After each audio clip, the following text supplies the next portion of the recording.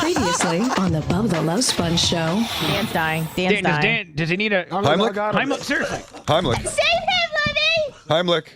Yeah. Oh, God. Lummy's a healthcare hero. Are you okay, Dan?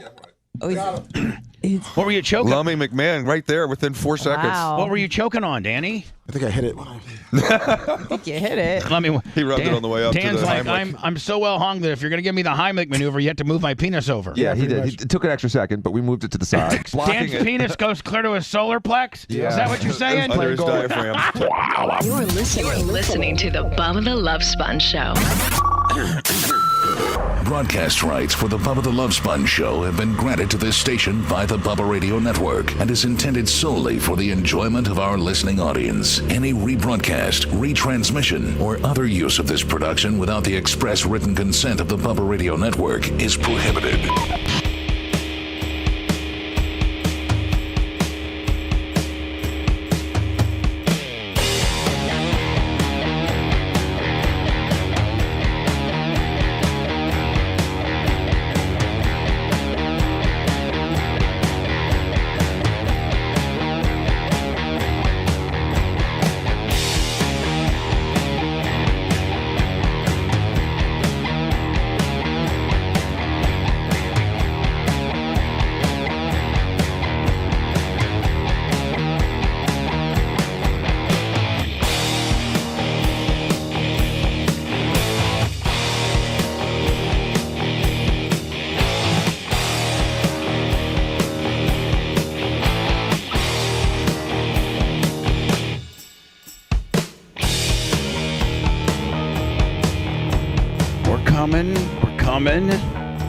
We're coming.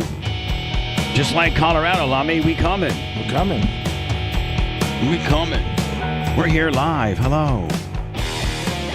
It's the skeleton crew of the Bubba the Love Sponge show. There's, Wednesdays and Thursdays, potentially. It could just be us. Anna's looking like a girl. She's taking off the... she looks... Man, you look... I mean, I wasn't really... I was really prepared to start the show with saying thank you to the great John Costica. $100 in the after hours last night at 7:49. I'm sorry, 7:48 p.m. $100 from John Costica, the great John Costica from Valparaiso, Indiana, who will be coming to see me on the 8th of September in Warsaw, Indiana. A small little Hoosier meet and greet. Should be fun. I don't know if I'm going to do 8 people or 80. I don't know. I would say, what would you say, Lummy, like as far as like the football part is one thing, but meeting me at the downtown, which is this little bar, people probably would be more likely to do that than go to the football game, right? I would say I probably only do maybe like Scott Landers, Cable Dog, Costica, and like maybe 6 to 8 at the football game, but I'm thinking like maybe 20, like Julie Bernal's coming to the downtown. What's your prediction? I was going to say 15 to 20. I do too. I think that's a nice, good number. Matt Anderson, 25 on the Venmo. Anna, would you... Anyway, John Costica, thank you so much. And Venmo, PayPal, Cash App. That's how we pay the bills around here. And, I have to have a bunch of money in the bank account by tonight at midnight because it's payroll. Woo-hoo. Which I got it handled, I think. Because you guys have been so generous, especially the John Costicas and the Matt is Matt Hoxie? Is he going to make it this year? Neil Mount Plaisir, $100. Neil Mount Plaisir, which I think is Matt Hoxie's friend. Maybe it's been a tough year for Matt Hoxie, and he can't make it. And Neil Mount Plaisir will bring Hoxie as his +1. Well, Matt, what's his name? The other one. That guy, sure. What's his name? The other one. Mm-hmm. Anna, how would you like to be described as that? What's your name, the other one? Well, his friend, Mitch Lucerini. The worst. That's what I meant. Mitch Lucerini is qualified, has he not? Yes, he has. He said that Matt Hoxie's trying. He just started that new job or new company, but he's chipping away at it. You know, Lummy, there's gonna be. I don't want to. I don't even know if I want to really talk about this. No, I'm not. I'm not going to talk about it until the end date is about a month, and you have to have in order to qualify for BARP. And anybody who knows the show, Like, if you're a casual listener, then you don't really understand Bubba Army royalty. You don't understand the $2,400 threshold. You just don't understand. It's a whole little microcosm of a world. It's a sleeper cell within the Bubba Army. You may just be Bubba Army and you listen to the show and you like the show. That makes you Bubba Army. You don't give me nothing. You don't buy no T-shirts. You at the very minimum probably, are follow my Facebook and my YouTube. Hey, and that's good. That's great. Like, I love you. And listen to, hopefully you're listening to me if you live in the Destin, Fort Walton Beach area. You're listening to me on 103.1. And, I don't get nothing from you other than your listenership and your loyalty. That's all I want. Oh, looks like I don't need any money from you at all. But you could at least go to my YouTube channel. That's the very, very minimum thing. I think everybody for the most part goes to YouTube. I think. Yes. And I think a lot. Even the boomers, even the old boomers know how to operate YouTube. Right. So, and if you're an old boomer like my mom and you don't operate YouTube, you can then you're a Facebooker all day. Yes. Like Facebook is boom central. Mm-hmm. So what I'm saying is, if in the least of laziness, you can at least go follow the Bubba the Love Sponge Show Facebook. Doesn't cost you nothing. Nope. Just to hit follow. Yep. That's it. That's But it. you know what? You know what it costs you, bitch? Whatever energy to click 2 times. And maybe type in, okay, you probably go to Facebook via your app on your phone, because my mom does. Just search The Bubba Army. It'll show you my channel, and hit follow, like, whatever the hell. I think it's follow, isn't it, Lummy? You hit follow. Yeah. Boom, that's it. Follow it. You know money having boomer, but I love you still. I know, Lummy, another PayPal situation. Robert Cook, $50. And it looks like PayPal, Venmo, Cash App at The Bubba Army. Neil Malplaisir is coming to Indiana. Really? And I just got his message that come in and see Bubba. The U.S. Nationals or Warsaw or both? Ask him. I will ask him. So the little $2,400, Bubba Army royalty, which is, how we fund a lot of the program. The way we pay the bills around here is unlike any other radio show. So that's when like radio shows, like Honor the Average Guy, like your friends, for instance, and I'm not going to bring their names up or not, but they got a little preempted by the lightning. And little. Well, okay, but I'm just saying, lot. I'm trying to be nice about it. Sorry. But, they get preempted. Well, that hurts their ability to broadcast and to craft their trade. And I don't know that they've established any other digital infrastructure or the ability to monetize, them doing a show in proportionate levels that would be able for them to, make decent money. Unfortunately not. I don't know. They've established property of the company they work for. A $2,000 or $3,000 a month podcast. I know that they've established a $2,000 or $3,000 or $4,000 a month YouTube. I don't know of any radio personalities in this town that have established ways to monetize your program if you no longer have a program. Right? Yeah. It's almost like, Lummy, it was so great for us to have to suffer those really, really lean years, like 17, 18, a little bit of 19. Yep. It was kind of set everything up. Almost everything up to 2020 was just really grinding and setting up the infrastructure and setting up the template or the model and getting our Twitch was started first, and then we started paying more attention to YouTube, and then we realized, and then of all people, Ralphie May's widowed wife, Lana Turner. Yes, to both. God bless to her. And will you please reach out to her and just tell her I said hi? Yes, of course. Because I know you have her information. I sure do. And tell her just a quick reminder, if you're ever in the area, Bubba always wants you to be on the show. Got it. Like, that would be kind of a nice thing, right? Oh, yeah, absolutely. Right. And she comes here periodically because she has family in Sarasota. And tell her, even if it's just when you're visiting your parents, Yep. Bubba loves having you on the show. I will relay the message. And so one time I had Lana Turner in here. She was doing something, maybe at Side Splitters. It was. I went to the show. Yeah. And, I love Lana. And it's just you establish some relationships and friendships. Like anytime Henry Rollins would come to town, Lummy, Henry Rollins would do our show. Sure would. With Pauly Shore, just different. Jesse James Dupree. Jesse James Dupree. I'm doing the Bubba Show. Hold on. Tech 9. Yeah. In fact, Tech 9 only does 3 radio shows. Let me. Will you reach out to Tech? Yeah, I have. And I've reached out to him again. Say, hey, back, Bubba, yeah. was actually, you know what? Just send this air check to him. All right. Dear Tech, you are absolutely one of my all-time favorite guests. I think you have appreciation for, how I conduct radio and my ability because you included me in that one song with me and Johnny Dare and another guy. So I think it's my understanding you really only like 3 radio guys because not everybody appreciates just how effing much of a pimp you are. And most commercial radio stations don't have the balls to put on Tech 9 because Tech 9's the bad guy, right? That's He raps real fast and raps about a lot of bad stuff. Where's my favorite?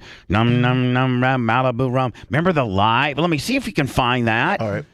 When him and the boys, what was it? It was Caribou Lou. Caribou Lou did like a Malibu rum deal. Not to be confused with Sweet Lips Lou. Yeah. That's right. Which is Lummy's a bowling anchor. Mm-hmm. But dear Tech 9, man, I know that you're probably not going to be in Tampa touring anytime, but I'd love to have you on the show via Zoom or something, man. Just promote what you're doing.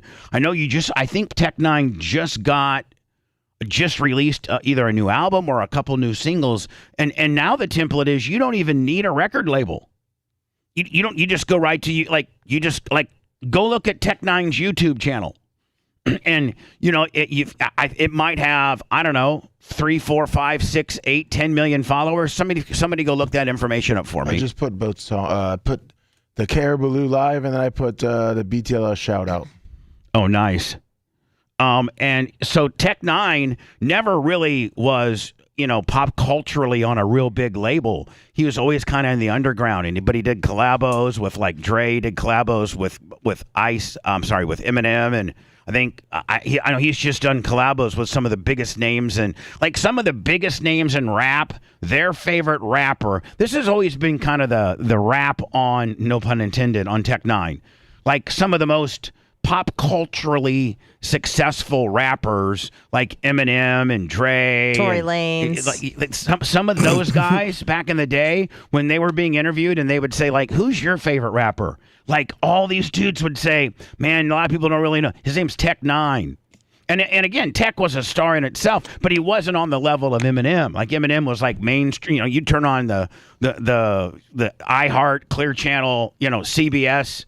Top 40 in every town in America, and Eminem would be on, right? Yeah. Not every top 40 wasn't playing Tech 9's new one. Only hardcore, like real rap aficionados realized how unbelievably talented this was, to the point where all the guys that were getting all the pop culture success was like, hey, my favorite guy is a guy named Tech 9. You guys won't be playing his stuff, but that guy, now that guy makes me look like a fool. So Tech 9, I'm one of the very mainstream guys who'd be like, man, Tech 9's the man. I love that dude. So let me, dear Tech 9, come on the show, brother. Come on now. Anytime. He's blown up digitally. Tech 9 doesn't even have to he's his own record label. Yeah, he started Strange Music in 2000, and now it is the biggest independent hip hop label in the world. Hold on, can you say that one time? Tech 9 started his own record label, Strange Music, in 2000, and it is now the biggest independent hip hop biggest independent hip hop record label in the world. Yes, which means I didn't mean to fumble there. Sorry. It's all right. Which means I don't have to worry about iHeart playing my singles. Nope. Which means what now? Give me his YouTube numbers.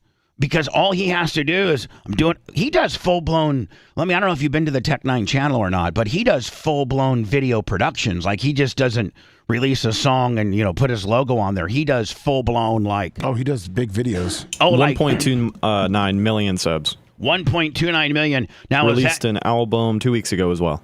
Oh, he did? What's the new album? It is called Bliss. Well, there you go. Tech 9, get your ass on my show immediately. And let's promote Bliss. It's a direct order. That's friend law, kid. Friend law. Hey, Tech, friend law. KC Chiefs. Quit marking out to the Chiefs and throw your little radio guy a bone. Mandatory. Friend law. That's right. We got to promote what's blessed. Blissed. Should be blissed and blessed. Bitch, about to it's get just mine. bliss. Hey, maybe I could give Tech 9 40s and blunt and see if he could redo it. That would actually be pretty cool. You know what, Brett? That might be what my new rib is that I get this really bad. Every musical guest we get has to do a version of but you like 40s and blunt. Anna, you know what? Mindy A-bar. Here's the deal, Anna. What? You don't ever really accomplish greatness if you don't go think outside of the box. If you stay complacent, you'll never be anything more than average. But if you take chance, Nothing grows in the comfort zone. right? But Is if that you what you're trying to say? Kinda. But I'm trying to say, like, if you take chances and you hit on one, but you got to take a lot of chances, and sometimes those chances will get you in trouble. Well, yeah, high risk, high reward. That's like the motto of your life. But, well, yeah. And I'm back on the upswing right now. Yeah, you I'm getting are. ready to buy a hand glider. Used to have an airplane. Now I'm going to get one of those gliders. You jump off the roof. Hey, you're still airborne. I It's used to have a Cessna 414 twin capacity, 8-seat capacity, twin engine. It cruises at 225 knots, 26,000 feet. Woo! The band. It was cool pulling up Lummy in your own airplane. It really was. Now you're pulling up a hand glider. And now I've built I lost all that. Lost my house. IRS issues. You know what I'm saying. Lived with my sister for how long? How long did I live with my sister? 2 years? About 2 years, yeah. Finally got my own place. So I used to have a plane. Now I got a hand glider. I'm back on top, bitch. Back About on to get top. mines. But Anna, here's my idea. What? It's such a bad, it's not really that bad of a song, but I don't know. But you get it out as a rib. It's first of all, it's Bubba the Love Sponge. So that comes with a certain amount of, I wouldn't say je ne sais quoi, but that comes with Notoriety? well, it comes with a little bit of jokeness. Like, this guy, the guy that, Sure. let us, and that's what most, like, if you were to go ask Your name- Morgan Wallen or like some of Yeah, it these comes people with a that reputation. yeah, like you could probably literally ask almost anybody in the entertainment business, have you ever heard of Bubba the Love Sponge? Now, they probably have never heard the show, but I have a notoriety nonetheless, pop culturally. And it's not necessarily good. No. What I'm saying is like, Donald Trump knows me. Oh, yeah. Yeah. But I think Donald, hey, Anna, I was asked yesterday Yeah. if I would take Trump, like if I would do an interview with Trump. Well, of course. And I'm like, yeah. Why does someone have him on the I got on it. the line? I got it. I have a chance to get Trump on. Oh, that'd be big. So I'm working on it right now. It's a back pimp door. as hell. It's a backdoor. Is what it is. All right, I think I know the channels. So anyway, Lummy, you take 40s and blunt, and you get it to because it's a rib. It's a rib in itself, and you get it to a Morgan Wallen, and you get it to like a Jason Aldean, and you get it to like a Colt Ford, and you get it to the Moonshine Bandits, and you get it to Tech 9, and you get it to Jesse, and you get it to just anybody that you know in the business, and then even those that you don't know in the business that are super popular. And you give it to him and say, "Hey, will you do would you like to cover this as a joke? Would you like to cover this?"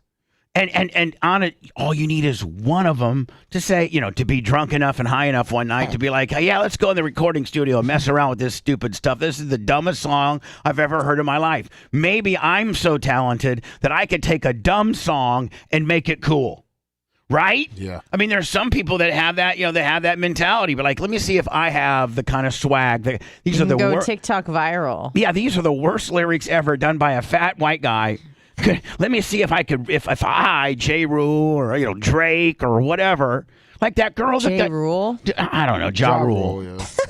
But did you guys see that one girl? She's like this deadpan mom, and she does like this podcasting deal, and she got Drake to do What? yes. Her whole gimmick is basically just sounding as uncomfortable and uninterested as possible. So Anna, I'll imitate her.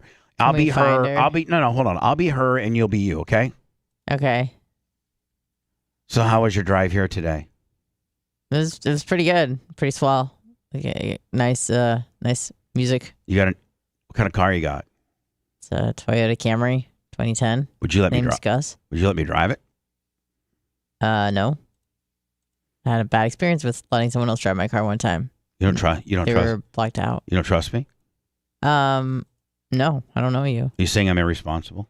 Yeah, I don't know you. But I mean, like Red, is that not kind of a? I mean, somebody can find her. I mean, you still haven't found the other stuff. Yeah, the clips with Drake are pretty good. You may have seen it before, where they're both in bed. Yeah, she's in bed, What? but They did the interview in a king size bed. But hold on, that was her big break. As she got, wasn't that? Yeah, she, that and blew her up. Drake saw one of her little podcasts. Is it kind of like that Caleb Presley guy? When you see it, It's similar. You know? Similar. I can't believe This that you Sunday, being. whatever. Hold on, I can't believe. Not as quick witted. Okay. Oh, I know the one dude that I said that I saw on podcasting that I found very irritating. Ian somebody. He wears glasses. Talking about iDubbbz. He wears these black little horn grub glasses, and he looks like he's like in eighth grade. You talk about Ian Joma? Yeah, mate. Well, she sent me that I too. don't know who these people are. That's iDubbbz. I don't think that's who you were I talking feel like about. I've been aged out. I don't think it is either. I feel old. Ariana, like. Yeah, I've never seen this chick in my All right. life. Well, now see that concerns me because you're supposed to be kind of what's. That concerns you because I haven't seen this bitch? No, it concerns me that I know something podcastable that I know something that's more popular right now in the podcast world than you do. Is it Ian Beck? Ian Beck, Yeah. or somebody like that. Ian Beckles. No, just everybody stop. I sent you that. And I sent Anna, you knew a it link. wasn't Ian Beckles. I so you know, shouldn't but even everyone's said going it. Ian Beck. I'm like, what do you think I'm going to think? I don't think that's him, I Lummy. love you. No, it's not. That's Someone said Ian Black. Ian Bick, B-I-C-K. Yeah, he looks like literally a kid that just started shaving, and he has no talent. And he does like this deadpan nerd boy, and he gets like guys from prison, and he gets Prison gladiator, I wanna see this prison chick. mom, Yeah, Fine. Ian Bick. He has tattoos and All right. stuff. cop surviving No, prison. Just send me something so I can tell you whether it's him or not. I have sent you. I did. Let's watch this bitch. Are you talking about this?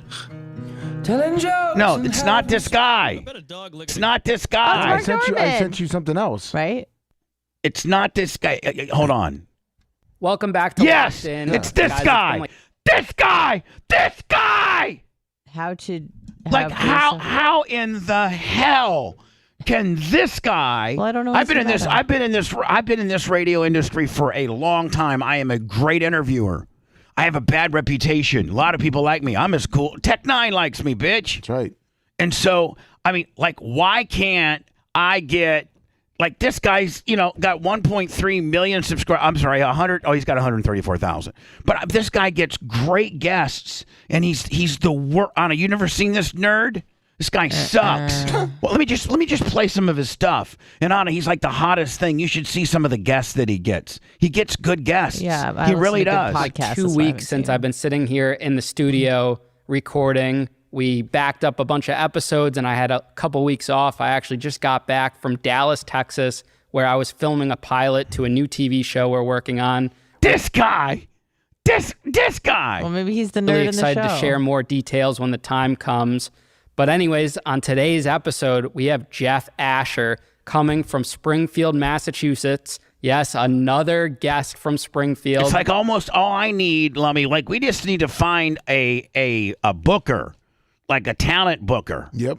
Because I mean, like how's this guy get his guests? I mean, these views that he gets all know are you guys more so love- because of the Yeah, guest and well, not him. Hold on here. Do you have a disability insurance? Yes. claim? Yes. Here's what you really need to know. Disability I need to insurance know is a that I highly need to skip you. Best guy in the world, Tiz. I want you to ask. Who is this guy? I want you to ask. I want you to watch how he you asks ended up questions. serving in a war. I think Yeah. I was reading. Yeah, you weren't Desert Storm. you weren't expecting to do that, were you? No. How does that? What happens? After boot camp, you get to your unit. All right, so whatever. That's some prison dude, but he's I had want other. to see the Drake thing. Yeah, here we go. Because I love Drake. So here's what really has me concerned is that you don't know anything about this. I've and Yeah, never this has been seen huge This for like the you're- last month. And you're the one that's supposed to keep me up to speed on what's cool. And if That's my job. What's cool or Well, what's going on but- in the ether? both. One okay. equal one don't start with me. Just roll with me on this I'm one, babe. rolling. Let's go. You know that you're the youngest here next to Rhett, correct? and that Yes. you know you are my prepper. We've established that, Yes. correct? Yes. That you prep me. Yes. Okay. And I, for the most part, talk a lot of the stuff that, I mean, now we get into our own little organic rants, but you kind of sometimes can craft the direction of the show based on the topics that you give me. I try. Okay. Now, that being said, if something is hot in pop culture, it's kind of within that preparatory world. It's kind of your job to know to make sure that I don't look so damn old and I'm pop culturally up to speed. To keep my finger on the pulse of pop culture. And so what I'm saying is, I know this is. And I'm probably, Rhett, 2 weeks behind on being up on, this is like 2 weeks ago, right? Yeah, 2-3 weeks. Right. So just saying, Anna, your skills might be slipping a little bit. It's not skills, it's the algorithms. Because when you look at something, it just shows you more of what you're already looking at. And so I haven't seen this. And I'm sorry. I know, but not the algorithms, but I mean, just I'm sorry. the various forums that you hang out in and stuff. I don't know. You might want to change some of your honey holes because some of your honey holes are drying up. Okay. Anyway, here she is. She's the hottest thing in podcasting right now. She got this break. Drake saw one of her things and said, "Hey, I'd like to be interviewed by you." He flew her out to Toronto. Now I don't know if they got a hotel room or what, but they did it in bed. Yeah. And she's a mother of two. She lives, I think, in L.A. or California or Santa Barbara or something like that, I think. And she's a mother of two. And she started doing a podcast about a year ago. And, and this is her big break. And this is her delivery, this deadpan. Well, you'll see. Tell me when. Marking. You like that, eh, song? You didn't think I knew about that. We start? When do we start? Yeah, now. Yeah. Hi, guys. Welcome to the Really Good Podcast with your host, Bobby Altoff. Today, I'm here with... Can you introduce yourself? Drake. That's not your name. That is my middle name. Yeah. That's not your So I'm name. having a feeling, Lummy, that Anna's going to love this bitch. Yeah. Well, I love Drake, so anything that he's in, I'm like, hold on. No, but I'm thinking like this bitch is so awkward and so weird and so deadpan that's like you will be like I don't know if I'm the one that turned you on to call her daddy, but no. But I think I've turned you on to a couple things, maybe. Yeah. I don't know, but I think that this is you're gonna. I forget. I turned you on to something. And you're like, Bubba, you were so right on that. I don't know if it was it a was show. probably maybe Concrete. Yeah, Concrete. Yes, Yeah, Concrete. Oh yeah, my boy. I need to get him back Danny on. Jones. Here we go. Your real name. That's my government name, middle name. Why would you go by that? What's your first name? My first name is Aubrey. I see what you go with. Yeah. Yeah. But yeah, I think my mom named me after a lawyer, which always kind of like rubbed me the wrong way. Because Why? like, I don't know, why would you just name me after like a random lawyer unless like there was something else going on, you know? I was named after a cheerleader my dad thought was hot. Really? Mm-hmm. Yeah. Bobby? Yeah. It's an older name. My dad's old. I mean, she is kind of funny, isn't she? Yeah. Okay, but like for a fact, like you've seen the girl or that's Yeah, just he the showed story? he showed me the yearbook. Oh. Yeah. What year? I don't know.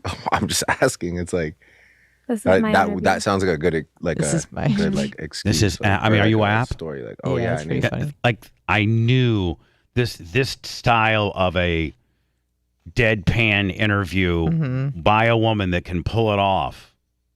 It is really. I mean, it's pretty talented. Like, listen, I was making fun of the nerd boy. I'm not making fun of this woman. Like, this woman she's talented. And I can see where she's going to be. I don't know if she's going to be a Joe Rogan, but I can see where people, because here I am, I'm very cynical in the way people the way people interview stars and things like that, because I feel as if, I'm equally as good as they are. And if I was given an opportunity to interview Drake, I could do just as good. I mean, you've heard me on some of my high-profile interviews. So I automatically come from the jealous side of things when I am sizing up a guest, a host. And if a host can win me over on their delivery and their interview skills and just their craft on how they do it, I look at it differently than you do. Most people don't look at it from the perspective of, I'm in the industry and I'm sizing my skills up to their interview skills. Like when I listen to Jim Rome, Lummy, I'm like, God, that guy. He's good. I just, from a radio standpoint of the hosting ability, for me, Lummy, for me to think that this woman's pretty damn good and pretty unique and pretty funny. It's just different. She's good. This girl is good. She's going somewhere. She's going. It's 55 minutes. After a really hot cheerleader. Yeah. Named Bobby. That was but this is the way. I'm not going to play too much more of it. But this is. I'll skip into middle parts of it. But like she's like this, then she never breaks character. Like she never breaks character. Like she's never like, oh my God, for real. Like, oh yeah. Like it's always like manic. Like it's almost manic, is it not? Mm-hmm. It's like it's almost a manic way. hot topic for my family's marriage. My mom didn't like that very much. Yeah, no, it definitely sounds a little. But my other alternative name was Larry, L-A-R-I.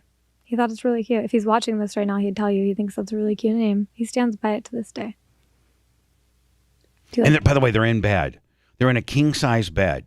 Now, they're not, they're fully clothed and they're very much spaced, respectfully. I think she has a husband. I don't know what Drake, Drake's probably having sex a lot with of bitches. 5,000 women. Yeah. I mean, his roster right now, is probably like 5,000. It's like you were. Stop. I was probably 50. Like that name? Oh. First, they got to get. All right, we understand it. We play the ads in the middle of the deals. I mean, I can't sit here and get mad when I got to go through an ad when I make everybody go through ads on my stuff. Exactly. Right? It'd be hypocritical. I just For a girl, if I said, hi, my name is Larry, what would you say? I just think that there's maybe a deeper conversation to be had within the family. Okay. Man, then see, Drake's equally as brilliant. So, one of the things that makes this interview so brilliant is that Drake is equally as educated and smart and as good of a guest as you can get. He just doesn't sit there and give you. He has a sense of humor, so right? So he gives he fires back. He fires back. He just doesn't fire. Yeah. He doesn't fire back an answer. He fires back an engagement. Yeah. Like the two options were Bobby and Larry. Yeah. And then just slap an I on the end and make it feminine. Mm-hmm. Your name is Aubrey. Yeah. So don't. But there's nothing. Okay. Yeah. But my mom. I mean, she just backed Drake down, did she not? Yeah. And I like how they're just having a conversation versus just talking about Drake's career. Right. Like it's literally like two people having a conversation. It would be about like stuff. if two people were just literally sitting on the back porch and maybe getting high. Right. Aubrey's not a guy's name. Yes, it is. No, it's not. Yes, it is. Have you ever met a male Aubrey? Yeah, you're looking at him. So, yeah, I met myself. You don't even go by that because it's such a bad name. No, that's not true. It's just Why do you go by Drake? Because it's shorter. People with 2 syllables are way less successful than people with 1. Sorry. Larry.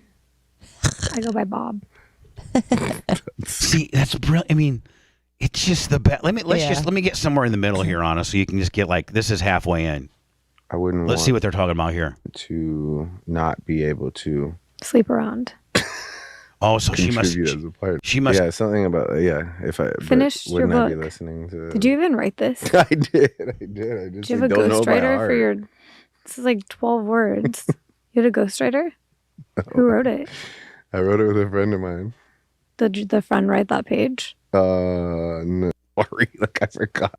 I don't know. I don't think I can offer somebody what they'd be looking for right now. Just consistency. I think my life, my work is my priority. Mm-hmm. So then I wouldn't want to. She asked him if you wanted to be in a relationship or married or something, and Drake's like, I want to select. I have a roster of 5,000, Bobby. Bob. not be able to. Let's see Anna if she calls him out on it, right? Yeah. That's he just set her up. If she really wants to really hit it home, then she comes back with, so you want to sleep with as many women as you can, right? You want to be a slut. Sleep around. Oh, there you go. Oh, Anna, did I not call it? Yeah, she calls it out. I don't know. I don't think I can offer somebody what they'd be looking for right now. Just consistency. I think my life, my work is my priority. Mm-hmm. So then I wouldn't want to not be able to Sleep around. contribute as a partner. Sleep around. Don't lie. obviously- We know what people Glimpse do. into what your relationship is like. That's Judgy. not- No, Judge Larry. Don't call me Larry. So you don't want to get married because you want to sleep around? Well, no, I don't want to get married because I just don't want to disappoint someone, and I'm not Amish. What do you have against Amish people? I don't. It's just All right. So anyway, Anna, I might have just turned you on to one of your Bobby. Her name in 559,000 subscribers. And what other big guests have she? Well, I think she just started getting big guests. Okay. What's it? What is it? The nicely done. Really good podcast. The really good podcast, and her name is Bobby Althoff. Bobby Althoff. She have one with Mark Cuban there? Yeah. And hold on, Anna, look at this. Oh my God. So hold on, it is the best. They just are sitting on a floor with a back, like some of her back. Do you think that I have to go to New York next week? Can I use your plane? No. Okay. I just thought I'd shoot my shot. Doesn't hurt to ask. Yeah. You could have said yes. I could. You still can. You can say yes. I won't. Why are you smiling when you say that? Because it's better than frowning. I won't. Okay, that's true. Now I feel like you're being mean. But maybe you could let me. Why? No, it's a hassle. Mark. It's expensive too. We're friends. We share the same birthday. I know we're getting close. Yeah. We're So getting let's just someday. let me take your plane with me to New York. Someday. Do you want to see me on Spirit Airlines? That'd be kind of cool. Well, then you come with me. Maybe I wouldn't have a problem with that at all. Do you think that Anyway, so that's if some. I don't? I mean, like. Do you think that Hold on here. I have to go to New York next week? Can I use your plane? So she's gotten Drake, and she's gotten Mark Cuban. I think that's her two. Those are her huge two gets. big. I think that's her two big gets so far. So there's Drake. She had little. Yachty. Oh no way! I feel like She had that'd be Lil hilarious. Yachty. She had Tyga on as well. Salted caramel. I mean, those are big names, aren't they? Yum. Let's see what she says. Hi, welcome to the Really Good Podcast. My name is Bobby Althoff, and I'm here with. Do you want to introduce yourself? No. It's called the Really Good Podcast. Mm-hmm. Man, it's such a condescending name. I mean, like what if what if some people think it's not really good? That's their opinion, and it's wrong. Well, so anyway, I'm going to do this. I dropped out of college, had no fucking clue what I was going to do. But I was. So anyway, I think that you might. Yeah. I think I may have just turned. I think this might be my next concrete suggestion to you. I think so. Anyway, she is. I love her. I follow her on YouTube, and I think that I watched the majority of the Mark Cuban podcast. I watched almost all the Drake deal, and she just never breaks character. She's just that deadpan.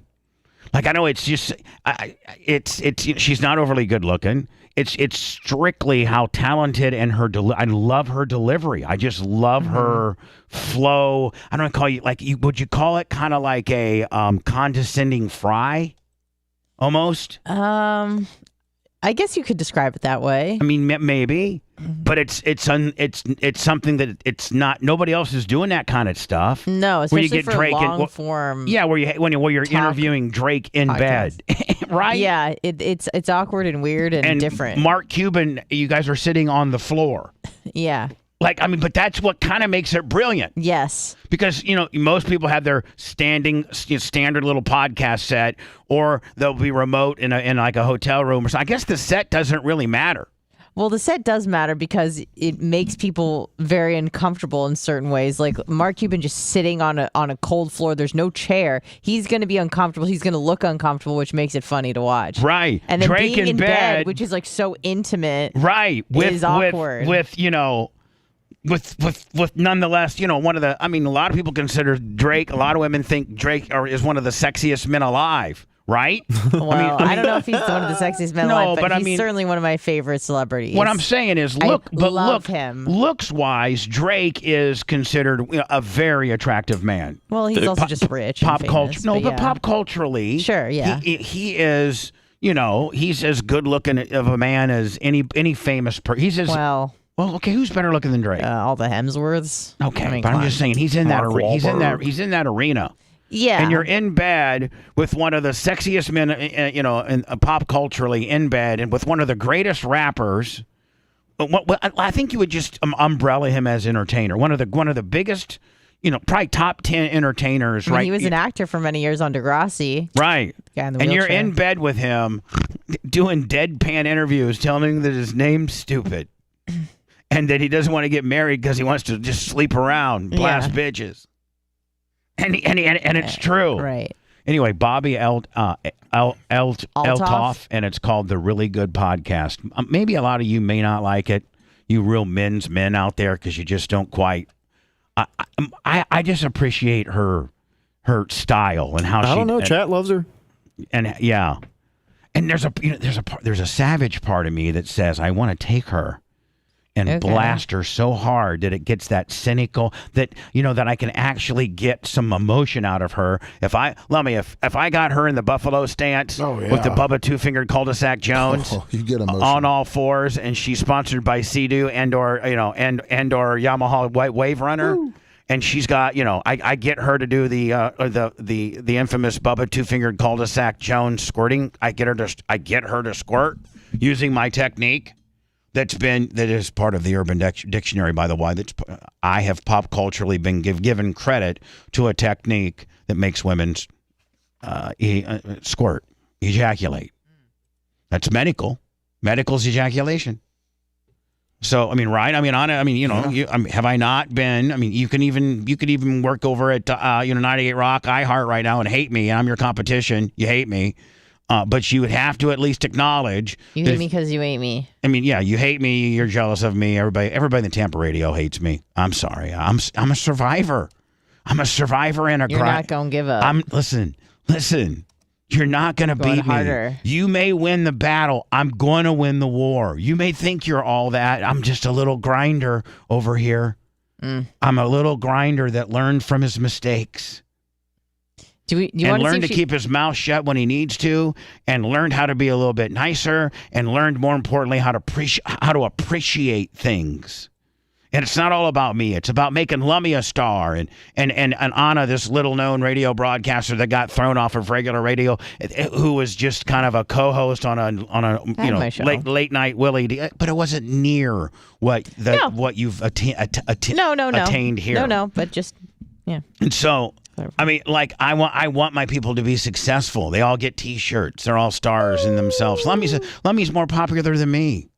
I sent you an interview with this Bobby chick. I'd want to blast her so hard, Lummy, that my two-fingered cul-de-sac technique caused her to do what I'm famous for. And if that would actually, or would she turn around and goes, "Yeah, that was different. It was nice. Thanks." She'd be in different octaves. Most women are like, "Oh my God, that is this. What are you Super doing animated. to me? What did you send me, Anna?" It's just an interview, like on the Today Show. I wanted to see if she broke character. She looks smiley. Most women, are like, "Oh my God, what did you just do to me?" Home of NFL Sunday Ticket. I've never had anything like that done to me in my entire life. Oh my God, oh my God, oh my God. That is the most intense thing I've ever had, orgasm-wise. That's all you got? And so you're with Bobby here, Cynical Jones, and you get her to squirt for the very first time, and she turns around and she goes, "That's nice." That's That's all you got? That's the famous. That's fast forward a little. That's what you think is so great, huh? All right, well, thanks. I think I might take it. Yeah. Thanks. Thanks. I think we're done here. Right. Yeah. I think I got mine, and I'm good. Yeah, maybe you got yours. You're not that anything or that intriguing. No, I'm an anomaly. I mean, NBC News in the morning. Was this Gail? No, it was Hoda and. Okay, Jenny still, or- it's that. yeah, It's one of the big franchises in the Yes. morning. They latched onto her. They're gonna because I know she's the hottest thing going right now. Yep. And why is she in bed with Drake? Millions of people on TikTok. I wouldn't even want to get interviewed by her. Like if I had an opportunity to be on her show until I have something to promote, because she would tear me to shreds. All the bad stuff. She would break down every one of them and just nail me on it. To know. You've been seeing this girl, Bobby Althoff, on your... I saw her interview with Drake. I genuinely am so intrigued at who she is. I can't figure it out. too. I think Anna, I think the entire world's kind of intrigued because it's way different and refreshing. 2.5 weeks ago, the host of the Really Good podcast uploaded her interview with Canadian hip-hop superstar Drake. And the internet went wild. I don't know what's going on. I look at her Instagram because I'm like, who is this girl? So to answer a few burning questions for you, Bobby Althoff is a 25-year-old mother of two who has been growing her TikTok following with comedic videos since 2021. You guys are best friends? Yeah. Are you worried that I'm going to take your place? You could never. She recently launched her podcast interviewing big names in entertainment and business in a dry, deadpan manner that has the internet talking. She does. So, Anna, it's not, everybody's talking about her. She's the hottest thing going right now, and you didn't even know. I didn't. You didn't even, and this is kind of your little world that you're far more in this world than I am. Well, yeah, you are. Yes, I am. No, with regards to what's cool on podcasting, you're far better I at don't that think than me. what I like is what most people like. So this is maybe why. you ought to start being a little more pop culture on your podcast so that you can prepare us better. Thank you. What do you want me to say? What do you expect? Being so weird on your prep. Sorry. What am I going to say? Do I look like someone who's a good partner? Yeah. According to Bobby, Drake liked one of her interviews on Instagram, so she DM'd him, and he agreed to do the podcast. Man, that's pretty cool, isn't it? I flew all the way here You did. I really do appreciate on my it. daughter's first birthday. Despite saying she missed her daughter's big day, things are looking up for Bobby. She has more than 1 million followers on Instagram, 5 million on TikTok, and she currently holds the #2 spot in comedy podcasts. And Bobby Althoff says she's just getting started. And she is. I mean, she's only interviewed 4 or 5 famous people. Now, Anna, she's going to be kind of once you become the next hot thing, then all the celebrities, publicists, how do you say that word? Publicists. I used to have one. It's been a minute. It has been a minute. God, she was so good, too. She had me booked on everything. But anyway, all their publicists are like, listen, you've got to do this show. This is the new it show to do. Where I know you're promoting your new album, or you're promoting, your new movie, or you're promoting your new whatever, or you're just Kim Kardashian and you want to continue your brand. But if you want to continue to promote your brand, you got to be. She'll be the new, kind of female version of Joe Rogan. A lot of people think she's an industry plant because she's got, millions of followers and just kind of popped up about 6 months ago. There's not a lot of information What do you mean on her before her that time. What does an industry plant mean? Someone who looks like her put there on purpose to get followers and to get these guests because she knows someone who is well connected enough to get her the resources she needs to make her popular on the internet. What? And maybe it's a company, maybe it's an agent, maybe it's someone who wants to help her make money, but a lot of people feel like her success isn't necessarily natural. That it's more fabricated? Yes. Really? Yes. That's just a theory. That's not confirmed. That takes a little bit away from it, but it makes sense. But hold on though, she still has the talent to be able to pull it off. I think so. They said she's had this character since 2020, so clearly she's put a little bit of time into it. I think it's just the sudden boom that she had. And so, her character is one of not put anything over, deadpan, right? Cynical, condescending. That's her character, right? Mm-hmm. All right. Okay, Bobby, are you? The fact that you were so calm next to Champagne Poppy, aka Drake, is sending me. Because if I was in a bed next to Drake, I would be freaking out. Oh God! Oh God! Yeah, I know S. It's Drake. Were you nervous or no? I'm more nervous right now. You are? Yeah. Okay. Well, this has been a wild ride. Anna, she's got that California fry too, does she not? Sounds like it, More yeah. nervous right now. For you. Talk to us about this podcast. I got the idea in April to start a podcast. And I've always kind of done this character, which is just dry humor. And I was like, I'm just going to bring her along for a podcast. So when you interview these people, you're not Bobby necessarily. No, yeah, I'm just like a really dry person. Oh, see, I like that, Anna, that she's like, she admits it's a character, and she's not trying to hard sell it like that's really her. I mean, that's such an interesting idea. But okay, let's talk about Drake. Yeah. How did this interview come about? And how did you even, like, the DM that he answered back in 15 minutes, what was going through your mind?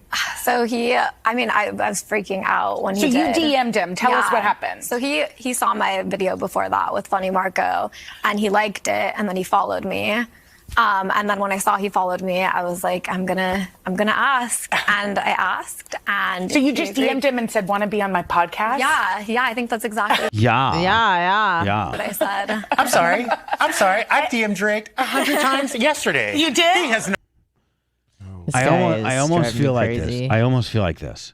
Now the networks feel they have to throw that African American gay guy in there to head, like that's just what you need to do now. Well, it's not that he's necessarily African American or gay, but he's over the top. But I've seen this guy, I've seen this guy do a lot of fill-in work. Like Hoda's usually Jenna's guest. This is Jenna Bush. I've seen this particular guy do like 4 other shows as a fill-in, network-wise. And like on a very high, on very high level, on very high levels, and I'm like, I'm over this guy. I'm over this. Like he's too much. I have no problem with I have no problem with African Americans, and I have no problem with gay people. But if they're black and gay, no, get out of here. But if you're either black and gay, or white and gay, or Hispanic and gay, and you're just so animated and over the top that it looks like you're trying to be gay. Yeah. Like instead of just organically being gay and that's your sexuality and that's what it is, like we're not organically, like we're organically whatever sexuality we are or you are, you don't exhume it to the point of just certainly being. Don't exhume no, it. But you don't just over the top it. And you just, but it seems like this guy is just trying so hard to be so obviously over the top gay that it's almost disrespectful to gay people in the fact that gay people don't act. What if he's that just over a flamboyant gay man? I mean, those have been around for a long time. I know. It's just exhausting to watch as the viewer. Yeah, 100%. It's so much energy, and it feels artificial. Right, and it's like, buddy, I get it, and I appreciate your sexuality. You just don't have to keep reminding me of it, okay? But I mean, I know that you don't act this animated in life. You're turning it up a notch. As much as the guest that you're talking to, the Bobby girl, it has to turn her character down. Do you have to turn yours up like this? Or do you have to be this gay? Mm-hmm. Like, I respect. Do you have to be this gay? I respect your sexuality. Can you show up to work a little less gay today? But my God, can you back it down a notch? Not hit me back. What do you ask him? Hey man, tickets. Can I get tickets here? Can I get tickets there? Can I come to your house and play hoops? Nothing back. But this is crazy. So stupid. 3 days later, you're in bed with him. First of all, whose bed and why the bed? Yeah. So it was at the stadium that he was rehearsing out of in Memphis. Yeah. So it was just like I wanted to do it then. So the idea behind it was that it would just be like a funny thing of like, oh, you wanted to do it so bad that you bothered him while he was going to bed to do it. So the bed was inside of the FedEx for him, I think. Yeah. So, and now we do all of my podcasts in like a random location. But not always in a bed. No, that was the only one so far. Okay, this is your podcast has gone completely viral, as we mentioned in the tape piece. You're all over TikTok. She's the hottest thing going right now. You surprised? Is it? I mean, I bet you every star's publicist is, I would Jennifer Aniston, and I would love to see her with a female, Right, Anna? I like to see her interact with a really, really high, like, interacting with a male, of a high-ranking A-list celebrity male, but I'd like to see her, like, with J-Lo or Beyonce or Cardi B or, somebody like that, right? See how a woman would take this deadpan. Yeah. I bet she will be eventually. And I bet in 5-6 months you'll see all those people on there. And do women come back with, like, a bitchy, snappy... Or they probably know what the gimmick is. So, Are you a little bit overwhelmed by it? Or are you kind of cool with all of this? And how rich are you now? Oh, I'm making way more money than I was 3 weeks ago. So yeah, but yeah, no, it's crazy. It feels crazy. I mean, she's probably making, honest to God, a couple $100,000 a month. Oh, nice. I mean, I know, what we make, and I know about what pays what based on how many viewers or clicks or whatever you got. I bet you she's making over $250,000 a month. And God bless her. She's a mother of 2. Like, it could happen. I mean, maybe she is a plant. Somebody found her and said she's an investment, a hedge fund investment. But she's, you know what? She's pulling it off. And God bless whoever thought of this, right? This is brilliant. I always wanted it to blow up, obviously.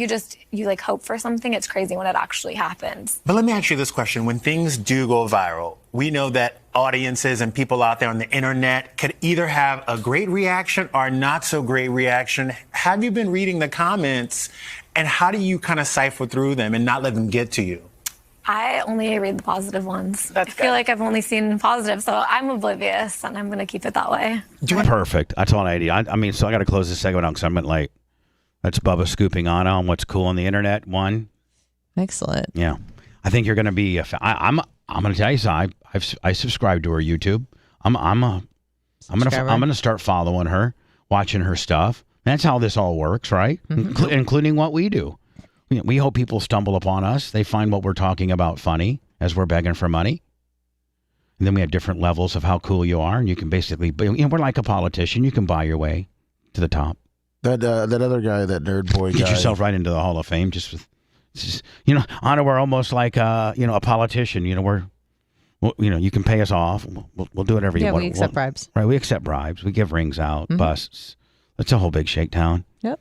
It's only Kool-Aid away from being a Jim Jones deal. The Bubba Army is only a glass of Kool-Aid away from being a Jim Jones deal. I don't know if that's brilliant or if it's dead on if it's maybe a little bit of all. It's all. Yeah. All we know is after this, 1,000 people are going to be dead. So. Bubba the Love Sponge. I listen to Bubba every day. I just really enjoy the outrageousness of it. We love him. Couldn't do without it. The Bubba the Love Sponge show returns after these words. It was like just under 1,000 people that died. For what?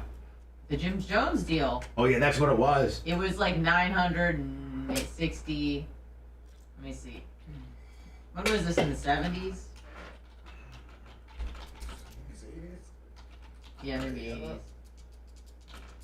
I mean, what do we need to close out any topics? 918. I don't think so. I think you kind of summed it up there at the end. I mean, unless you wanted to play the Tech 9. November 18th. No, I'll get a fucking violation. 1978. A total of 918 people died. Cut up that big Tech 9 segment. Yep. You don't. We drifted away from it a few times, so just cut it up. Yeah. Get it to them.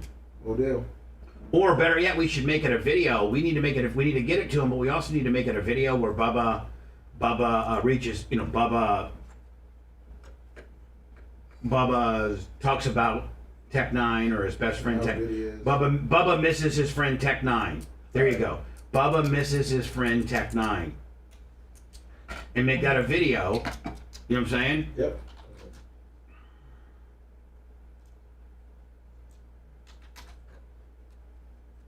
That nerd boy, the reason he's gotten a lot of the prison guys, because I guess he did 3 years in prison. Oh. Ian Bick. Guyana, French Guyana, Surrey. The fuck is this?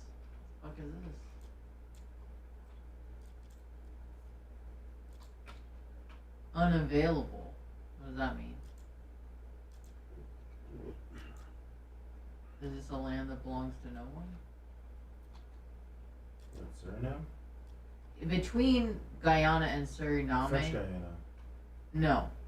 There's Guyana, Suriname, and French Guyana. Yeah. But between Guyana and Suriname, I'm probably saying that wrong.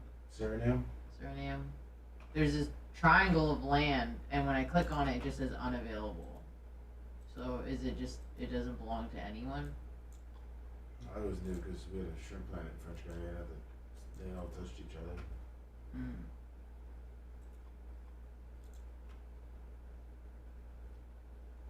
Huh.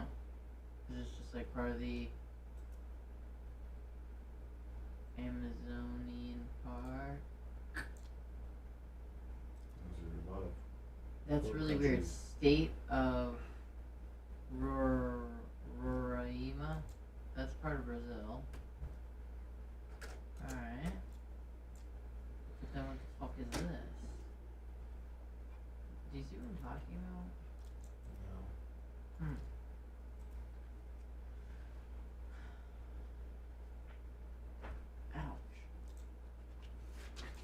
You think we could ever fucking catch a break like on something we ever get and go get viral somehow? Are we just trying, baby. I know. I think we're building it, aren't we? We are. I mean, I think we're building it. We are. I think the 100,000 YouTube thing is really the biggest. Would be the biggest bit of legitimacy. Right. I think, in my opinion.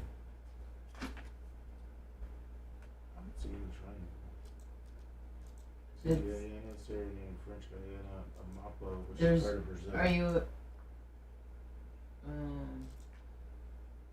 Are you just like on Google Maps? Yeah. At the bottom of Guyana and Suriname, there's like looks like a triangle. Like the border is dotted, and when you click on it in the middle of it, it just says unavailable.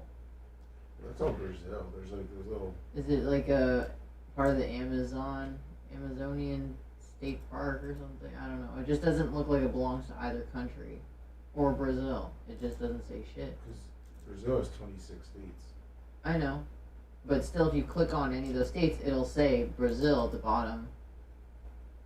I think you just state of Amazonia, Amazonas, state of... Is it the one by the water? Isn't it? No, it's not really by any water.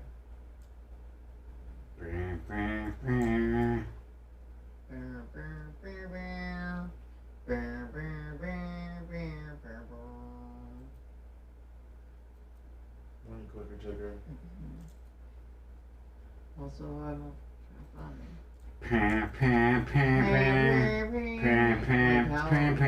It is a bunch of trees. Motherfucker, it is trees. Ding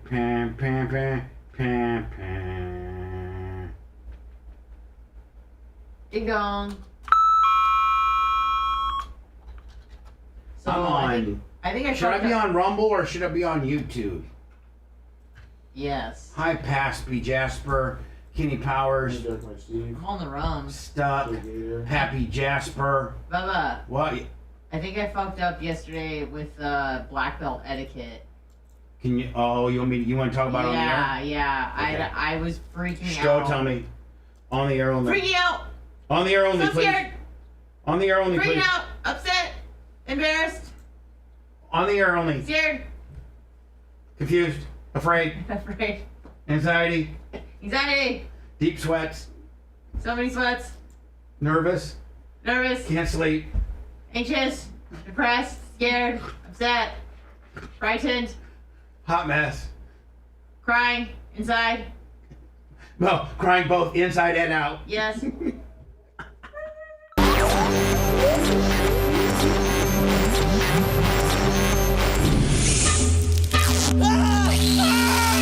In a country somewhere in the third world, the CIA is using this broadcast as torture to extract information about terrorists. On your shoulders and legs with Craig the Bulldog, your cardio, abs, calves. He thinks of it as doing his patriotic duty. Oh, yeah, my pleasure, too. You're listening to the Bubba the Love Sponge Show.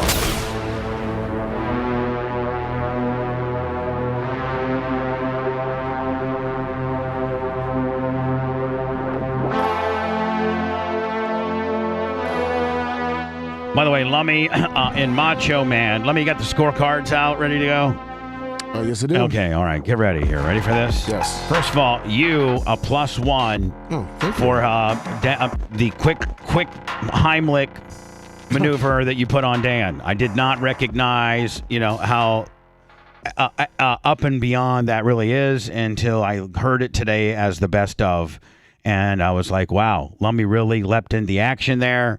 And I didn't recognize it at the time because we were all caught up on you having to move Dan's penis to the side in order to give him the Heimlich because Dan considers himself that well hung. Yes, exactly. You really think Dan? I bet you Dan's really not that big. A guy that has, because I've seen him. He doesn't look that big.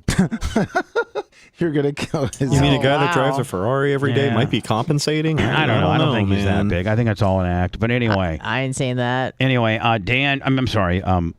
Lummy, you a +1 for that, and then another +2 for you and Macho Man both gets a +2 because of the shelf that whole area, and then I guess you guys have had a little bit of a garbage caper where some homeless people got into our garbage and strew it. Just got it, and you guys went out there like 5 minutes before the show started and picked it all up and made it look like.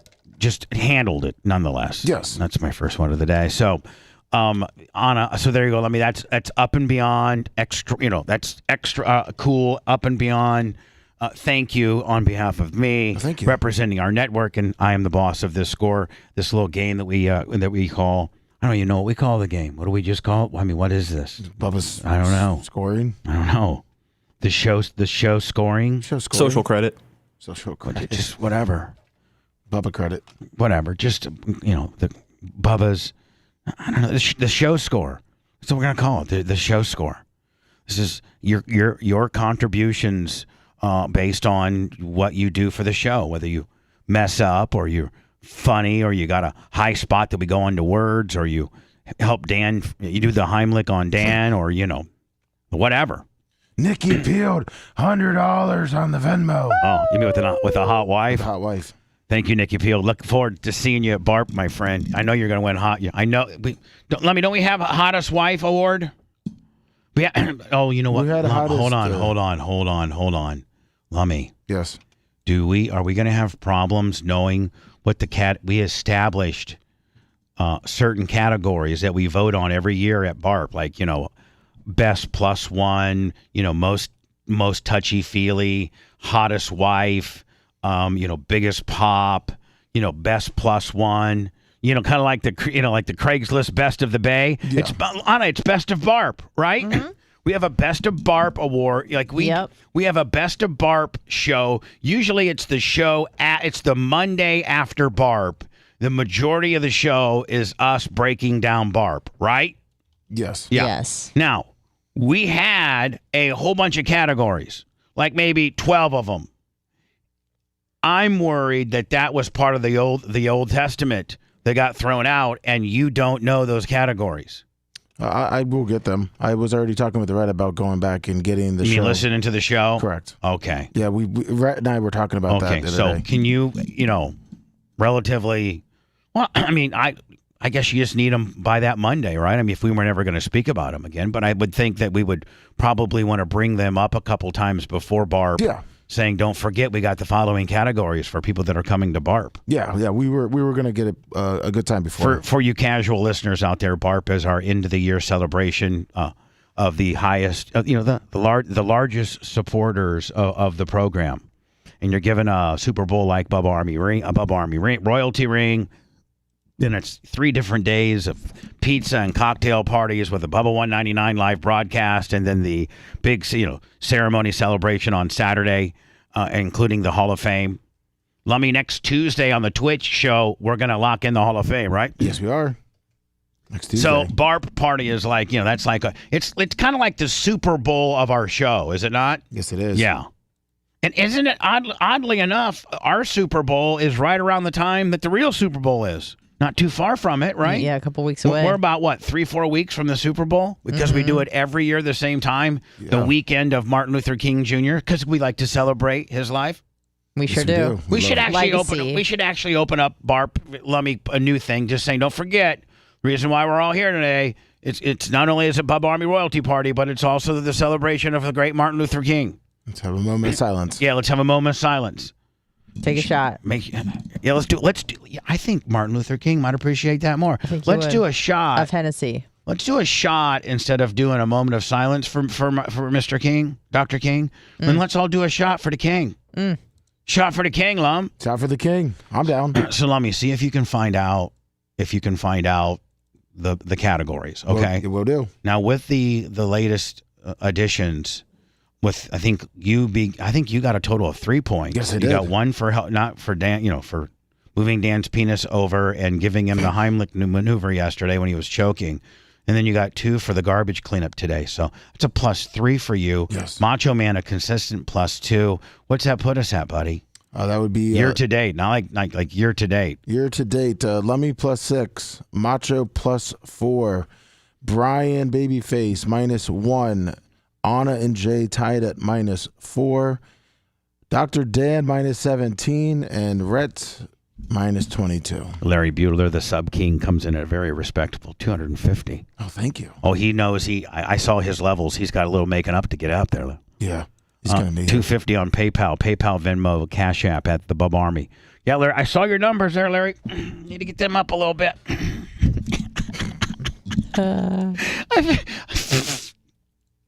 Right.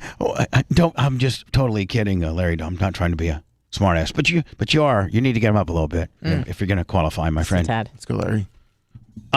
Lummy, so I think we need to have maybe a show meeting about a couple things.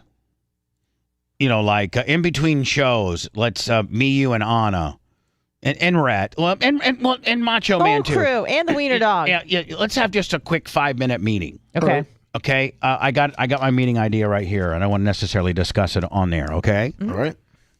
Anna, we were just getting ready to come back from break, and you may have heard it on the hot mic, but Anna was like all of a sudden, I'm like, what? She's like, she may have made a major mistake within the hierarchy of MMA, etiquette. MMA etiquette. Well, Oddly BJJ. enough, Anna, I have lunch with Rob Kahn next week. You do? Yes. Fantastic. And I'll be catching up with Rob. He is your instructor's instructor. Your Yes. instructor got his black belt from this guy. Yes. So does that make this guy even like that makes him like the sensei, does he not? He's often referenced at my gym as like that he's like if someone pulls a certain move and they go, oh, that's a Rob move, like because it's so effective, right? Like, you're from Rob Kahn's network. Yeah. I mean, and you are on the Rob Kahn tree. I am. Yes. I mean, it goes Rob Kahn, it goes Matt Arroyo, then it goes Matt Arroyo to Jeff, and I mean who awarded who black belts. So once Matt Arroyo got a franchise, that Rob Kahn said, yes, you can have South Tampa as a Gracie franchise, because Rob Kahn owned all the franchising rights here in this area, which was bestowed upon him by Hoist Gracie. Like Hoist Gracie owns the Gracie namesake, and can license it, territorially.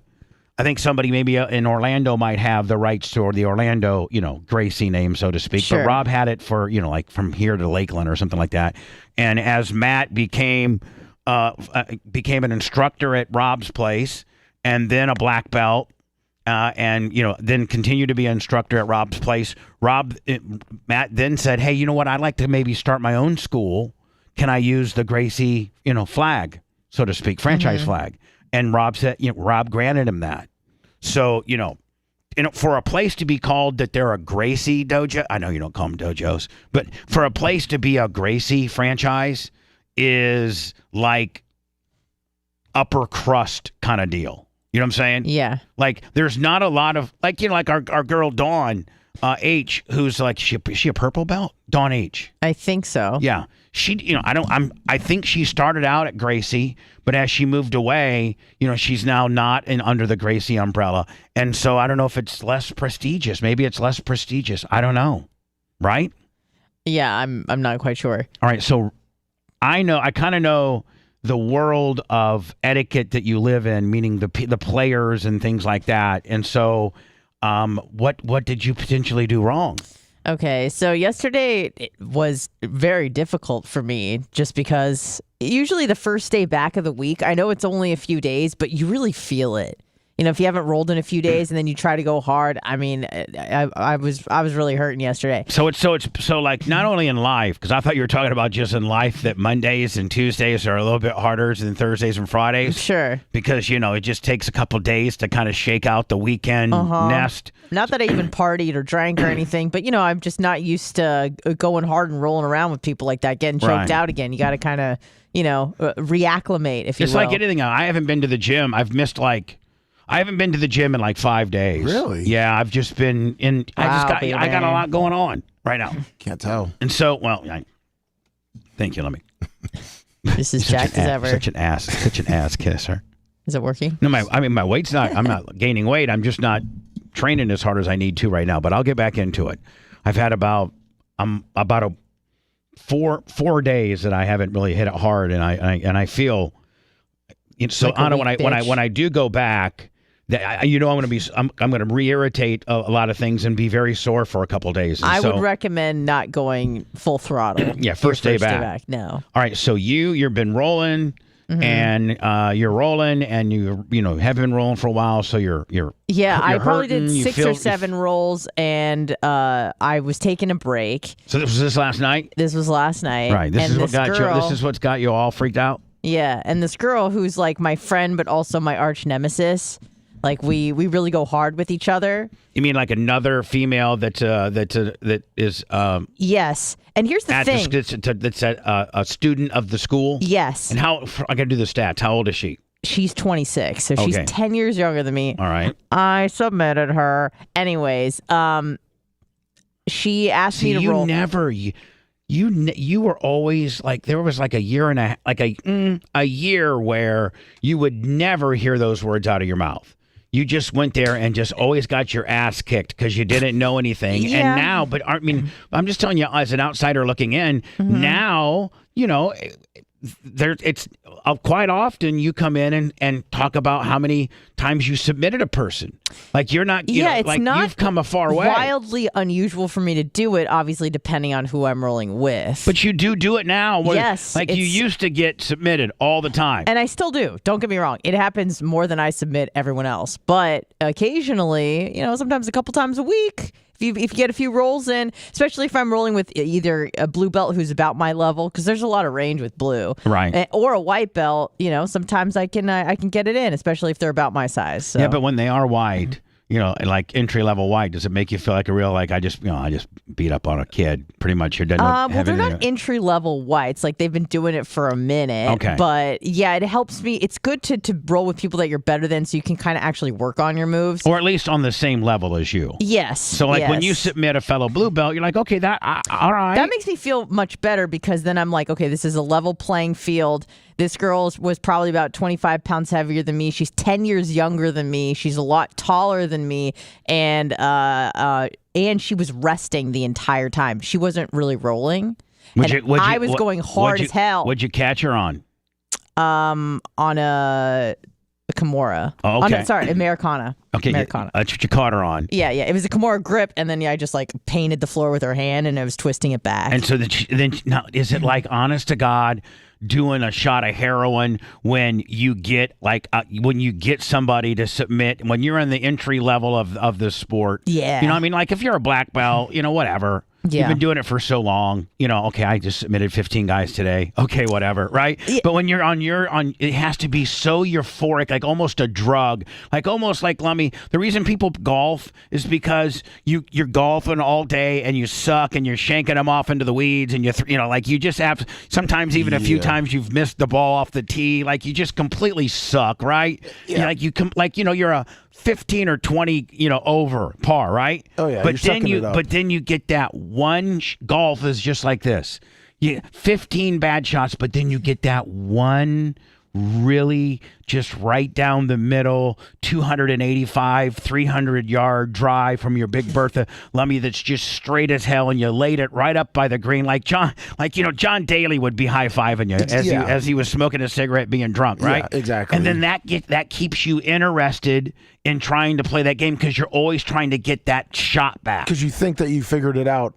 And right. you know you can do it, but and then you go the rest of the and again you shame. Same with MMA probably when you're first starting out. You're just like, oh my God, I'm getting killed. Oh, but I just submitted somebody. So wow, maybe there's hope here for me. Yep. Yeah, but what I like about this girl is that she's not my favorite girl, and I don't mean that in a bad way. But the thing is like with people that I really really like, I don't really play nasty. But this girl, I play nasty. So meaning like, yes. like you don't give her a break. Well, yes, because with the other girls who are about my level, maybe I'm a tiny bit better than them. There's certain things I don't do.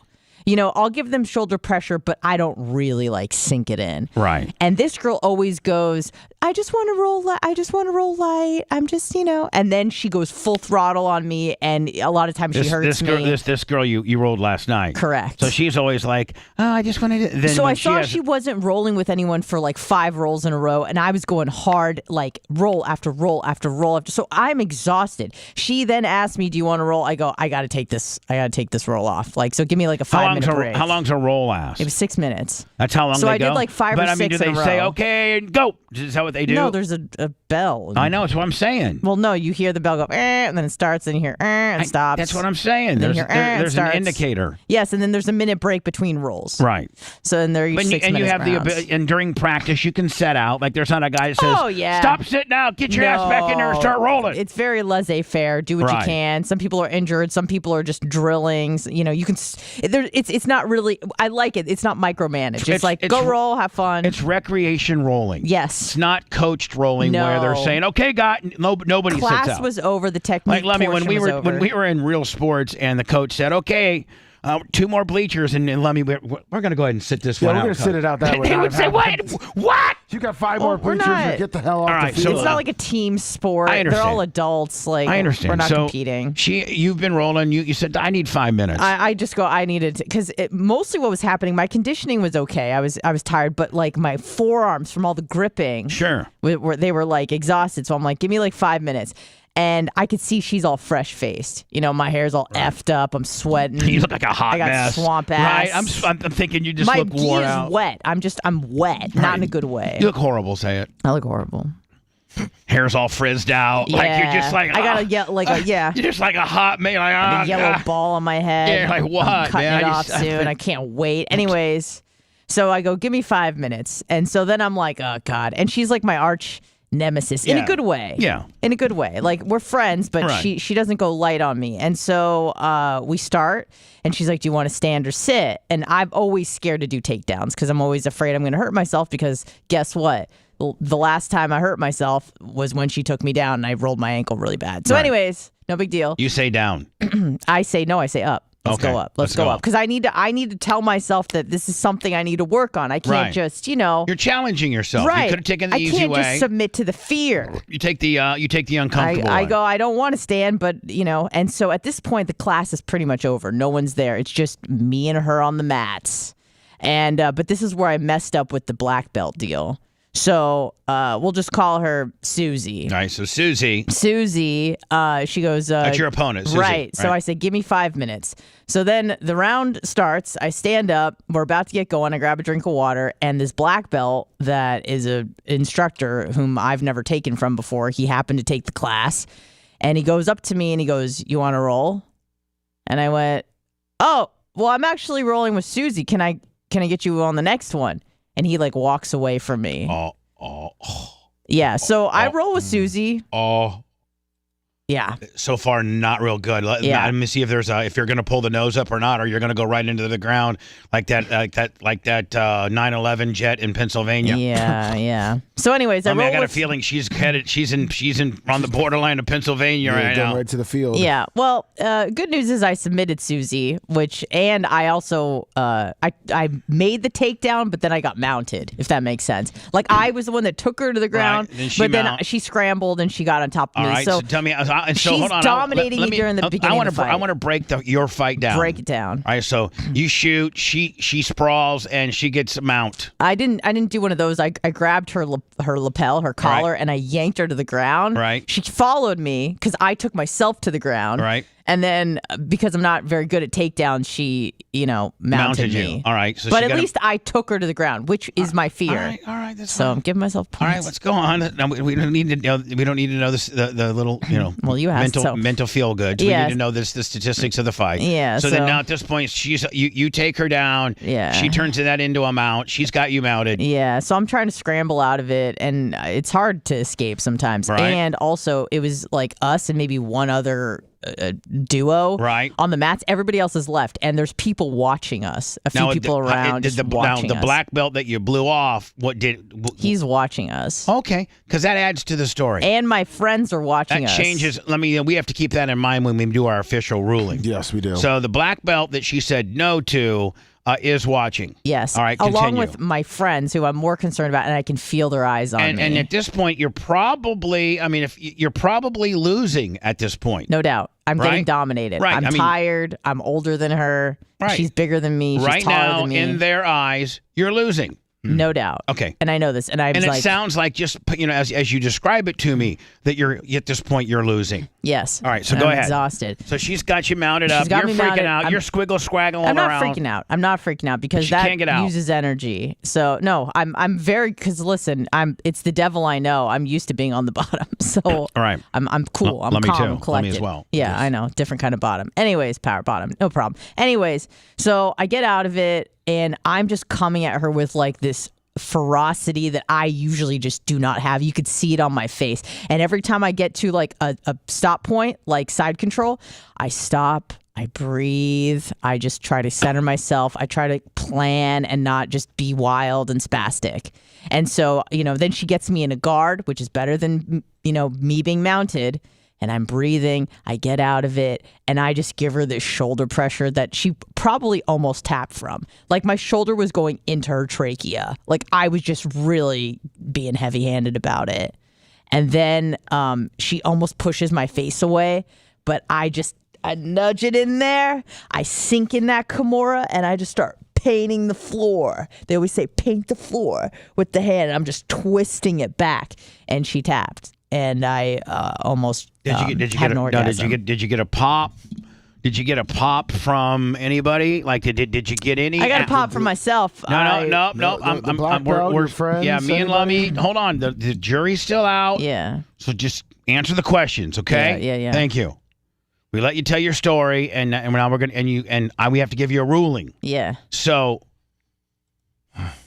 After you painted the floor, took that bitch pillar to post. Yep. Showed her one, tapped out. There's no other, tap out is tap out. Yep. Done. It was very satisfying. It's like there's no wiggle room as to who won that match. No, she said tap. Well, exactly. Yeah. It's like, boom, done, over. Strike three for her. Yeah. And did anybody, now not what your inside self said to you, but did anybody say anything to you or give you a head nod or an atta girl or anything? So we completed the roll, because there was maybe a minute 30 left. So we do that, no one submits anybody, and then it's over. Then I went to go sit with my friends, and they were just like, hell yeah. And I was like, that's what's up. But did the it gets worse. So then I forget about the black belt. I wasn't even thinking. Then my buddy says, who works at one of our neighbors over here, it was like, hey, do you want to roll? I go, yeah. So we roll. It's fun. He's like, just throwing me around like a rag doll. Whatever, cool. We finish. And I was like, all right, I'm done. And then the black belt, who I completely forgot about, he looks at me and goes, maybe next time. And I go, yes. Oh, sorry about that. I got whatever carried away. He goes, yeah, well, I'm only a black belt. And then he walked away. And then my buddy goes, did so and so ask you to roll? And I'm like, yeah. And he's like, and you didn't? I go, no, I already told Susie I was going to. He goes, you don't do that. And I went, ah! So then I started asking around. No, and I was on. like, did I F up here? Yeah, you did. Yeah. So You did. yeah, I did. And the only reason why I would say you didn't clear up until he snidely let you know as he was leaving what he was. He looked at me like with what I'm saying, disgust. I think you were good. But I didn't know. Up until you, and when he had to remind you as he was leaving that he was a black belt, that's where that really validates how mad he is. Yeah, he was pissed. And how I broke code. Unethical. Like within the MMA world or within the world that when you're in that building and the rules that exist in the world that's in that building. Like the unspoken rules, like the tacit agreement that you have. Right. But I didn't know that. I just thought, well, it's kind of rude because I already told Susie Q I was going to roll with her, and I was really looking forward to that roll because I wanted to whip some ass. Yeah, but here's how a black belt looks at it. Yeah. Disrespectful. I'm a black belt. Yeah. And I am, going to roll with this girl because I'm going to probably teach her. Yeah, I'm something. not here. I mean, I'm not here to try to beat her because it's like pretty obvious so not a fair fight. But I feel as if I'm a black belt, so I feel as if I'm going to try to help her along. I see some things that she's doing, great wrong, and I think I can help her. I've watched her roll a few times now, a little bit, and I've seen some things I can help her with. That'll make her a better fighter because in our little world that we live in, that we take care of each other. The bigger ranks take that, or the business plan won't work. Like, see, Matt Arroyo, when you are awarded a black belt, this is a business too. Don't forget about that, Anna. Yeah. And so, when you're awarded a black belt, your sensei, you're the guy who gives you your black belt, your trainer, your man. They have this kind of underwritten conversation code and that is, listen, I've trained you all these years. I've made you what you are today. By the power that's been invested in me as the franchise owner of owning the place and being the highest ranking black belt awarded by Rob Kahn via the Gracie franchise. See, there's all this big hierarchy. Oh, I understand.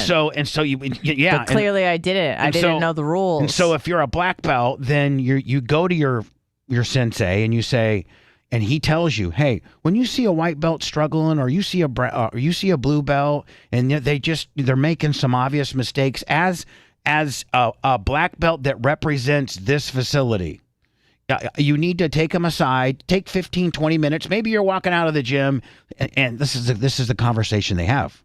Maybe you're walking out of the gym and you see this cute girl, and she's a blue belt, but she's making some mistakes. As a business, it's going to make my business look better when that girl feels as if she's been given some special training. And as a black belt, that's when you need to step in and say, hey, you want to roll? And then go ahead and do 10 or 15 minutes of instructional stuff for her, showing her what she did wrong. And, I'm a black belt and just trying to help you out kind of way. See, that's the business. Yeah. And so that little purple belt then goes, hey, you know what? Such and such, who's like a 4-degree black belt, wanted to roll with me. And you know what he taught me? He taught me I was doing this wrong, I was doing that wrong. I made 2 simple little changes. Yeah, no, you certainly learn a lot from the higher belts. Yeah, I mean, there's nothing you can teach him. So the whole thing he's doing is just trying to do. He's just trying to help you. No doubt. And I totally would have obliged. I totally would have done it. But I was literally gearing up with Susie Q. Doesn't matter. Doesn't matter. You don't even like her. Now.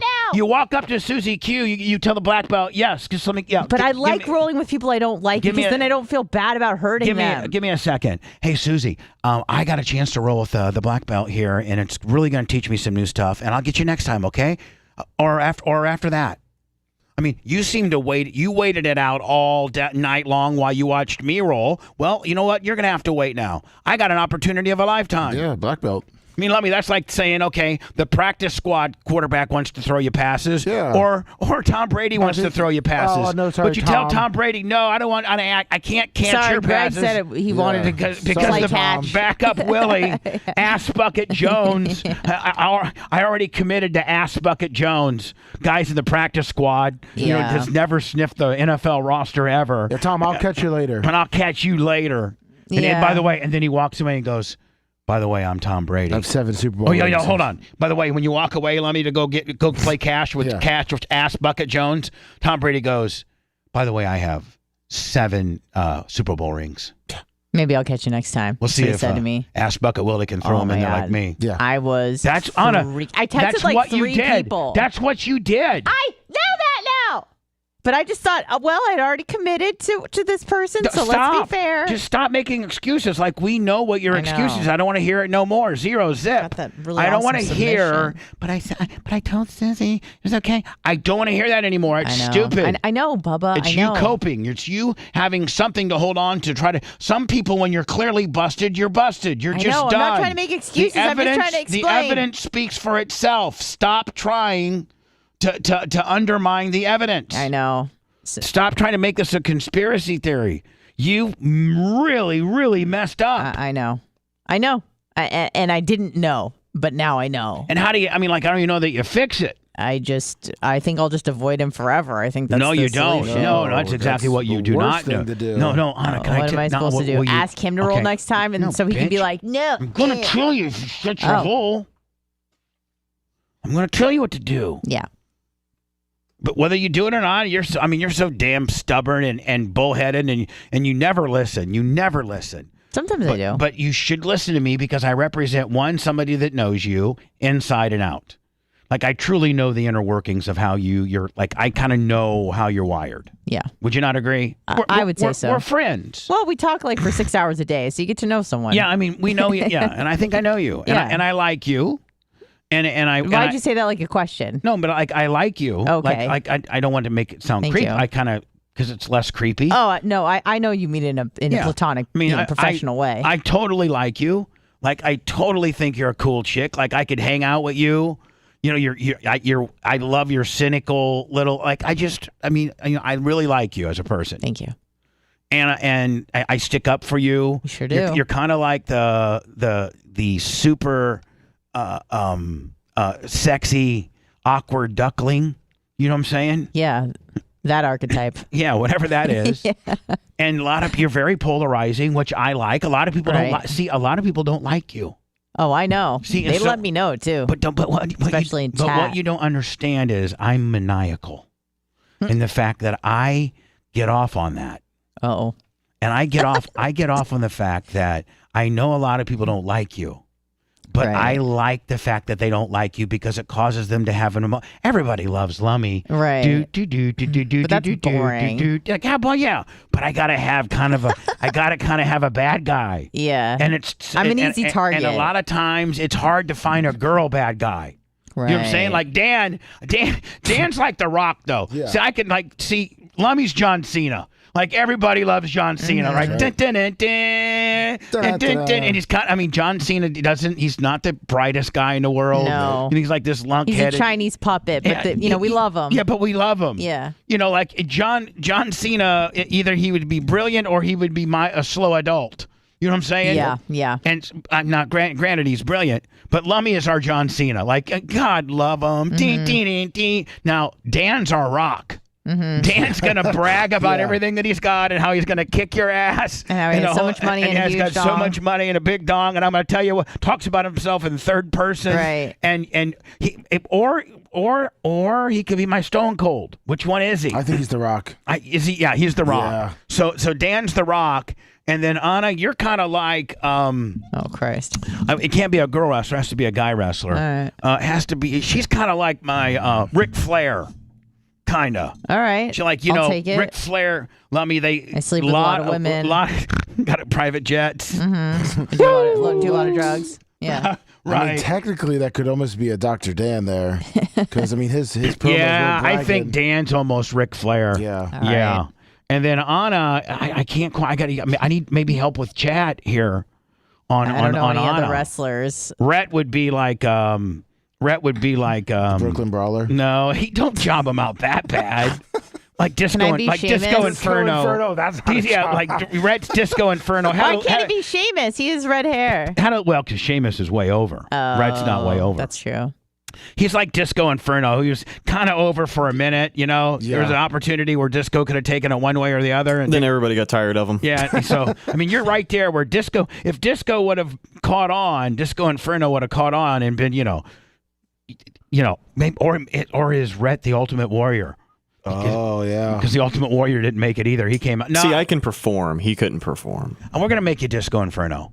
We just got to find out who Anna is. I don't have a catalog of wrestlers. I'm trying in to my think head of that guy that's consistent, that was kind of polarizing, but that kind of, just liked but not liked, kind of a but not real over. Or you would say you would say Stone Cold. Mick Foley.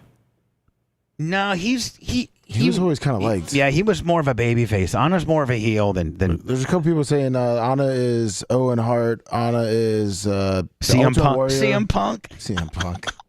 I don't even want to. That's actually pretty accurate. Anna is CM Punk. Yes. CM Punk. Yes. Now let me. I'm Hulk Hogan. Yes, of course. Okay, I'm Hulk Hogan. Yes. And you're the who are you again? I'm John Cena. You're John Cena. I kind of want to make you more like I was gonna make you the Undertaker, but you're not. You don't have a dark side to you and a mysterious side. You have a real happy-go-lucky. You're almost like Hacksaw Jim Duggan. Ooh. Yeah, I'm gonna make because Hacksaw was way over. But kind of dumb. But he was always happy. Yeah. So you're my hack. Okay, so I'm Hulk Hogan. You're Hacksaw Jim Duggan. Dan is Ric Flair. Anna is... Who's Anna? CM Punk. Yes, Anna is CM Punk. Oh, no. Macho Man is Macho Man. Macho Man is Macho Man. And Rhett is Disco Inferno. That's how it is. Mm-hmm. Anna has no idea what we're talking about. We totally lost her. I'm looking up the CM Punk guy.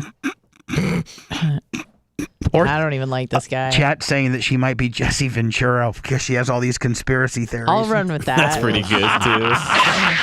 Experience the myth behind the madness. I just live in a world of urine and pancakes, More the Bubba the Love Sponge show after these words. Change her to Jesse Ventura. Minnesota? What was he? Mommy, you want to do? I don't want to do heartbeats. I'm gonna do it a little bit later. All right. All I know is lunch is coming. For the crowd. Thank you, Crickus. Crickus. You're my Crickus.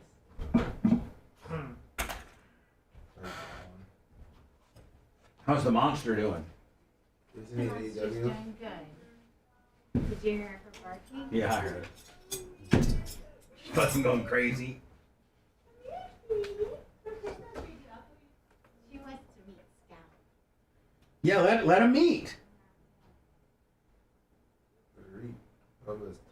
Lemmy, you're Hacksaw. Say it. Hacksaw Jim Duggan. Ooh. Little thumb up. All right, I got some PayPals. Nice.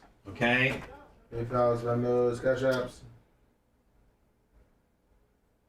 PayPal, and you got some. Do you have ones too? I got a couple. Okay. Venmos. And then we're gonna go to Then we're gonna go to my bookie.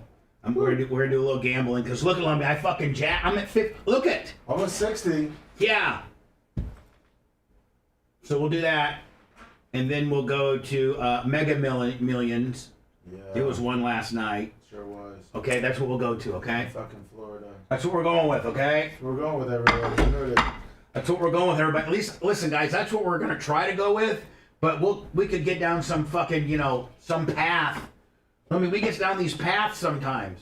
And then you don't know. I mean, we're fucking naming wrestlers now. Rhett needs to make that a segment about Bubba breaks the showdown with wrestlers. All right. Okay. Yes, sir. And maybe a segment could be Honor Breaks MMA code. Whatever. And what else did we talk about in that break? Mainly the MMA story.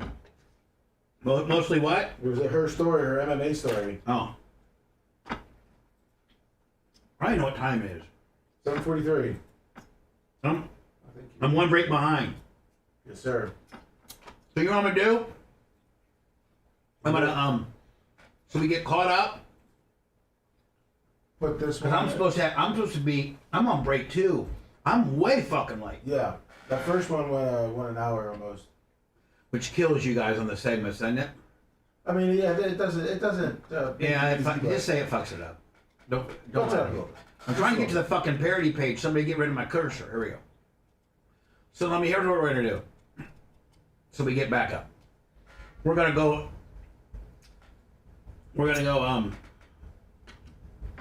Make sure you get that. Break that. I will. Make a Tech 9.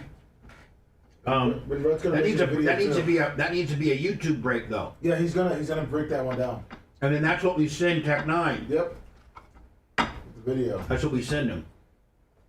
Money Biggie. Yeah. My name is Barry.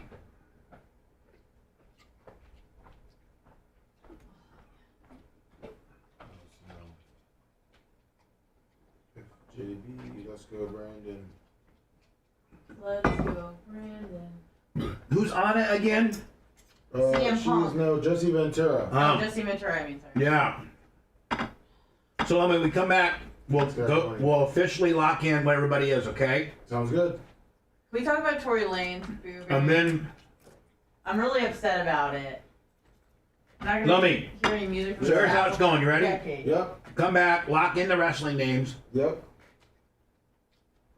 Go over my PayPal and contributions. Yep. Then they'll cash out. Then Tory Lanez. I'm going in with a parody though. I'm going in with Dan parody. And I'm coming back with wrestling lock in. And then I'm going to break and teasing. What's up? What's the Tory Lane thing? He's going to prison for 10 years. He's one of my favorite rappers. I'm pissed. He shot Megan Thee Stallion in the foot. Oh, you have to resend that story to me. I declicked that. All right. I mean, it's in prep, but I'll resend it. And then we'll tease Tory Lane. The Z. I'm really fucking annoyed with this. See, ladies and gentlemen, there's some rhyme to reason here. This is what we're planning, but chances are that none of it won't go. It won't go like that at all. No, chances are it will not. We'll get some kind of fucking. I sent it to you. Walker fucking scored a goal. Took a shit on the pool deck like a fucking pimp. Huh? Well, I mean, did he take a shit on the pool deck? Yeah. No. Dude, maybe Red has a point with this Bobby chick. She has 11 videos on her YouTube. That's it. But she's brand new. Yeah, but who's brand new and then fucking gets Drake? She had a big TikTok or Instagram following. Yeah. With her video, like her mom videos. Fuck, man. 4.3. What? 10 million views. Oh, no. She just popped. I know.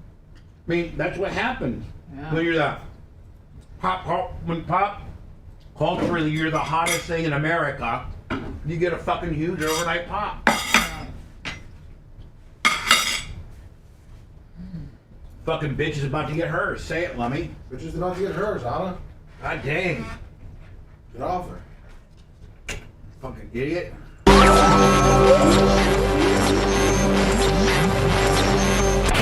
Well, at least he has his priorities in order. Great. What do we do with him now? We now return to the Bubba the Love Sponge Show.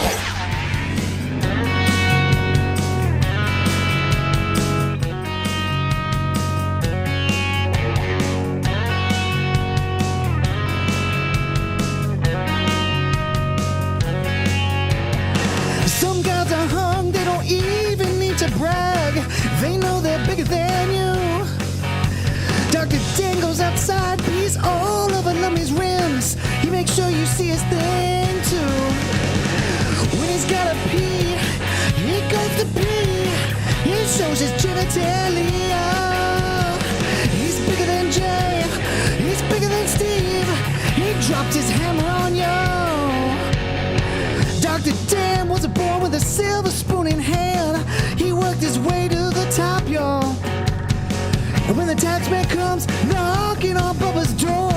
Watch out, Danny's got a golden gizzard.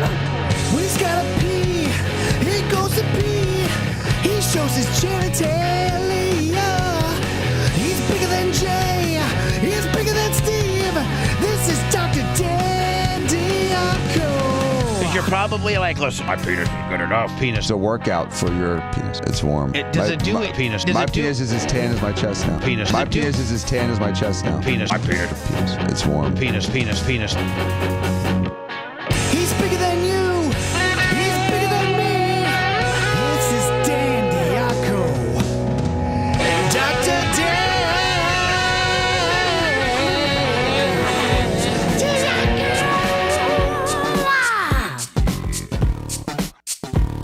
You know, Dan probably touches himself in his Ferrari with his $400 slacks as he's headed to go make $15,000 or $20,000, given 2 or 3 boob jobs today at the surgery center.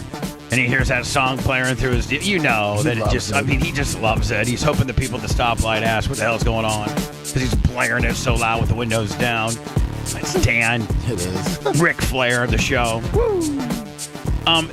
Do you guys, I'm not trying to get like a little kabuki'd out or in my head or anything, but I feel like maybe today we're doing kind of a good, like today feels like a good show. Oh, it is. Yeah, like that's fine. Feels strong. Yeah, like I feel like today we're gelling. Like we're like, you know, some days.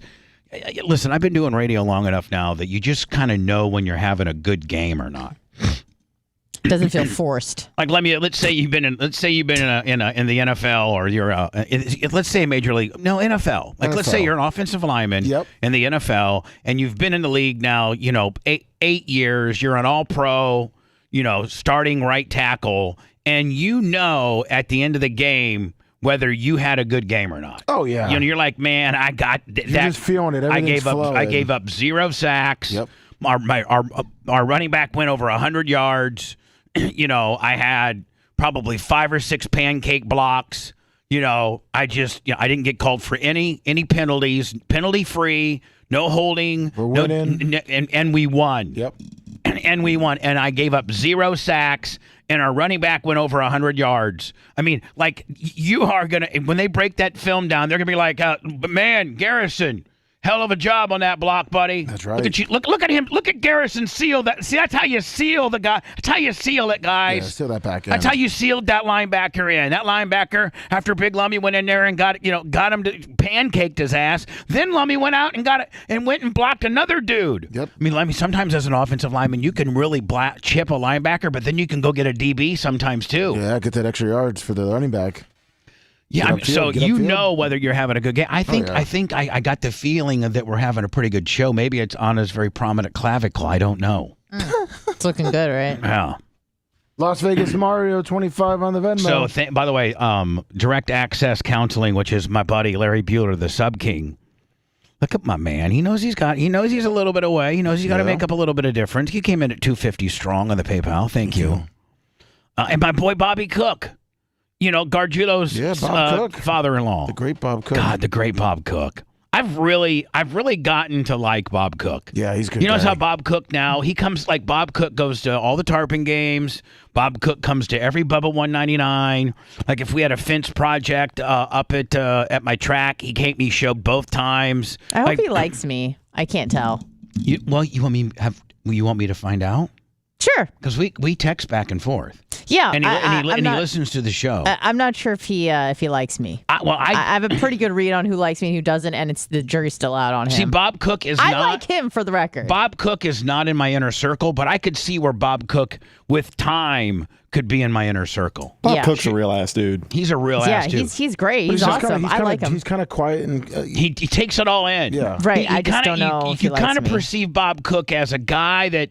He's taking it all in, and like when he's at 199, he doesn't get on the mic very much. If he does, it's just whatever. It's Bob Cook, but he's taking it all in. So maybe that's always what it keeping is. Score. But I don't know. I can't tell if he's cool. He's cool. I mean, he's cool. Oh, no doubt. I like the guy. And he's not creepy to make you feel awkward. No. Like he's just a cool guy. Right. And he owns his own painting company. Like he's a hard worker. He's got like 3 crews that work for him if he can find help. But he makes a pretty good living. You know, he's owned his own painting company for 30 plus years. Right. So he's probably moderately financially well off, right? I think he's doing just fine. Right. Mhm. Probably save some money, and plus he's the salt of the earth. He sure is. So I'm gonna ask Bob. Yeah, ask him. Be like, yo, Bob, you have my cell. Text me privately, like give me a little paragraph what you think about Anna, because the other thing is Bob Cook knows the show. Like Bob Cook and is tell him to truly be honest. Bubba Army. Like, if he doesn't like me, I get it. Yeah. I mean, I barely like me, so. Yeah. So now, I'm not going to get a hold of my. I have a council of people. Yeah, please don't start doing polls. Like I have a list of 20 people, like from Iggy to Creatine to Big Red to I think Larry Bueller's on there.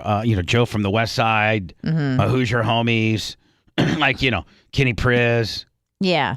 Like the council. I think people know the council is like the closest to me. Yeah. As far as the listeners. And I'll lean on them. The council's the council. Like, Yes. I'll often ask them what direction I need to go with on a particular topic that's either bugging me or, I'll ask them questions and I go by what they usually say.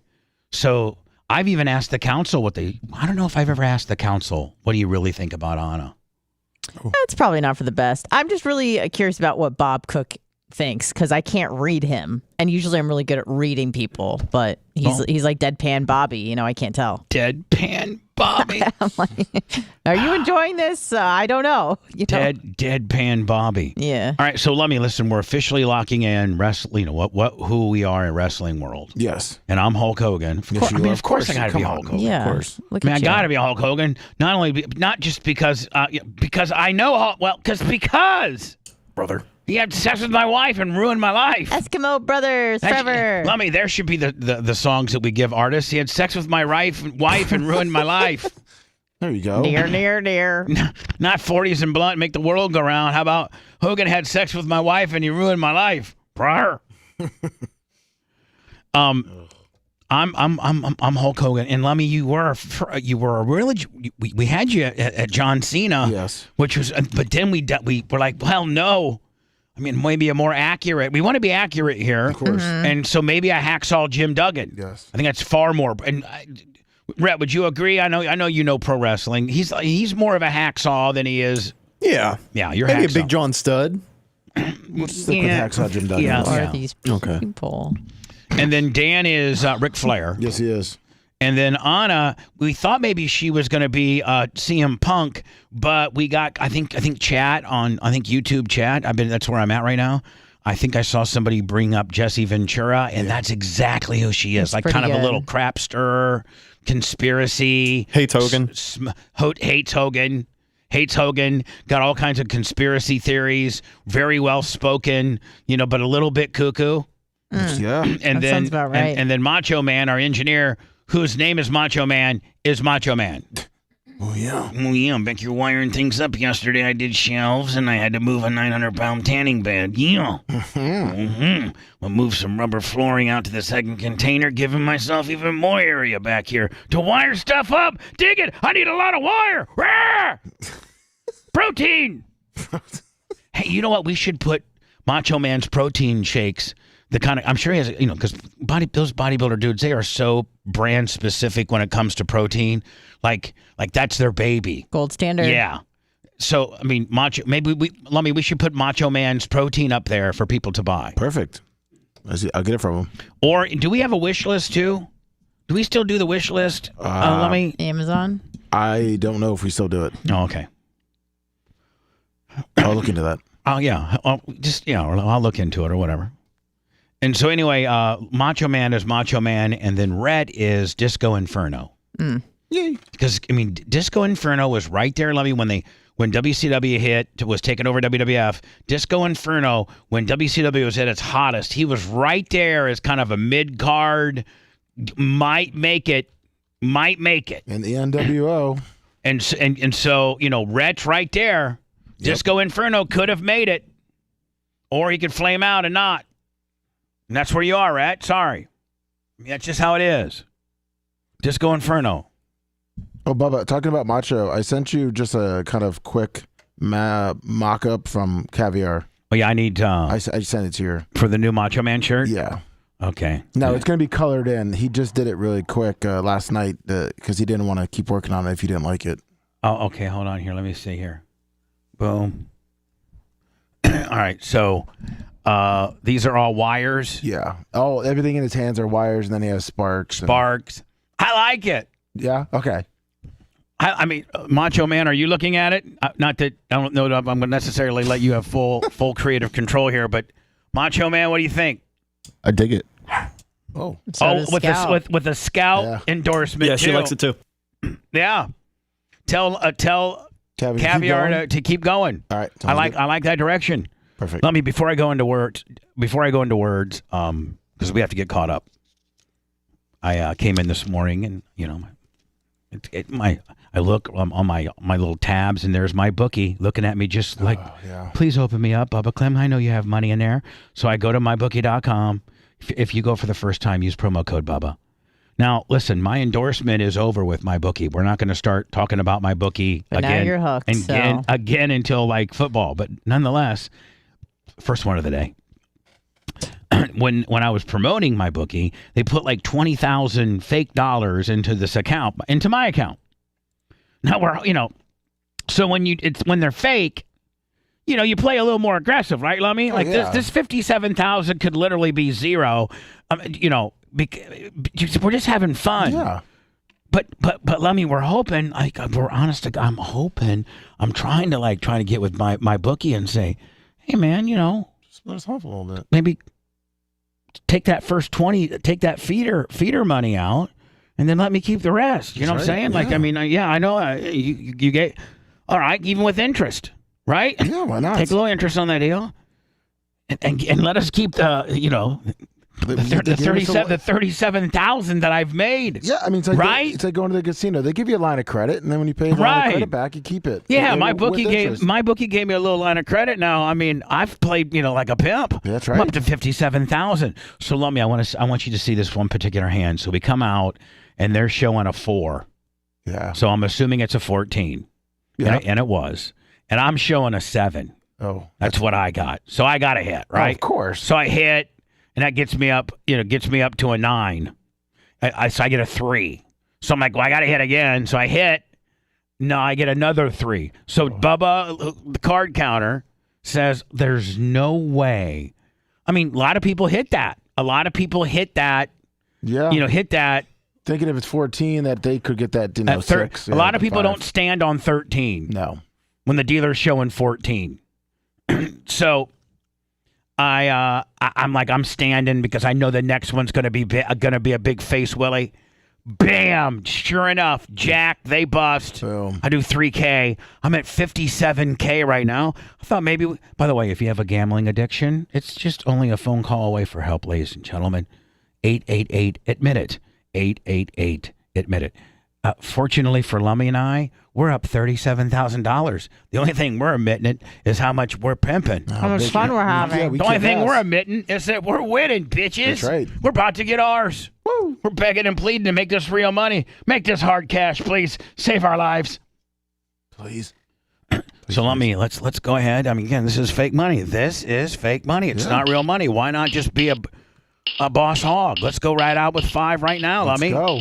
You've already seen all the low cards. We could. I mean, if we win this, we're in the 60s, aren't we? Yes, we are. First time ever. Okay, but if we lose, we're still in the 50s. Not bad. That's how people like us think. That's right. Here we go. Hold on. Where's my deal? All right, here. Boom.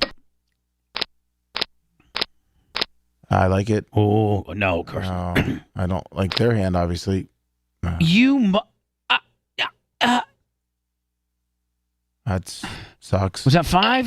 Yeah. Oh, you go back right to the 5. Yeah, we got okay. you on this We're one. still in the 40s. That's a bad beat. Even if we can actually do 5,000, we can lose 2 more times at 5 and still be in the 40s and bad. still be okay. We started with 20.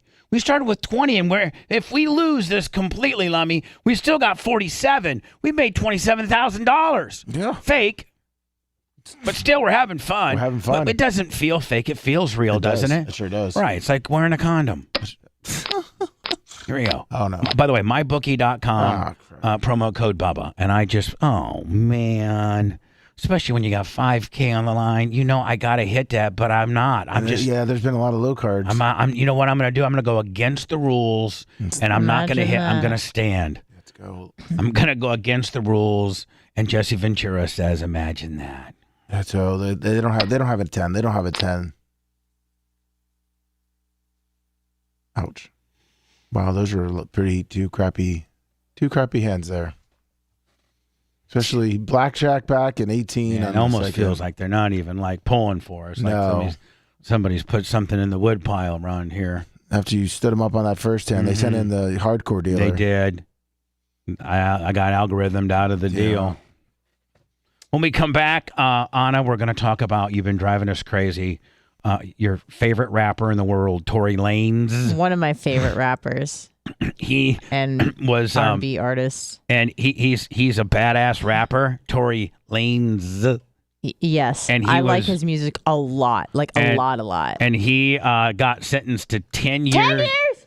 10 years in prison. Come on, man. For being a pimp. Come on, Megan. For being a pimp. He got Megan this. I guess him and Megan the Stallion were dating or I don't know. He accidentally shot her in the foot. Yeah, well, hold on. Here's what happened. I mean, popped a cat. Can I tell you how? I'm going to tell you how. I'm going to go into words, but I'm going to give you a quick little brief tip how it happened. Okay. They got in a fight, and he's a true gangster thug.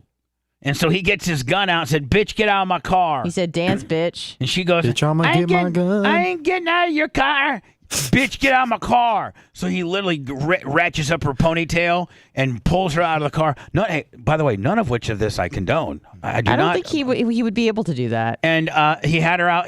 Well, how do you shoot her toe? Well, you shoot her toe because 5'3", she's 5'10". I don't think you shoot her joking toe because you're having a because you are having a confrontation, and he's trying to be a gangster. Debate. He's being a gangster, holding the gun sideways, saying, "Bitch, I'll shoot your foot off if you don't stop with that mouth." It's like an episode of Trapped in the Closet. And then she's like, "Man, shut up, you mother effer, stupid ass bitch, all that kind of stuff." And then he goes, That's "Bitch, an excellent Megan Thee Stallion impression, by the bitch, way. don't you dare say that about me. Bitch, you better start dancing. I'll blow your foot off, bitch. Yeah. Bitch, let me tell you something.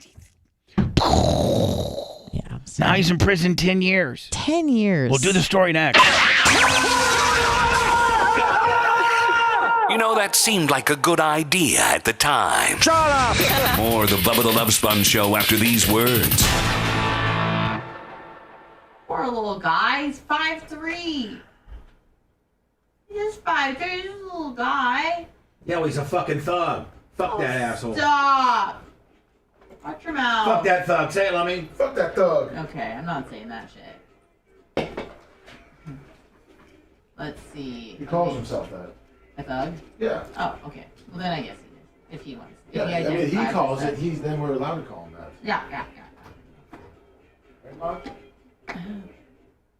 Rapper Tory Lanez has been sentenced to 10 years for shooting hip-hop star Megan Thee I'm trying to think of what song I like of his.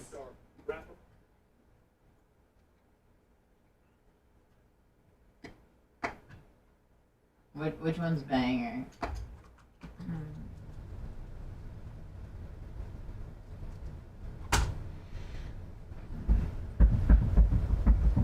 Have you heard of him? Do you know his music? Yeah, like The Color Velvet and You don't know shit. fucking Say It. Yeah, I like that song. Jerry Sprunger, Yeah, I like that song. Play that song. Chauffeur. Play Sprunger. So, bitch, tell me right now. Take it back. I take it back. Take it back. Say, but like you're like thinking, fuck you, bitch. I know some I shit. take it right back, Boo Man. I came out with some shit on you. You came out with some shit on me. I'm so sorry, Boo Man.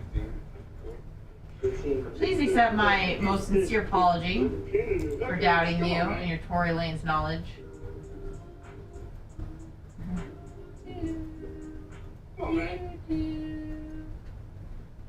You do. All right, Red, Lummy, Red, Mach, come back with. I'm gonna bump in with the Tory Lanez song. So show that, if you could. Now, is it edited or probably not? Yeah, it is. It is? Okay. I think so. Cool. What's up, Maria, Guatemala? Nick, the gun guy. Gonna see yo girl on Friday. Can't fucking wait. You. I might play one more game just to see here. 1,000. Bubba, you are you're an addict, dude. You got issues. Put it down. I can hear you. I can hear you. I can hear you spending money you don't have. Going crazy again. All right, this is my last one no matter what. I don't want Lummy to hear me. Lummy doesn't care. He's more of a degenerate than you are. Mm-hmm.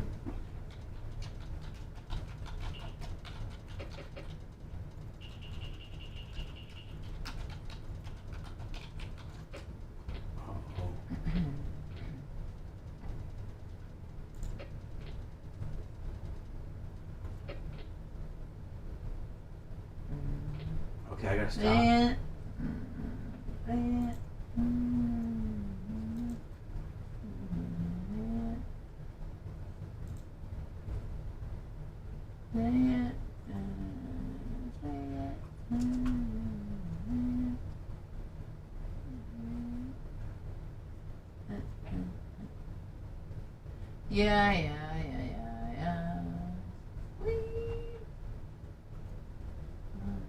it.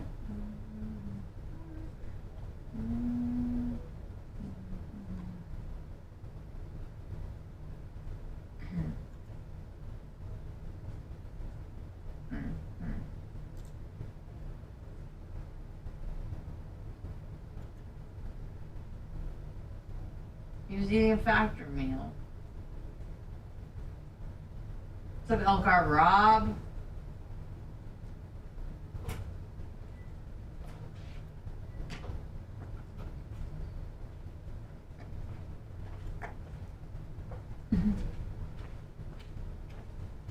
What's up, Tommy 2X? Say it.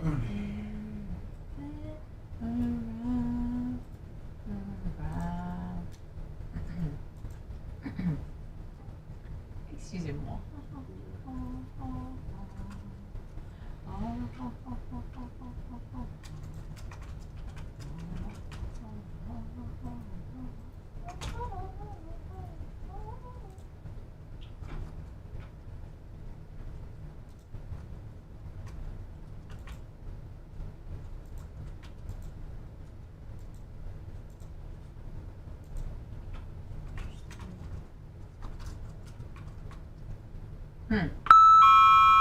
Ding dong.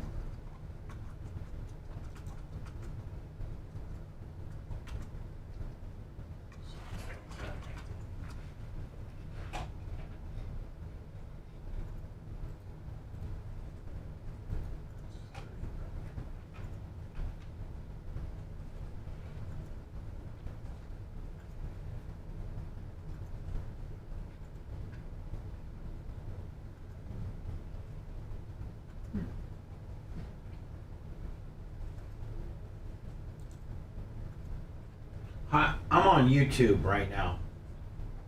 There's only 700 of us, so it's more of an exclusive group. Let me Super Beats. Super Beats now. No, we can't. We can't because we're bumping in with the Tory Lanez thing. We're bumping in with that. Oh.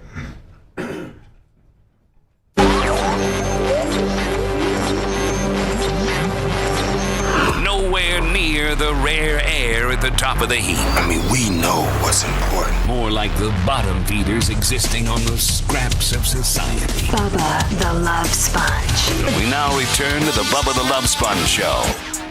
Prunger for sure, don't they? Sure. Anyway, this is Lana. Hey. Only hit the club on Saturday and Sunday. I used to pull up every week, you should have seen her. The way she did it, nobody could do it cleaner. I seen her in a suit from her birthday. And I can tell you the reason these niggas. By the way, this is Anna's favorite. You gotta dump that. Oh. Sorry, that's what I asked. What did he say? Said the N-word. Oh. Well, I mean, he should be able to. Yeah, I just don't know if it's Can we say that on the radio? I mean, I think that who am I to tell an African American man He's Canadian. Who's okay, but he's an African American Canadian, is he not? African Canadian, please. I'm sorry. He's African American Canadian. African American. African. He's African American. Technically, isn't it North America? All right. Well, listen. Sure. He's yes, a black guy. you. He's a black guy. He's a black guy. And who am I, as a stupid white guy from Indiana, to tell him that I am at that point I'm like telling him how to do his art. Yeah, this you is can't be his doing this that. is his art, and if he feels that word makes his art effective, and that's the word he wants to use for his art, who am I to say you can't say that? I'm not. I can't. Regardless as if it's socially unacceptable or not, I don't want to impede on this guy. I think it's more racist for me to say this to edit this guy's art. Exactly. In my opinion, isn't that great? I mean, it's fun. It's pretty good. Yeah. I mean, has he made a lot of money? Oh yeah. I mean, is he collabs with everybody? Like, it'd be interesting to see what is. No. Hey Alexa, what is Tory Lanez, the rapper's net worth? Tory Lanez is worth an estimated $4 million US. That's it. That's it. I thought it was way more than that. Yeah, I mean, he's not that big. I thought he was. Yeah, but he's also probably he's probably like a C+, B- tier rapper in terms of like relevancy. You know how I am. I mean, you know how I roll. I don't roll. I'm trying to make payroll for tonight. That's how I roll, right? I know. And if you ask them how much I'm worth, they say $4 million. Okay. Oh. They do. He's probably had to spend a lot in legal fees and stuff too. So. Hey Alexa, what is Bubba the Love Sponge's net worth? Bubba the Love Sponge is worth an estimated $4 million US. See? Right. Everyone's worth $4 million, Yeah, so he's probably worth 16. Yeah, so I'm saying it's like a guy that's worth, $4 million's not worrying about payroll tonight. Mm-hmm. But I am.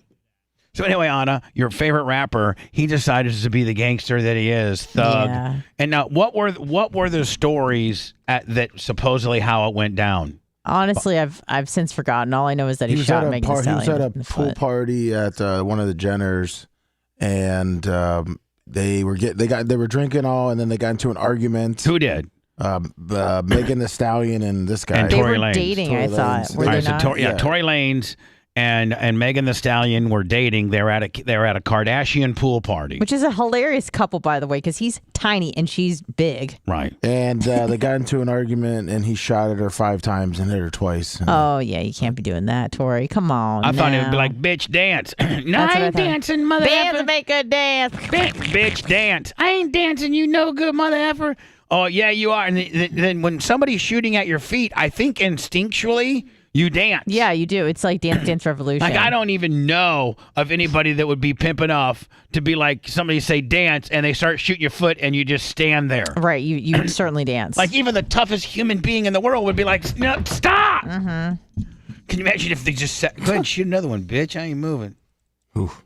So anyway, here's the story about Tory Lanez being sentenced to 10 years. Think about that, man. You're a badass rapper living a badass lifestyle. You make one stupid. I mean, this is a very big mistake. Like, you don't hit women. You don't shoot women. You just, right? Women are, listen, honest to God, women are a protected species, as they should be. We are our own species. But what I'm saying, you're right. You are. Trust me. You guys are wired way different than we are. But anyway, what I'm saying is you are the weaker of the two species. I mean, of within, are we not Homo speciuses? What are we? I think that's correct. Yeah. So in the Homo specius world, isn't the male gender just by the way we're built to be stronger? A little bit bigger. Not if you're Megan Thee Stallion. Well, I'm just saying though. Yeah. Women there's a different standard of decorum in physicality when you're involving a woman, right? Like, yes. Like you cannot. Yeah, you can't be this big ogre of a man, like hitting a 105-pound woman. Yeah, like for instance, even though we're the same size, when Awesome Kong was taking real hacks at me, I knew in my heart that you can't hit a woman, even if she's attacking you. Even if you really want to. Haiti. Yeah, I know. I mean, I could have laid her out and been perfectly fine, but I knew, man, I didn't want to get that rap on me. Well, this looks like it was over a bruised ego. It looks like she made fun of his height, musical career. And yeah, they were comparing accomplishments, is what is being man, said. let me tell you something. I No sold, way. No way. Oh, they were like, man, I sold like 40,000. I'm sorry, I sold 10 million. Well, man, I have 29 million. I have 29 billion downloads on my YouTubes. Well, bitch, I sold, 3.5 million. You're like, right? They start going back and forth. He whips out his gun and shoots her 5 shots, 3 hit. He can't. Now, is her toes okay? Like whatever. It looks like it hit like an ankle. I think she's all right. Wow. I mean, but those are real damages, right? Yeah. No doubt. Yeah. Yeah, he connected. Hold on. You hurt a girl. And she can prove damages? That's a bad thing. I mean, she has bullet wounds, so. So don't think not only is this criminal, but this is going to go civil too, right? You don't think that she just absolutely sues that last little 40 million bucks that he's got, right? Yeah. I mean, Crim Sim. Say it, love. Crim Siv.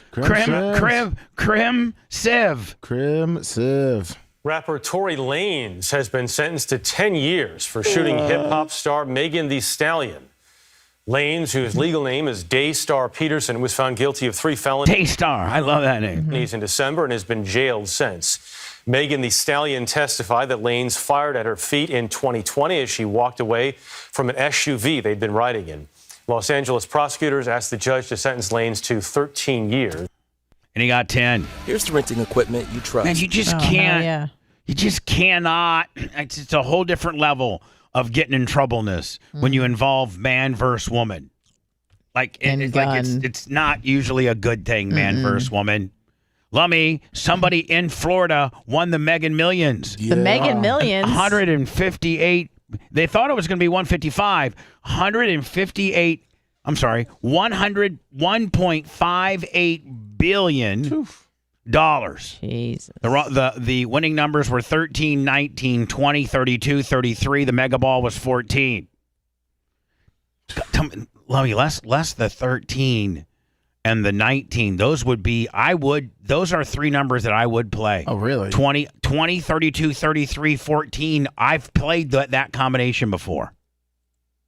The holder of the ticket it says the jackpot, blah, blah, blah. It says it was in Neptune Beach, Florida. Is that where it was? Yeah.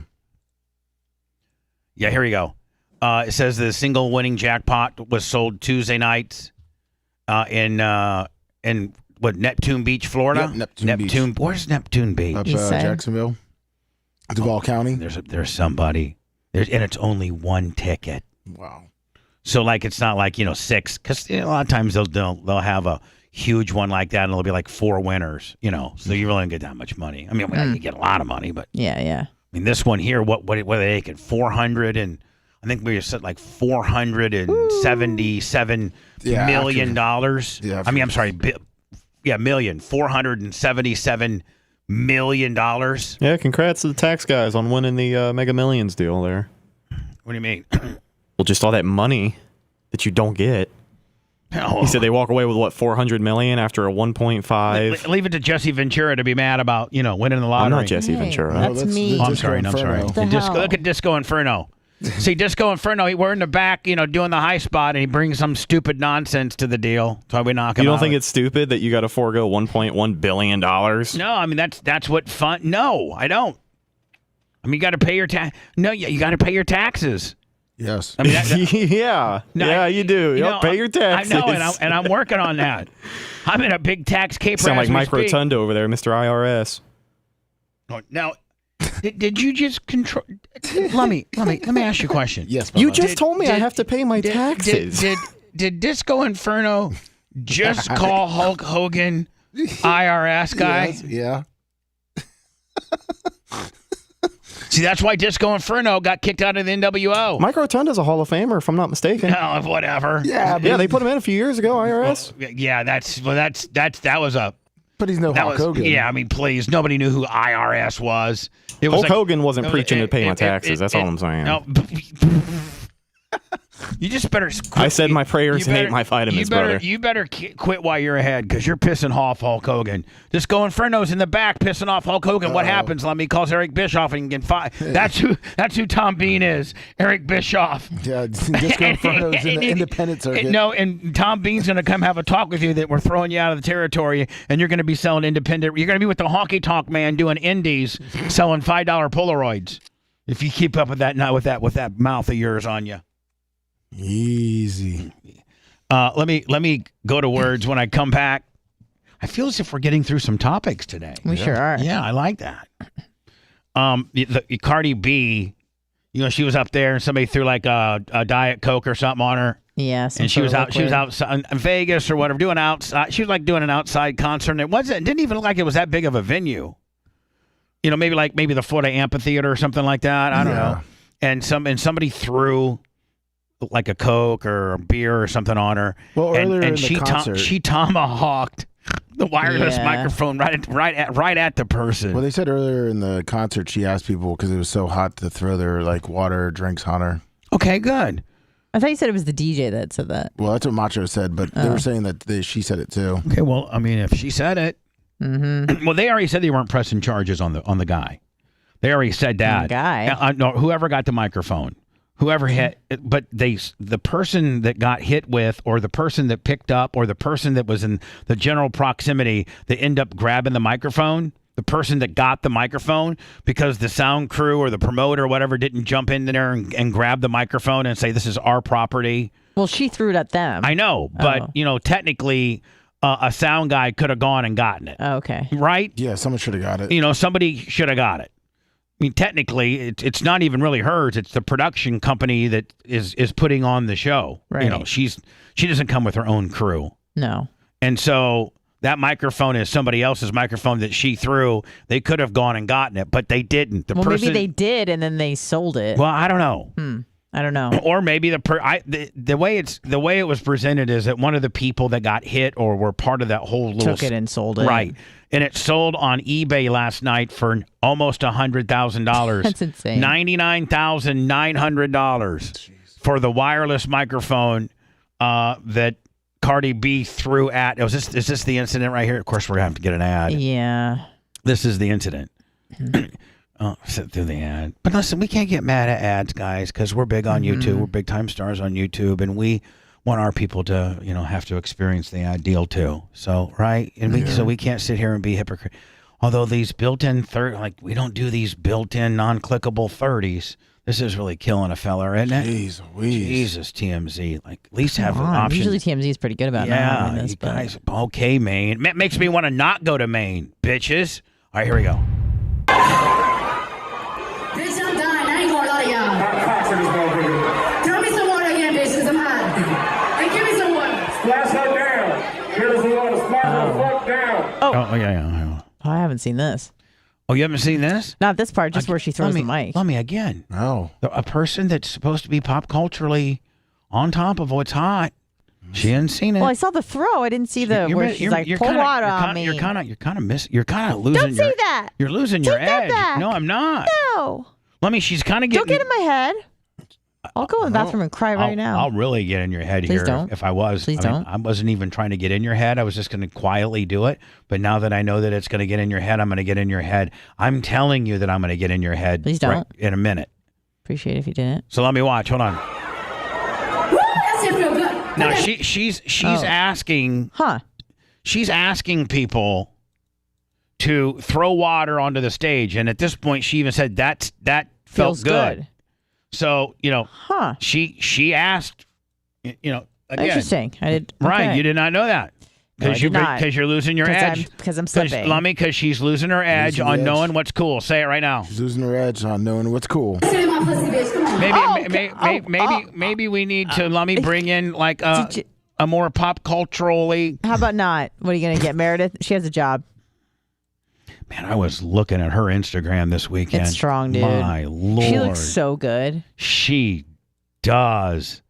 I actually said, "Oh my God, I didn't know she was this hot." Yeah, she's she needs to get to. I mean, working for me would be beneath you. Like you're way, way over, right? Like you look good. She's also doing, so she's on the Orlando show, but she does middays, voice tracked on the Shark. So she's double dipping. I mean, she sounds great. She looks amazing. She sure does. I mean, she's probably one of the hottest commodities in that female little radio world right now. God, she's nailing it. Operation H2 ain't working too good. Love for her to be over here. I can't say name your price. Because I only got a certain amount of budget. Hell, the amount I could, if I would make her offer honest, she'd probably be like, I already make more than that. Right. So like, I mean, it's like, well, I don't, Guess you're stuck with me. Sorry. And you know Sad what? face. Not only am I stuck with you, you're not doing as good as you used to. Not only am I stuck with you, but you're slipping. Not only do I got to settle for subpar, but now the par is missing pop culturally cool stuff. Yeah, bitch. Sexy lady, let me hear you say, So people are throwing water on her. Let's fucking go, bitch.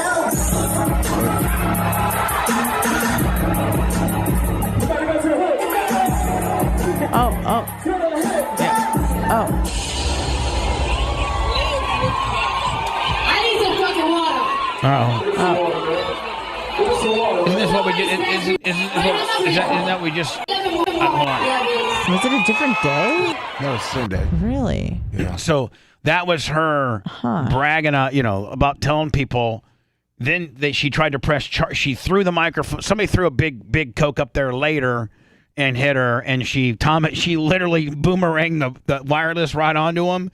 And then they tried to press charges on the person throwing the police arrested and she was going to press charges on the people that threw the cup of water. And did you forget what she said? Yeah, but hold on. As they were being detained or whatever, like the concert promoter came up to the cops and said, listen, you can't arrest that person because I'm the promoter. I'm in charge here. And she asked people to throw things on her at stage. So technically he did, or they did what she asked.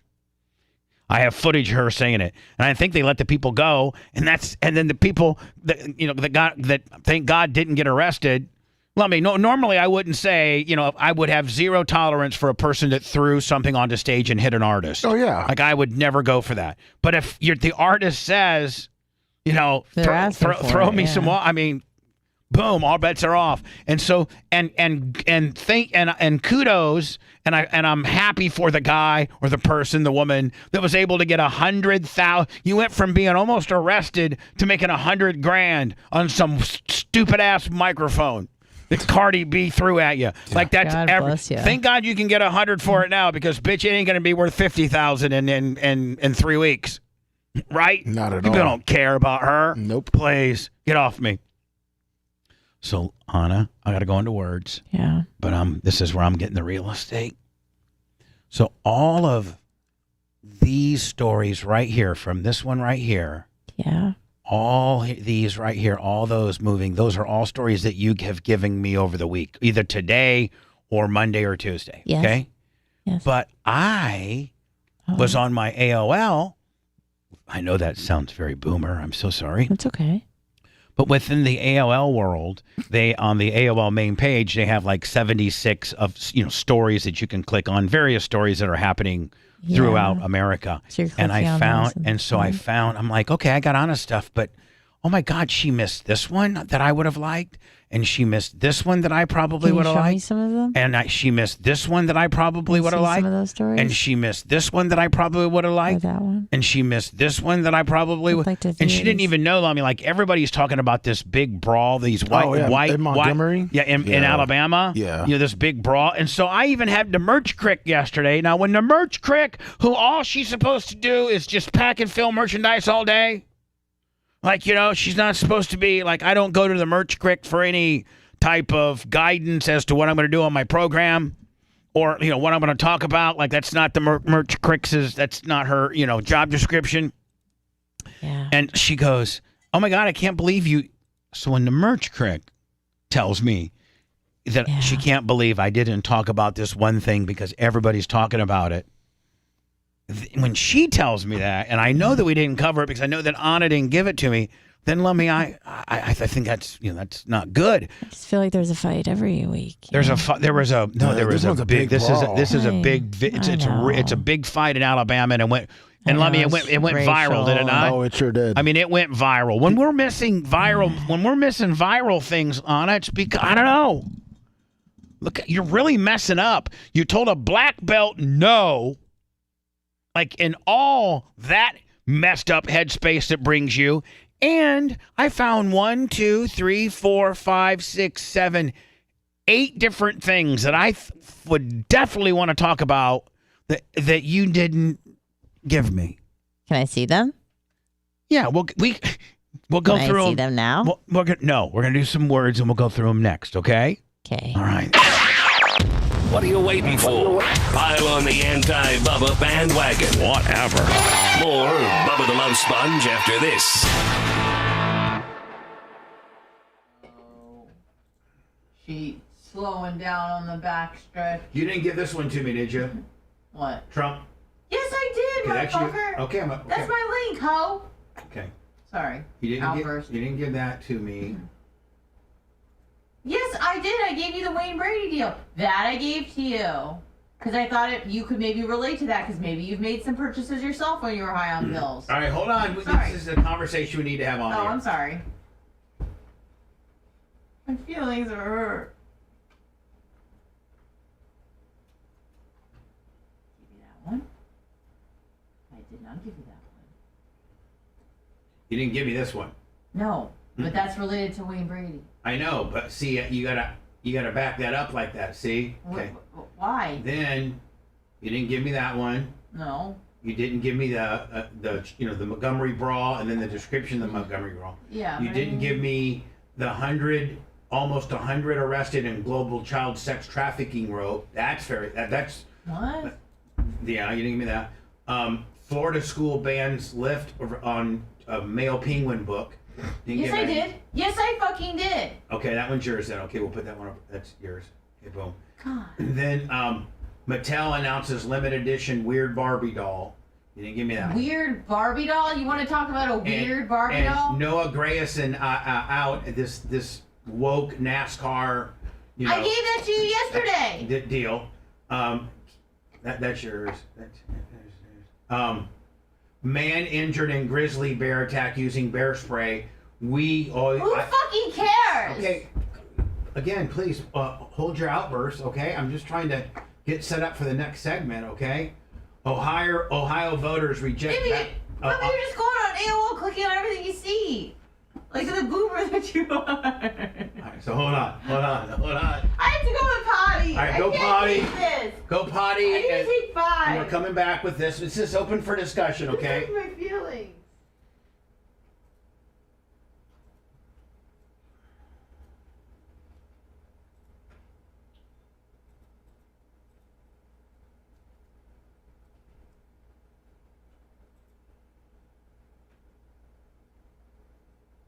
Bubba, did you see the Neo the rapper, how he came out and pretty much didn't apologize to the woke mob that's trying to cancel him?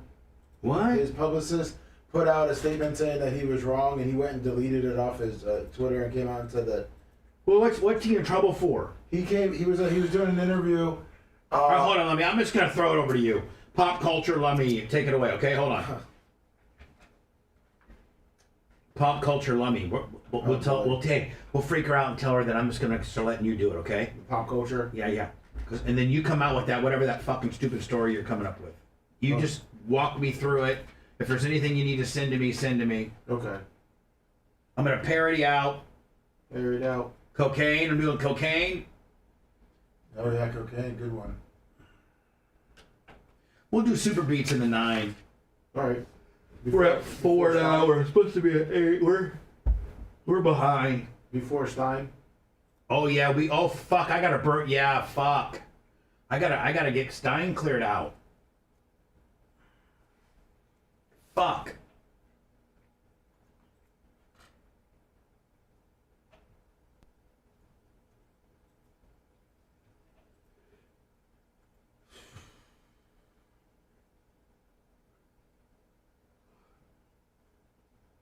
So we're gonna go parody into pansexual talk. Okay. Hit that up.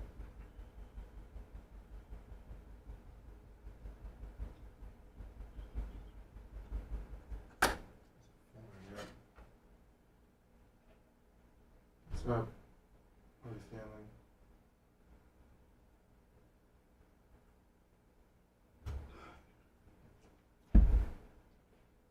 Okay, Anna, we're not gonna be able to go to we're not gonna be able to do what we did last.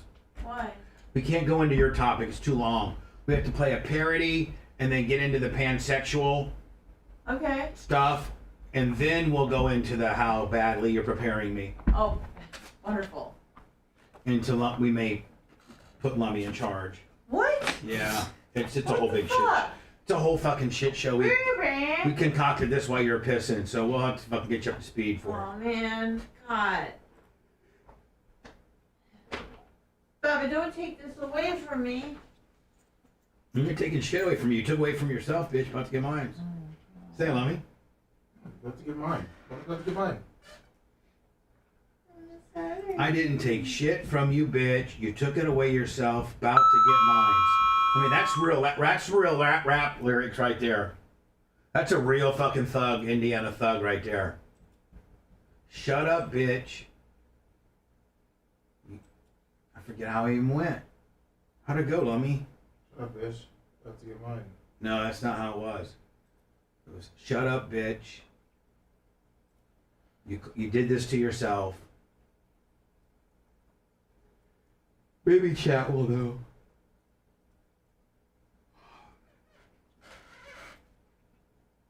Maybe chat will know, Lummy. Food review. Oh, I gotta do a food review today or tomorrow. Oh, I have the perfect thing. What did you eat for lunch? Bubba, I got Chicken. it. I got it. No, Anna, shut the fuck up. No! Don't get us down that fucking path. We got so much other shit to fucking do, and This we got is what Alec. you're doing. No. You're hearing the world through his prism.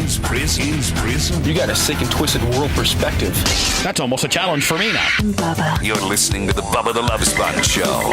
Service was investigating the shocking discovery of cocaine just steps from the Oval Office. Conservative media is pointing the finger at the president's troubled son, Hunter. This was all unfolding in between visits from the president's son, Hunter, a recovering drug addict. You can tour the White House if you give him an ounce of cocaine. But it got shut down when somebody found his cocaine. Secret Service evacuated parts of the White House yesterday. Hunter likes cocaine. You identified Hunter Biden was paying prostitutes related to a potential prostitution ring. Is that correct? Yes or no? Yes, that's correct. They won't prosecute when he buys prostitutes and cocaine. The D.C. Fire Department confirmed it was cocaine. When they impeach Trump, he celebrates with a bump of cocaine. Hunter Biden had written off payments to prostitutes. Hunter likes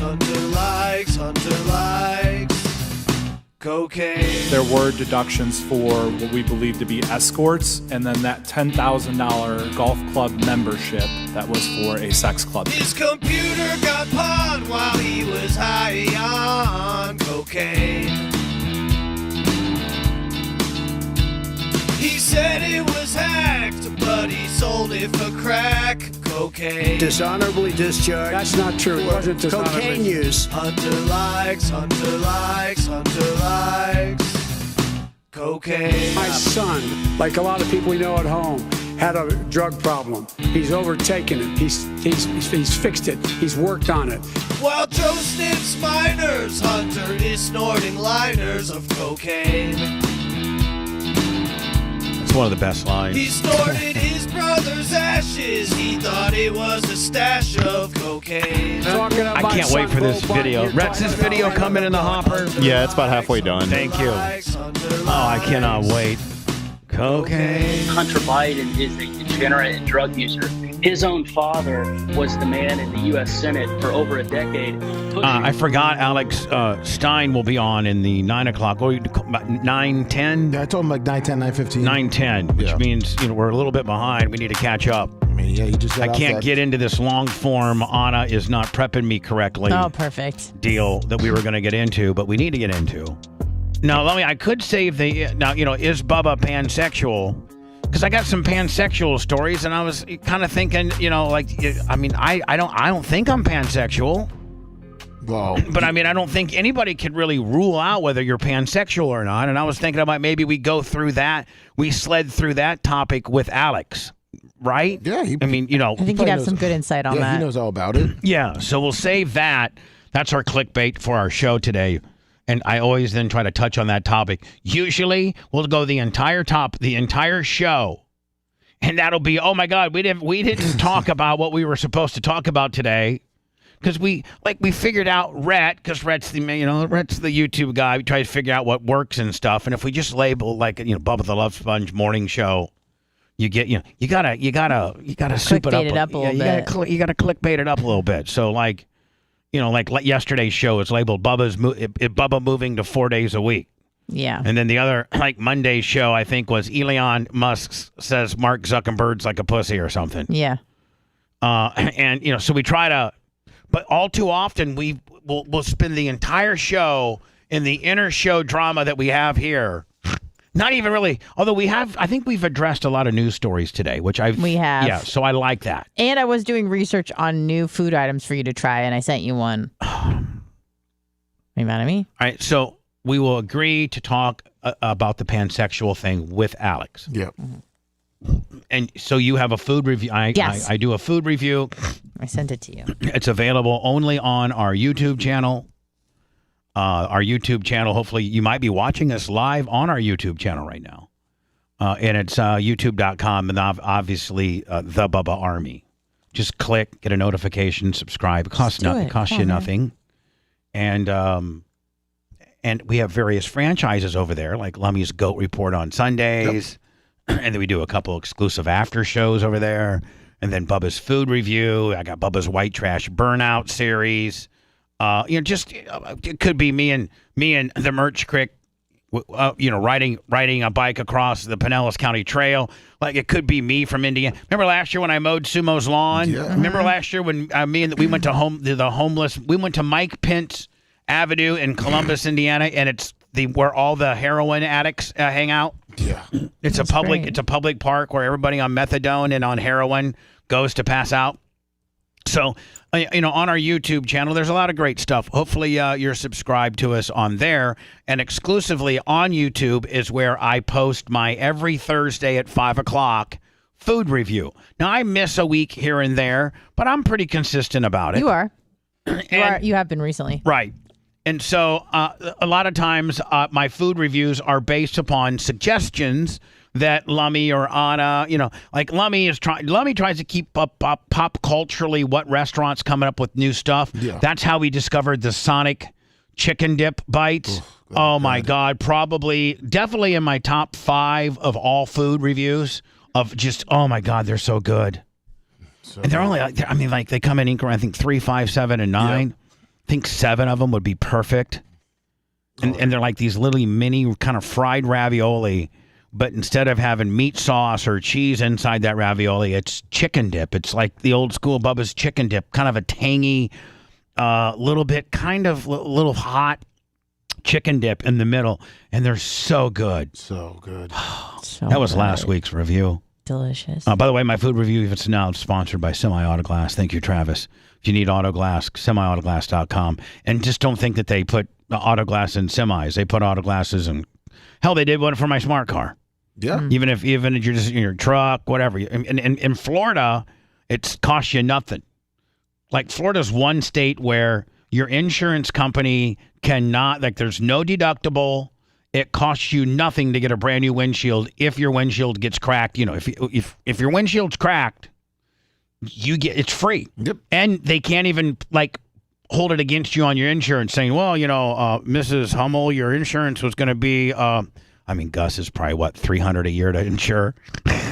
No, it's actually very expensive. But anyway, we're going to have to charge you $50 extra a month because you had 2 windshield claims. No, they can't do that. They cannot do that. And it's the state's way of promoting that everybody has a safe windshield, because a lot of states that don't have that law, your windshield will crack and it'll literally go, like, people will let it go till it cracks from one side to the other. Yeah, like they don't even and that makes it less safe. And so, we're real big on getting a free windshield deal. So, like, there's the glass doctors and safety glass, and there's a million people in that space. Now, Travis from Semi Auto Glass, he specifically does. He like all the other places are pretty much only equipped to do modern regular road vehicles, like passenger SUVs, vans, trucks, cars. But semis have special windows, and Travis does those. Like, he's equipped to do. He does semis, and that's way different than Anna's Toyota Corolla. Yeah, but it's a Camry. But he can do Toyota Camrys and everything like that, as well. But he really, really does good on the semis. So that's my new food sponsor. Anna, this is where you think I should go? Yes. Yes. It's just brand new. No, hold on. See, it's hot, Bubba. You got to get on it while it's hot. Are you trying to get on the pop culture? You're not. That's what I was doing yesterday. I was looking at mukbangs for you to, try new foods. So this is a form of preparing me, is it not? Yes, it is. If I use your food review as the one that I do, then that's certainly, what? Whoever gives me the gets a +1. Okay. Lummy, if I use your food review, your suggestion, like last week, Lummy, I used yours, but we're not retro going back on that. Moving forward. Okay. New rule, Lummy, in the game. If Bubba uses your food review as the food review +1. All right. So, Anna, I had something different in mind. Okay. But how limited is this going to be? Can I do this one next week? I just feel like you need to get on it while it's hot. Everyone's reviewing it. Okay. We got to get your hot take. All right. It's going to look like I'm going to have to I can still do the next one next week. I think the topic's still hot. Yes. Get a +1. With my food review Anna, here's the deal. Okay. I have a surprise food review that I'm getting ready to do. A surprise food review? Yes. I mean, how surprising could it be? Well, it's way out of the it's way out of the box of my comfort zone and of what a standard food review usually consists of. And is there going to be no food? And so there's going to be. He's just fasting. Hi, it's Bubba. I'm in my truck and I'm at the drive-thru at McDonald's and I'm not going to order anything. This is called the fasting food review. Hello, sir. Welcome. Do you want anything? No. I'm just fasting. I'm going to drive on through here. I just want to look at the menu. Just peep at the menu. I'll take a water cup, please. Yeah, I'll take a water cup. Please. Not even a bottle. To cup. And then drive on through. See how good I get my water cup. No, there's a part of me that wants to tell you what my special, super double secret food review is going. Like what my idea is. There's a part of me that wants to say it for the anticipation factor. Yeah. But there's also a part of me saying that I kind of want to surprise everybody for the surprise factor. And so I'm kind of struggling mentally with which one I do. Do I tell people because I think everybody's going to really pop on it? And they like, oh my God, I can't wait. I will not miss this. Or do I just pop it on them and they're like, oh my God. Nah, hype it up. Where are you going? So you're saying. Hype it up. Okay. Shake that ass. You ready? Yeah. For next week. Oh. This week, Lemmy, by the way, give her a +1 because I am going to go. This is going to be what I do. Birria tacos. So, and you might as well put in another +1. Okay, that's because fair. I'm going to do the Barbie, stone, and I hold on, and I ordered a 3X Barbie shirt. Shut the hell up. I was gonna Shut the hell up. I was gonna go in. I'm gonna go into the Stone Cold wearing my 3X. You're gonna be Ken Clem.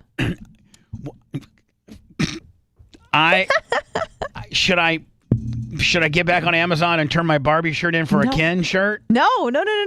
I'm just saying, Barbie and Ken. You're gonna be Ken Clem. But I have a Barbie shirt Perfect. that I'm wearing. Yeah, do not return it. Now, do I just walk in with basketball shorts and a Barbie shirt, or do I get like some pink? I mean, if you want to go all out, go all out.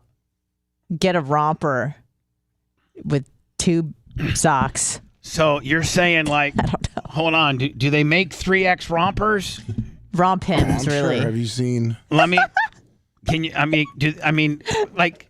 I'll find one for you. White bobby socks, Anna, with some tennis shoes. Like, what shoes do I wear? Heels, or do I? I mean, like, what's Barbie wear? Oh my word.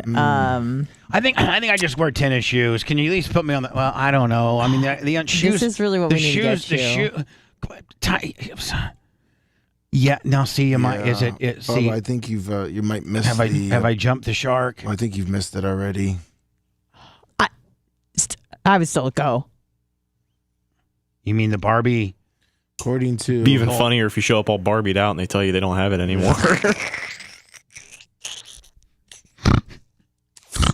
Hi, I'd like a Barbie, the new Barbie Sunday.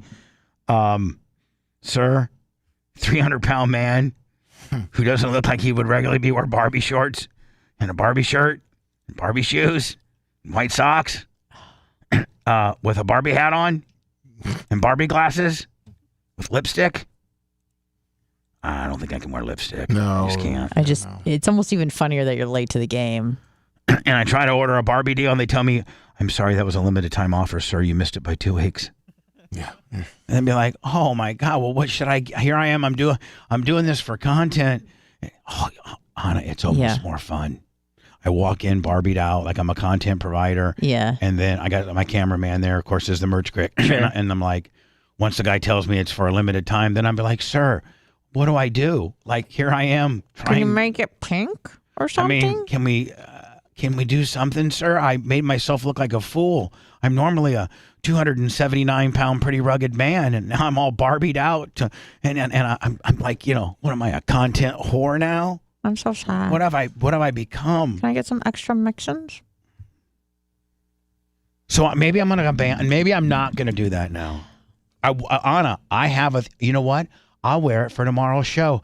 I'll wear my 3X Barbie shirt for tomorrow's show. Did you get my shirt of the day today? Yeah, we did. We did. I'll send it to you in a minute. That's Kurt. You know who that is? Airtight. Yup. Airtight. Yeah. KLME, a legendary radio station in California. And I think it might have been Airtight's favorite back in the day when he was hanging 10. So anyway, I just to prove to you that I was going to do this. I bought 2 Barbie shirts. I'll bring them both because I was going to see which one. I was going to see which one was. One said Barbie, another one said Barbie girl. So I didn't know which one was going to be more effective. Yeah. So I mean, God bless my little heart. I was trying. You were, Bubba, and I really appreciate that. And see, I was trying. I really was. I know. So anyway, Lummy, I'm going to do I do the Barbie? Lummy, how about this? Yeah. I got 2 3Xers. You're a 3X. I'm a 3X. It makes me feel less stupid if I have you as a partner doing it. Like, it makes me look 50% less stupid when I got a friend doing it with me. When I have the most popular guy on the show doing Barbie Girl, Cold Stone Sunday reviews, we're in it together, buddy. Yes, we are. Aren't you all about make me feeling better about myself? Yeah, we can hold hands while we go in. Well, I don't know if we need to do that, but I'm just saying, will you Barbie with me? Yeah, I'll Barbie with you. Okay. Would you like a Cold Stone gift card? We need to pick out our outfits, Lummy. Yes, we do. I got your shirt. Now, Anna, you need to find us maybe some 3X pink shorts. Okay. Some Lummy. I need to get on Amazon. Let me go into Words, Lummy, and see if I can get on Amazon so I can order us some 3X. We need 3. Well, I wear. What size drawers do you wear? 2 or 3X? Either one. Me too. Fine. Yeah. I'm same. So get it. Well, we're about the same, except I'm as wide. You're tall and I'm wide. Yeah. We're perfect. Should be a country song. Oh, I got him for you. You're Bubs. tall and I'm wide, and together. All right, you ready for these? We're double wide. Make 3X. All right, I just sent you some. All right, you sent me what? Potentially some pink shorts. Me and Lummy might want to wear. Yeah. All right, so hold on here.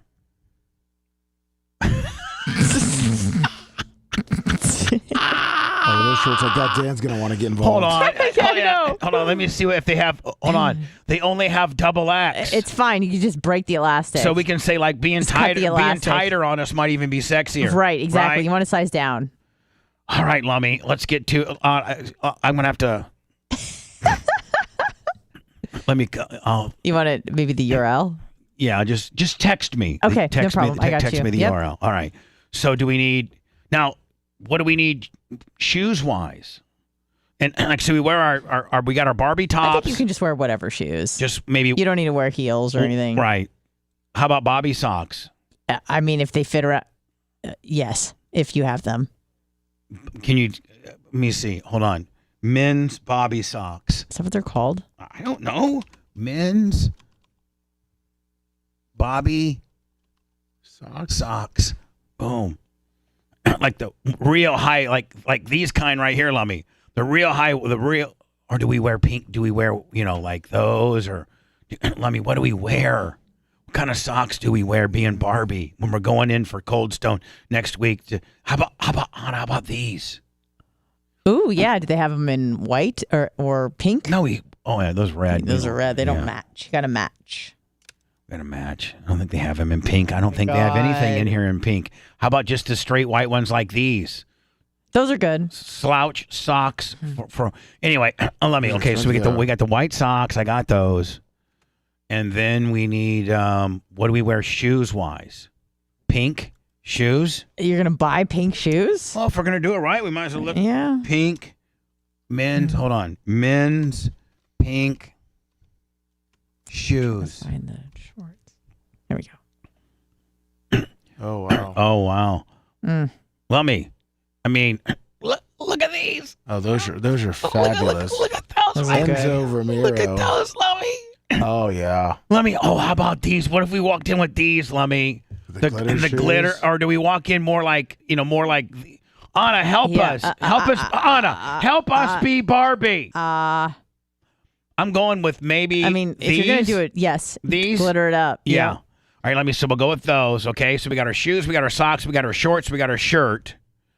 Now, do we wear do we wear Barbie hats or like what do we or maybe like a pink headband? Oh, okay, pink headband. I have two at home, but I don't think they're gonna fit around your heads. For men. We got. Yeah, sorry. How about pink headband Barbie? Oh, do we walk in with the Barbie head? Like, do we walk in with bows? Yeah. Do we walk in with pink bows? I like that. Yeah, the brighter pink one. If they have it, fuchsia. This one right here. Well, it's not giving me like this one. Oh, right I guess it comes in a pack. Oh, we don't want packs. Nah. No. Lemmy's like, please, God, Jesus, what are we getting ourselves into? All right, so we have to have, or do we? There we go. What right that here? woman has. Yeah. All right, so we come in with two of those, and then do we have any? Do we wear any jewelry? Well, do we wear bracelets? Trying to look at Barbie. Yeah. Barbie bracelets. Friendship bracelets. Barbie accessories for men. No. Barbie accessories for adults. Doesn't say men. They won't even let you be. Oh, Anna, do we have to come in with the we got to have the Barbie glasses. Yeah. Right? Mm-hmm. Now do we come in with these? Oh, those are pretty cool. Or do we come in with the heart ones? The heart ones. I think we come in with the heart ones? No, I was going to say that's what they wear in the Barbie movie, but well, why wouldn't we? That's what we're trying to be. I know, not the heart ones. They wear those. What, they wear these right here? No, the rainbow ones? No, the one below it, those. These? Yes. They wear these? Yeah. The visor, all right. I don't know what they're called. So we wear these. All right, these right here? Okay. We wear those. And that's it. Yeah, that's it. a good look. Lummy, that's it. That's it. We're Barbied out. We're Barbied out, going to Cold Stone. I'm going to go, what size shoe do you wear? 13. You wear a 13? Yeah, 13, 14. All right. What if they don't have, 13s? You just wear your own shoes, but spray painting my white shoes. Oh, okay. Pink. All right, yeah. Just rip them up, have his feet sticking out. Lummy, we're doing Barbie.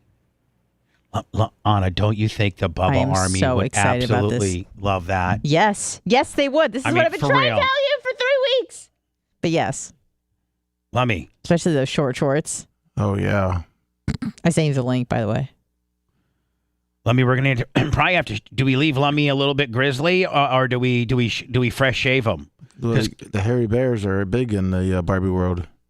Hairy bears are big in the Barbie world. That's right. Another break. What happens? Let's go. Really? Let's go. Bamboozling. I mean, it doesn't make you crazy or anything. Bubba the Love Sponge returns after this. Bobby, do you want Macho to come set up the Zoom?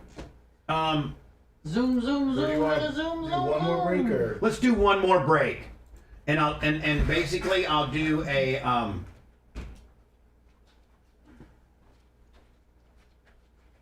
I'm gonna do just a quick In and out. just a quick Right? no, you know what we'll do? We'll do super beats. Okay.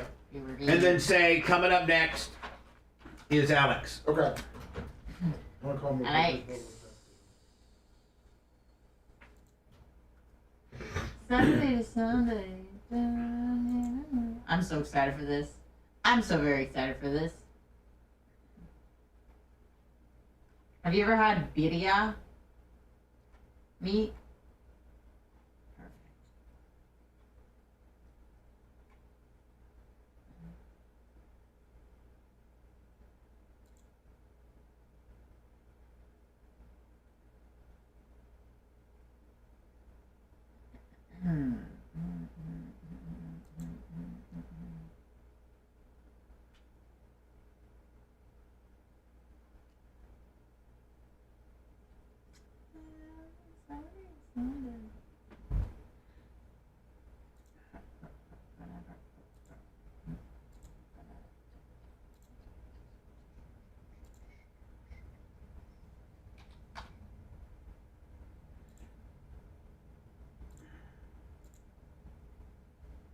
What's up, chat?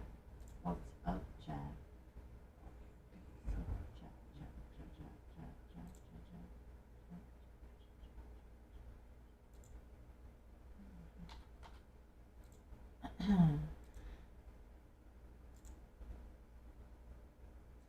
Saturday and Sunday.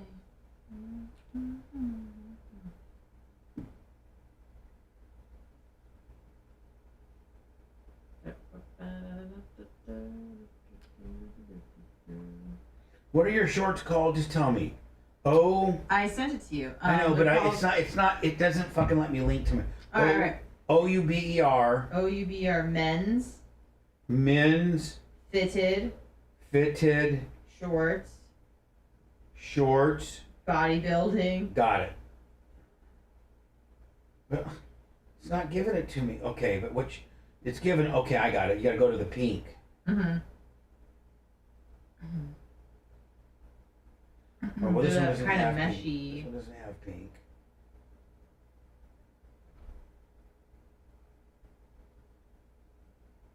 For hot pink men's shorts. $15.99. Yeah, and you can't do it tomorrow because you obviously need all the gear. It's gonna take a while to come in.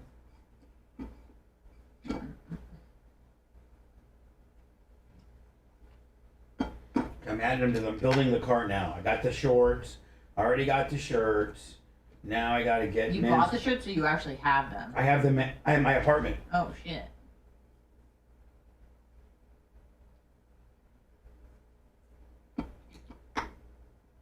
Oh shit.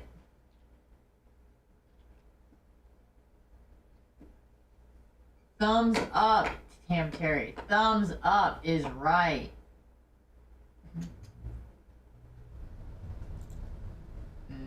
Video tacos. Video tacos.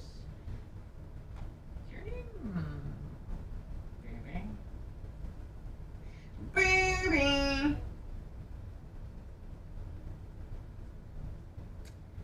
Got the socks.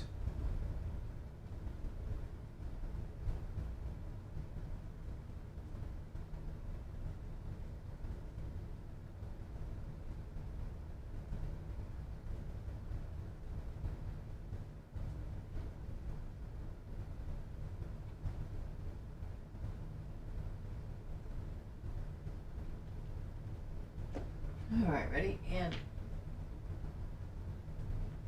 oh, crack it out.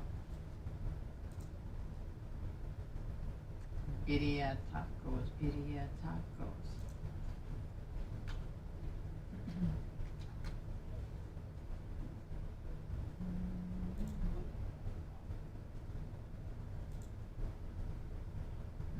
They look good.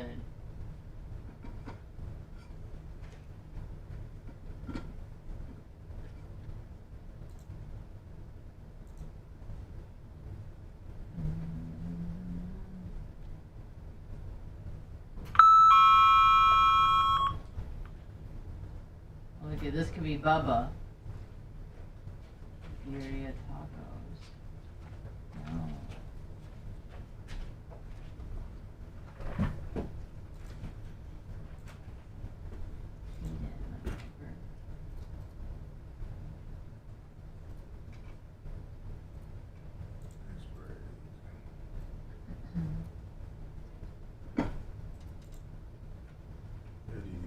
You got one?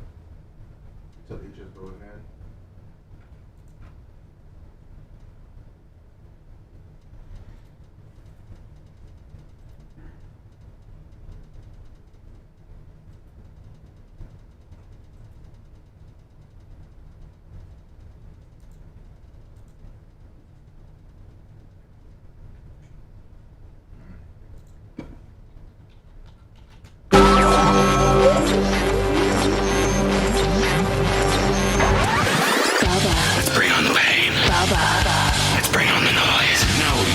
Are you happy you listened to me?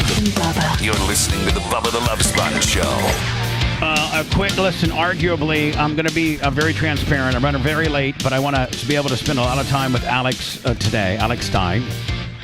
So we're going to do a super beat endorsement, zip back into some words, and then have Alex for, a little bit longer than we have, or we're usually going over, which pisses off the affiliates. So we're going to be responsible.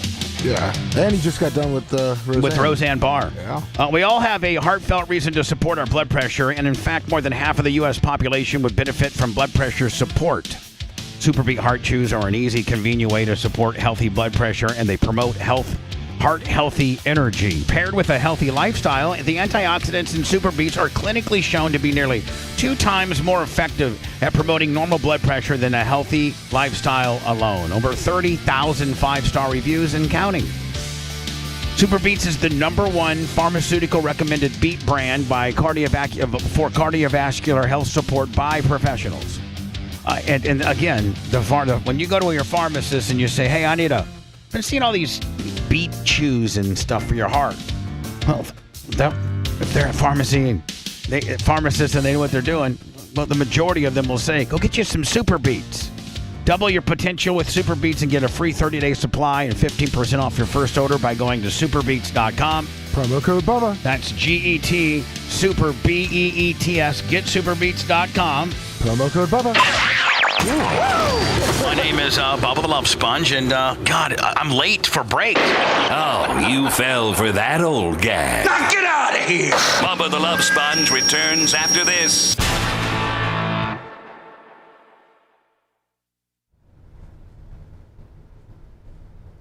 It's true.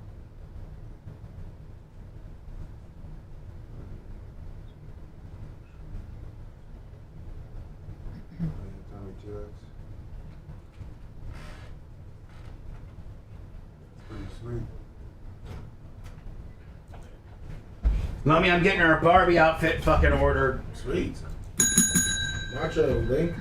DeSantis is back in Florida. He fired the state attorney in Orlando for not, I guess somebody was trying to run away from the police or something. And the state attorney let him go. Oh. It was on TV. So state attorney not filing charges? Yeah, so he fired her ass. That's good. He needs to fix our roads now. Mm-hmm. That's interesting, isn't it? It sure is. State attorney not wanting to file charges? Hmm.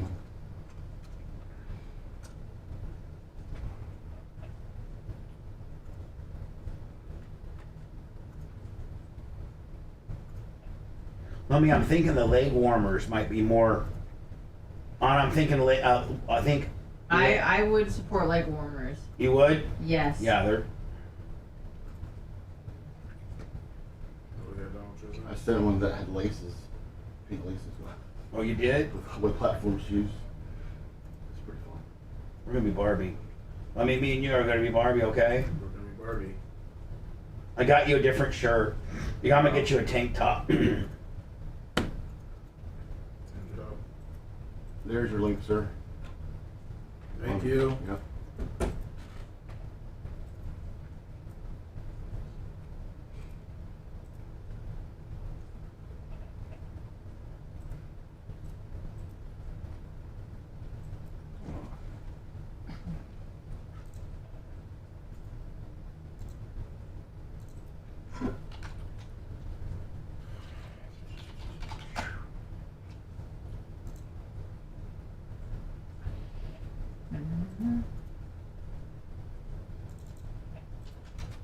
I just minimized what you had over here. For now. Excuse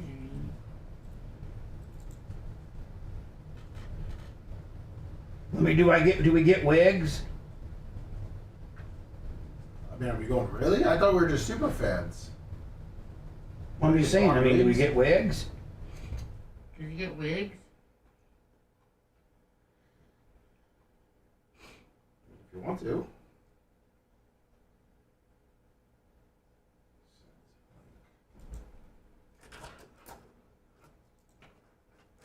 Or a headband? I think we did because they have in the movie. There's looks like they have headbands and there's glasses on.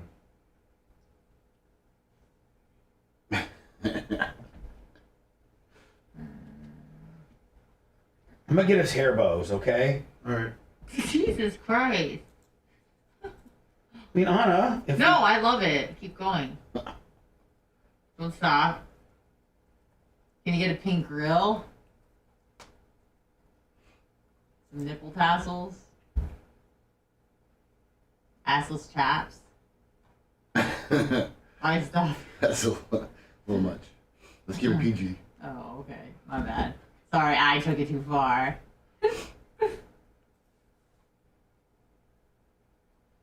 Do. Tell Alex 2 minutes. 2 minutes. He still hasn't Motherfucker. connected. Yeah.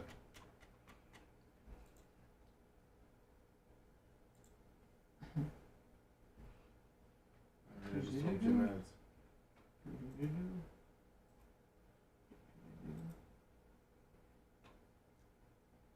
Morning, Cracker Chris. Cracker. Chris.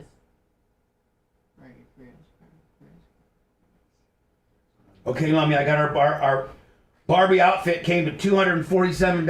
Oh my God, Bubba. But I'm figuring if we're gonna do it, we might as well fucking do it Can right. I at least give you the money for the actual ice cream? Yeah, you can pay for the ice cream. Yes. All right. You and Rat, whoever's got whoever's. I got it. I still think I have mine too. I can give it back for that. That's alright. I got it. Yeah. I got you. Should I just give it to you now? No. Oh, all right. We gotta do it first. Oh. We gotta complete it. Wait, what? Okay. No, I mean you can give it to us today. We're going. We'll tell you when we're going, so you can bring us the card. I have it in my purse. Oh, okay. Well, give it to us next week, though. All right. Word. And I don't want to spend all weekend carrying her around. That's right, because you're probably going to go to Colton. Right, we still don't have Alex. You didn't join yet? Nope. He'll be there. He likes to make us hang.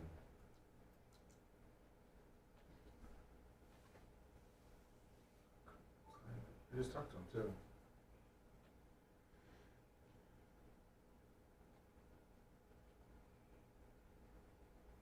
Did you get the link? I sent you the link. Yo. Yeah. Did you see it? Did you get it? You got it? Sent twice. Alright. We'll come back now. You good?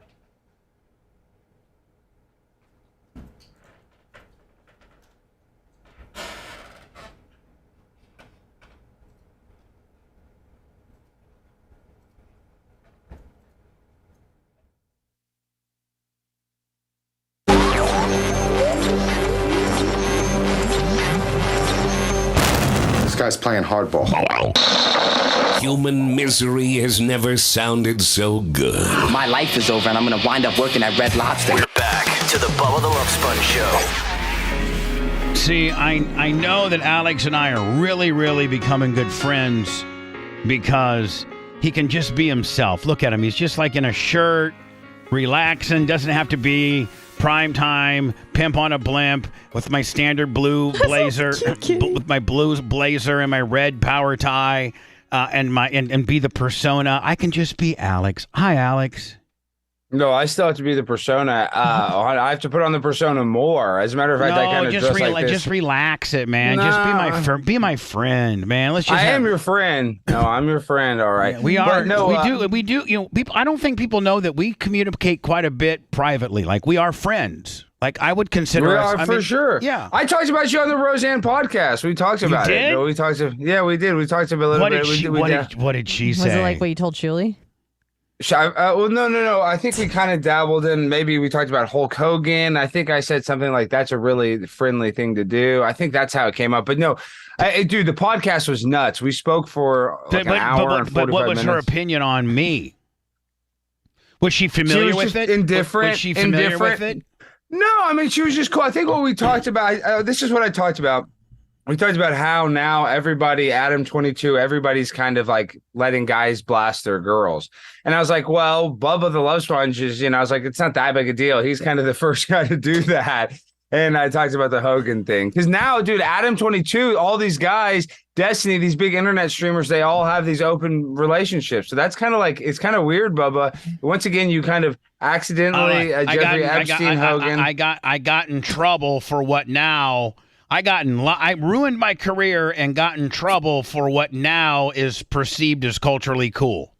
Yeah, it's not that big a deal anymore. Right. I mean, so that's the kind of the point I made. So what was she, I hate to sound like a groupie, but like, what was she like when you guys were off mic, just you and her before the mics were rolling? Is she pretty cool? Yeah, she's a little too cool. I mean that seriously. She won't. Okay. How do I explain this? When you're dealing with Roseanne, you're dealing with a woman that is very opinionated. She has a lot of ideas. So you're kind of dealing with you start talking to her about one thing and then you're talking about 10 different other things. Just like us. And so it's just like us, but I'm spending the night at her house. Like she couldn't be any nicer. But she's just like, I guess it's like her special point of view. Like, I love Roseanne. Bubba, you would love her. You'd want to hang out with her. But it is kind of like your mom. She is kind of like a know-it-all in a good way. I don't know how to explain it, but she's really laid back, really easygoing. And I think that she's like really brilliantly funny, cynical about everything.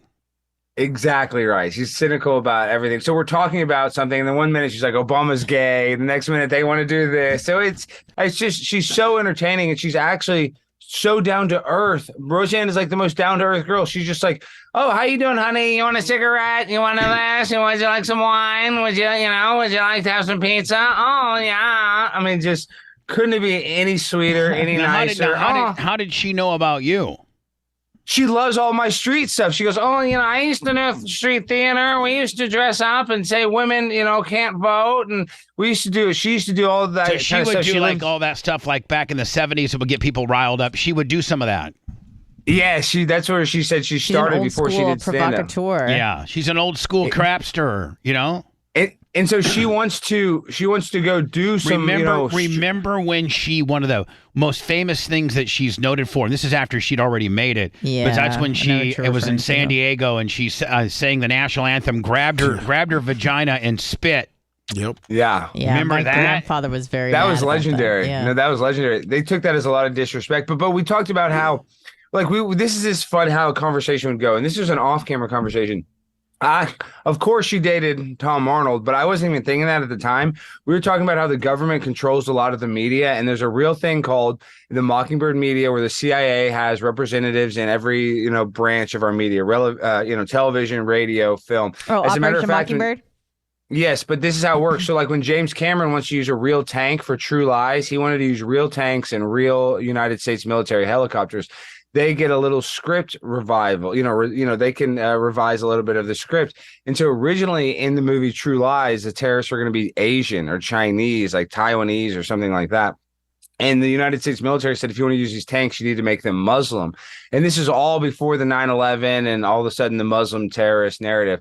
And then we bring that up. And then all of a sudden she's like, yeah, Tom Arnold was making the extras run around the helicopters and they were risking extras' lives on that set. And I tried to get that movie shut down. So every Hollywood thing she's connected with. So she's kind of got the inside, like Hogan. Hogan had the inside. Hogan, in fact, I think we made it a video, and if not, we should repurpose it. But Hogan insinuated that if you were going to be the next action here, they groom the next they groom the next Bruce Willis, the next Arnold Schwarzenegger, the next they groom the next, and right now it's The Rock.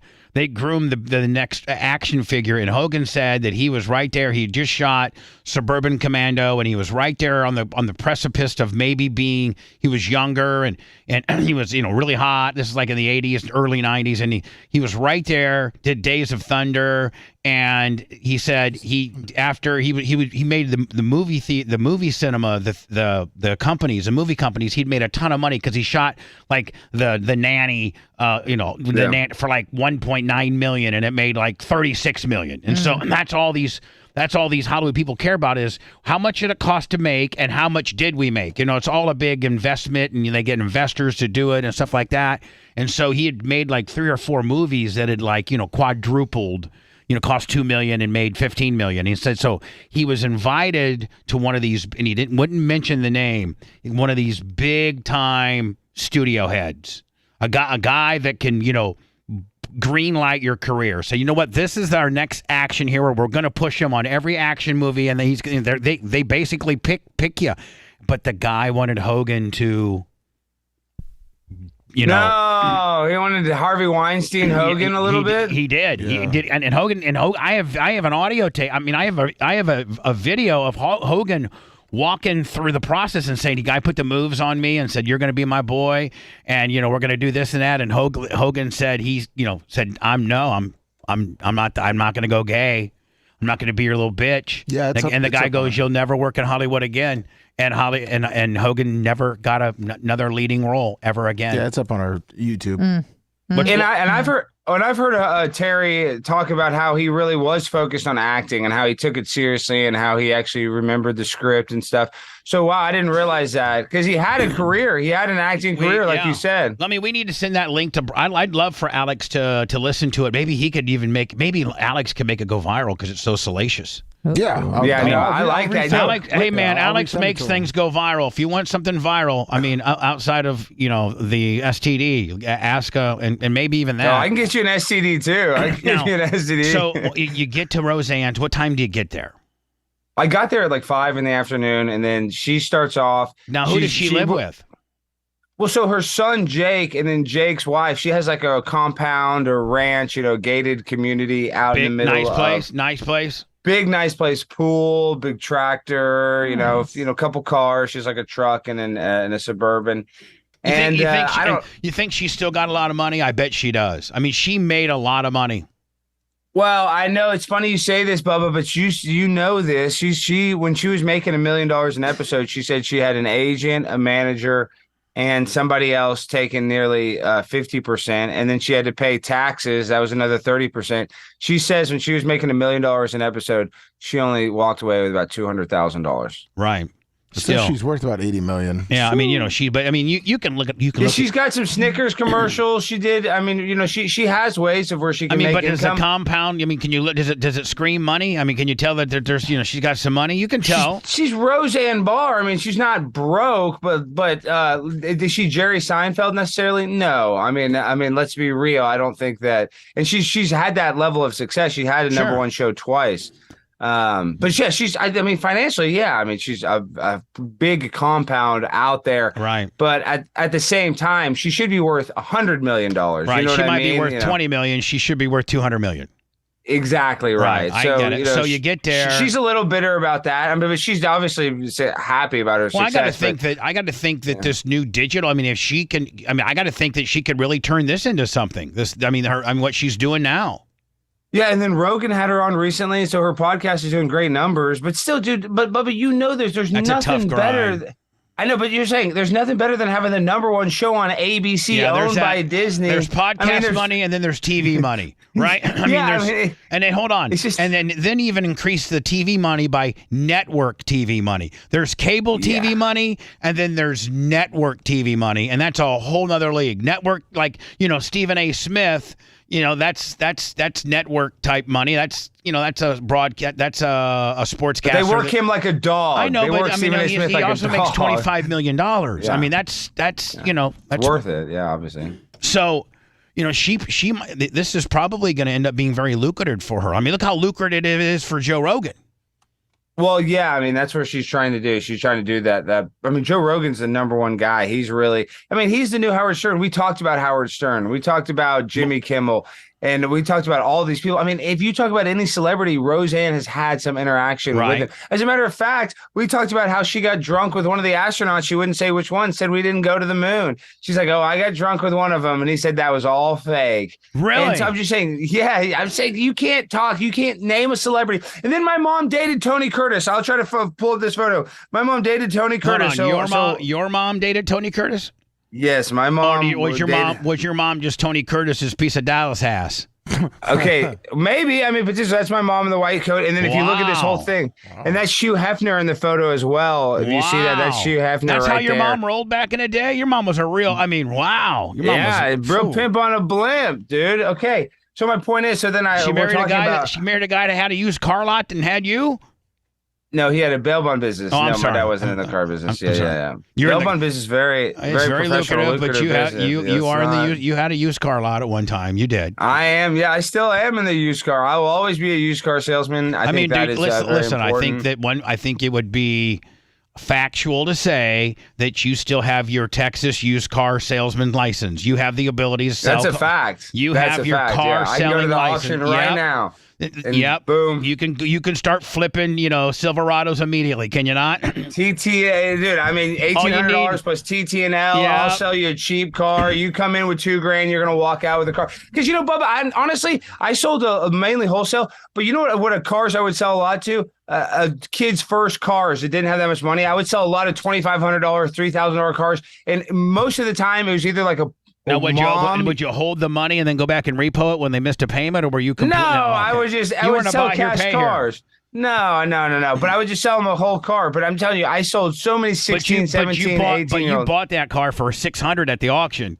You bought it for $700 at the auction. You flipped it over to Carol and her new son for $2,950. Gotta make money, right? Yeah, usually on those type of cars, I had to do something. I had to put a fuel pump. I had to do tires, a little. I mean, you put $250 in it. You're $900 all in. You're making 2 G's. But this is the best thing. I love selling a cheap car to a kid because they didn't care if it had a dent. They're like, yes, I got a car. All they wanted was their AC. So I sold a lot of kids their first car. I actually enjoyed that. I'd be like, oh, look at the kid. They would take a picture. Look at my old 1998 Suburban. They would love an old Suburban, old pickup truck. Hey, I got to tell you, you know what? Listen, as big a time as a star as you are now, you could almost open up your car lot and use your internet fame and use it as content. Yeah. You want to buy a car from Alex Stein? I mean, you could almost do that, Alex, for real.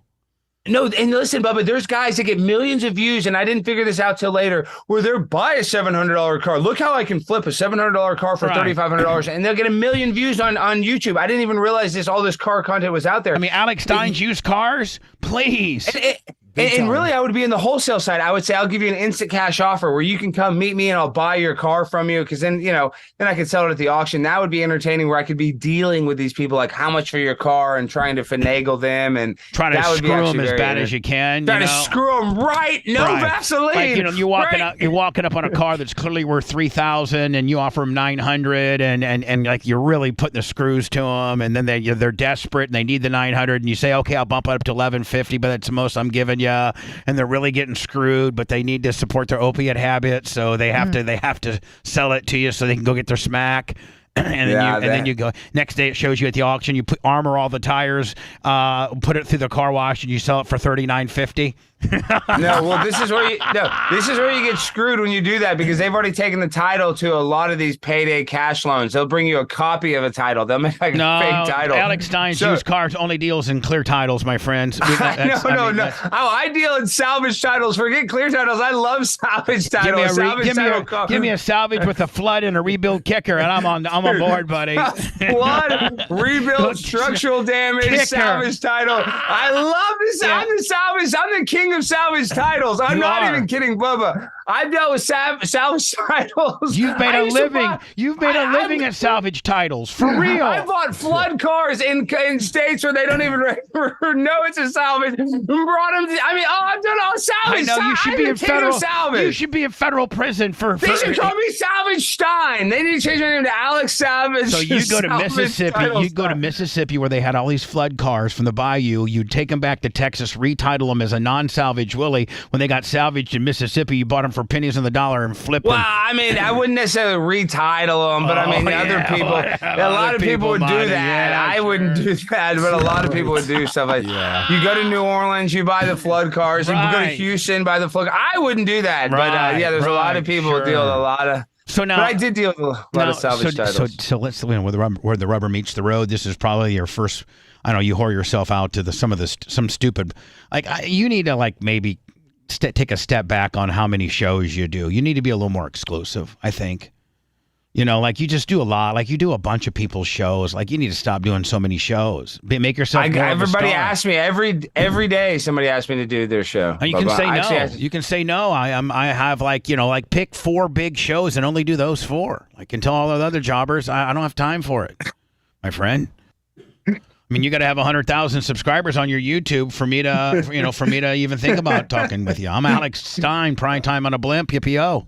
That's right. So I got to all right, I'll tell these jobbers they better call my agent. No, I do a lot of interviews. Honestly, I'm not even kidding. I do a little too much. Oh, but I'm about to go downtown. Dude, they keep jacking me around at City Hall. They have a, open public meeting this morning, and I signed up. You're living and talking to this. This is really your bread and butter. This is what got you to the dance. It's right in my wheelhouse because it's so easy to go and make a public. Screwing with the Dallas Chamber of Commerce and all that, wearing your girls swimsuit, wanting to be in the girls competition. That's kind of like how a lot of people describe. I think Tucker discovered you that way. His favorite video is I dressed up like a soldier and I tried to recruit the council to join the Ukrainian Foreign Legion and fight in the war in Ukraine. And I was dead serious. I was saluting and I played music. Can they trespass you so you're not because you're so disruptive? Can they say, oh no? No, they can't actually because it's your first have they tried to? Yes, but see, this is what they're doing in Dallas. In Dallas, they used to have all these meetings when they do the public comment, they do it all at once. But in Dallas, they break it up where the first 5 get to speak at the beginning of the meeting, and then you have to wait to the very end of the meeting for the rest of the speakers to speak. Which oftentimes these meetings in Dallas go till 7 or 8 tonight, and I have my show, so it's just such a pain in the ass. They purposely do it where they always put me at the end of the meeting because Dallas, I made them famous. So I'm going to go there this morning, and I might just cause a disturbance because they already put me at the end of the list, and I signed up over a month ago. I know as soon as the date signed up because I didn't want to have to be at the end, and they constantly put me at the end of the list. So you know for a fact, deep down, there's no way that you're not number 1 on that list.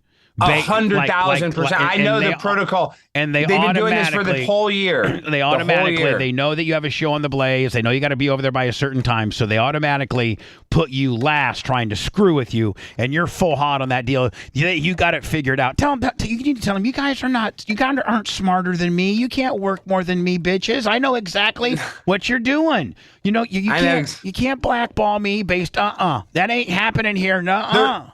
They're trying to blackball me, and I sued New York City for doing something similar, and they settled because they didn't want to go to court because they knew they were guilty for $15,000. I got to split it 60-40 with my attorney. But forget about that cash. You better call Saul. Better call Saul. 100%. Right, yeah, I got him out of the phone book. He was on the back of a phone book, and he's incredible. My point being is I'm going to go there, and I know they're not going to let me speak. I might just cause a disturbance and get kicked out of the meeting this morning because I'm so ornery. I'm just say, you know what? You need to have some kind of chant that you say about not being fair or whatever? Do you, like something that you keep like the mayor's bald. The mayor's like kind of a heavy-set black guy that's bald. And one time I called him bald to his face, and he got so mad. So I'm probably just gonna call him a bald asshole. Baldy isn't fair. Baldy isn't fair. Baldy isn't fair. He hates that. Baldy, he does not like. Baldy is not fair.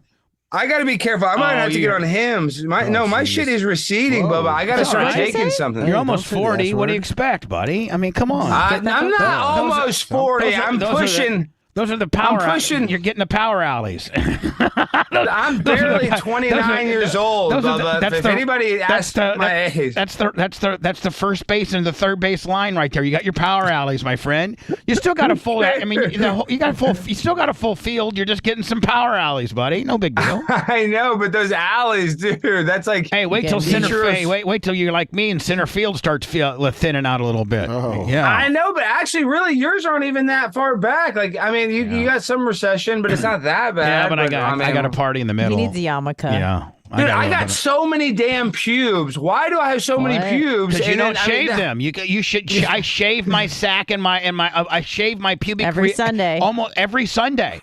Every Sunday. I got back hair. Why can't that hair? Why am I getting this new hair, but I can't get a hair right there? Well, I got it all over. God works in the older ways. you get, the hairier they put your body in places you don't want it, and where you want it, they take it away, my friend. Now, so let's move on. Let's just be quiet. I got a couple questions I got to ask before I say goodbye. Well, can I ask him, is he trying to play friendly with Portnoy now that he took back over Barstool? Oh, yeah. He bought Barstool back lock, stock, and barrel. Can you get us on there? No, he got it for free. And so if they ever sell it, if they decide to ever sell, which in the agreement he said he never would sell it, they would have to give Penn 50% of the proceeds from the sale. They got the company back for free because Penn Gaming, dude, Dave Portnoy fleeced him, got $500 million.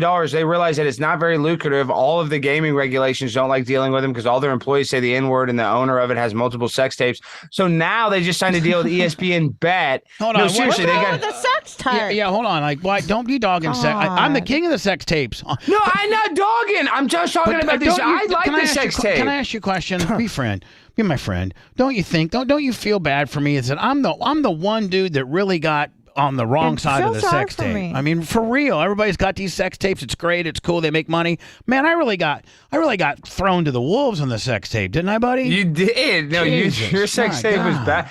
And really, I mean, Hogan maybe on his deathbed will do that. I'm sorry, Bubba. You deserve he 10 hates mil. me more than anything. I don't want a dime. I don't want $1 for him. I just want to be I just want to be friends again like we used to be. And he forgive me and realize, that I did a job for him. I did a job clean in the middle for him. My testimony could have changed. I could have testified different ways. You did a clean job. No, I did a job clean in the middle. When I was being deposed, I said the right things. I'm just saying. Well I knew what it took to get him paid, and I said it. And I know that. I know that for a fact. And you're not a dumb person. So hold on. Let me ask you a question. Did you and Roseanne?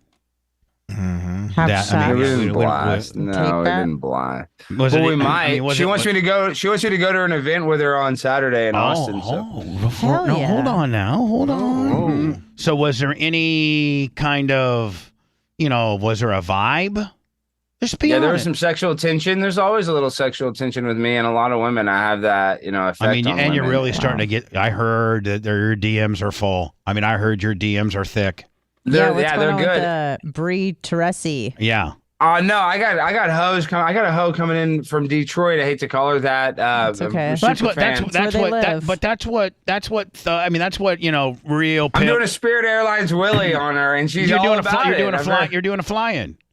I'm doing the fly-in. I used to fly in hoes all the time. How old is this little hoe? This one's 25. So you got to fly in 25. That's strong. I got 25 alive, ready to fly. 25. Now hold on. Now, so what? Now are you? See, I used to bring the fly-ins in through the week because I had to go to work. She's coming on the week. Yeah, she's coming on a Thursday, so she's going to be able to see the show, and then and then I'm going to Vegas. Roseanne and I are speaking in Las Vegas. Hold on, I want to talk about the fly-in 25. So you got the fly. Yeah. So you got this chick. Have you met in person before?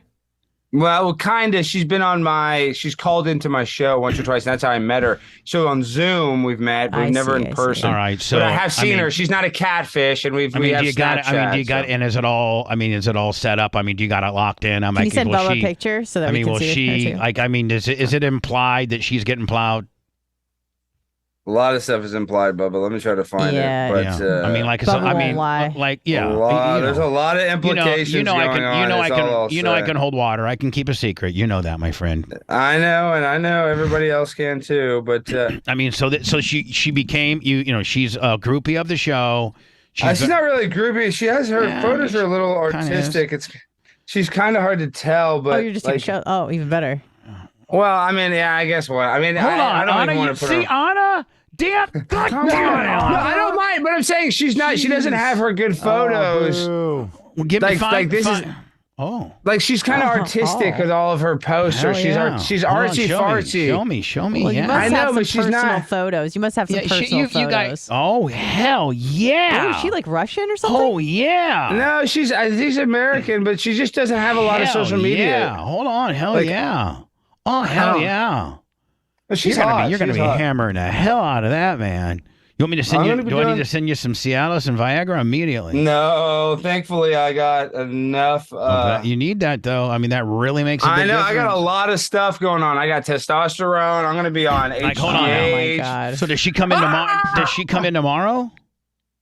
No, she comes in 2 weeks. And all right, so and you guys have been talking and FaceTiming and Zooming and things like that. Have you? Well, really Snapchatting, right. And I don't text a lot. I mean, we've been texting quite a bit. But, any D pics? No, I don't send a dick pic. No, we call that DPs. You can't say DICK. No, you can't even spell it either. Well, context matters. Jeez, that was a double dub. Sorry, Jesus, double dub. I apologize to the audience. Say Dawn pic. Whatever. Just listen. Have you sent any of those type of pics to her?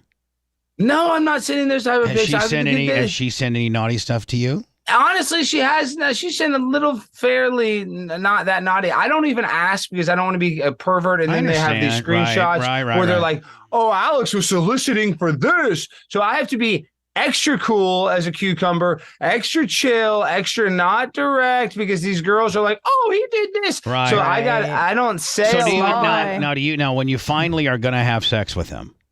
With him, with her, babies, with her. Yeah, she is trans. Like, I mean, what I'm saying is, like, I mean, you probably got to really, make sure that it's super consensual and that, like, you got no, because I mean, what if she Kobe'd you or something like that? That's what I'm saying. This is what I think. You're a big time star. You're a big time star. You don't want to get cooked up. You don't want to get caught up in a honeypot.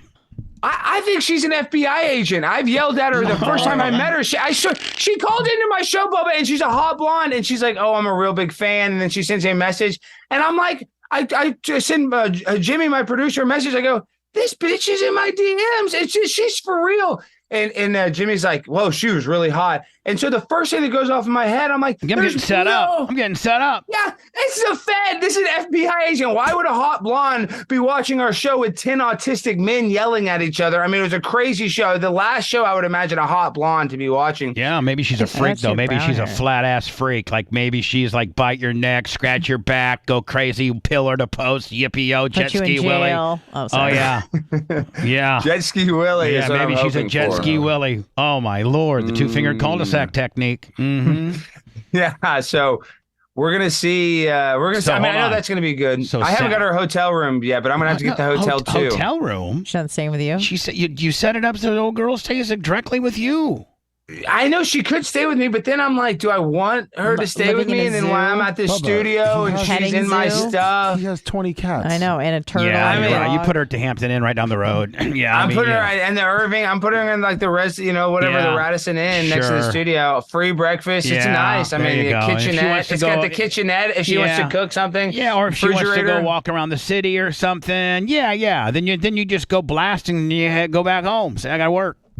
I got work, and I do, and that's not a lie, and I do. And then maybe by the last night that she's there, maybe if there's great chemistry and you feel that it's cool, you bring her back to the crib. You give her a smashing on the crib. Oh, I'll probably take her by my house. Yeah, I mean, I'm just saying for her. I mean, in Dallas, a hotel, even in Las Colinas, a nice place. A 3-star, 7 minimum on Priceline. It's $100. It's not that much in Dallas because we got so many. Please. Well, I'm just saying. No, I'm just saying we have a lot of hotels in Dallas. That's one thing where business travelers like to come. I know, Tampa, the hotels can get high. You got a lot of money. You got a lot of money. Let's just be honest. A lot of money, but I'm tight, Bubba. I'm tight. I'm trying not to spend any of this money. You came and spent the weekend with me, and I don't think you spent $1.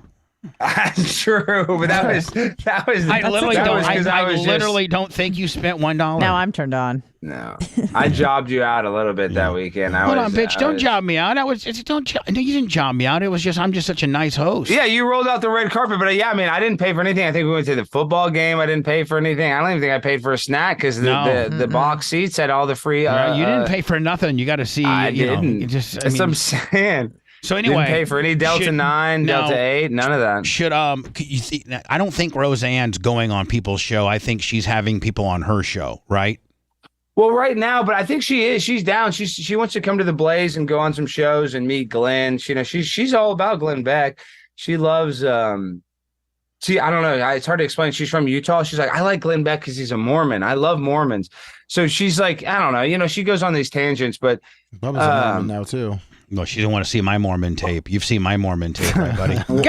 What is your Mormon tape? The Book of Mormon? What are you doing on that? You've not seen. We're pro-Mormons. We're not going to demonize Mormons. Don't you have anything better to do on Sunday? I'm trying to watch the game. Let's just forget about that one. Let's forget about that one. Because we're pro-Mormons here at the Blaze and everywhere else. I cussed out a bunch of Mormons. No, they were Jehovah's Witnesses. They were Jehovah's Witnesses. There you go. Bubba, you should be playing the video, but the woman says it. They're trying to cancel me because this pregnant Latino woman beat me up inside of a Taco Bell. It's got 20 million views.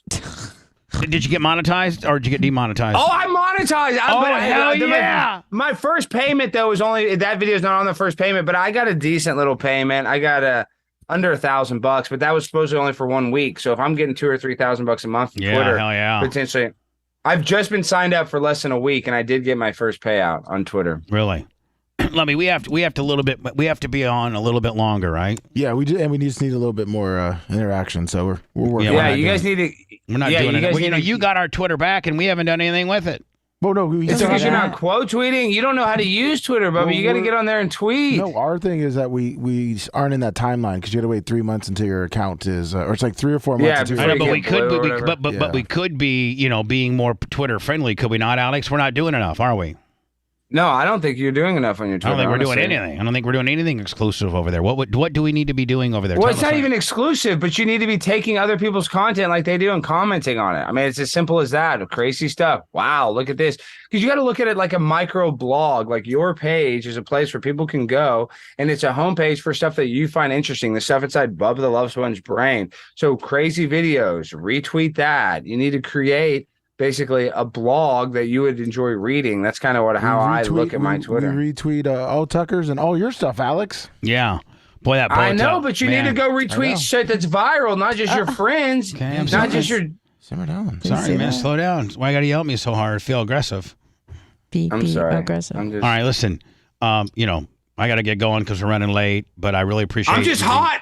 I'm just hot because I'm about to go to the city council meeting, and I'm just stressed about it because they always jack me around. You do look thinner. Yeah, you look a little bit thinner and fitter. Man, I mean, my weight's okay. I'm really at the 220 zone, and I could lose another 10. You look good, and I'm blown away by the 25 flying. My Lord. Flying. My God. Spirit Airlines, straight from Detroit, nonstop.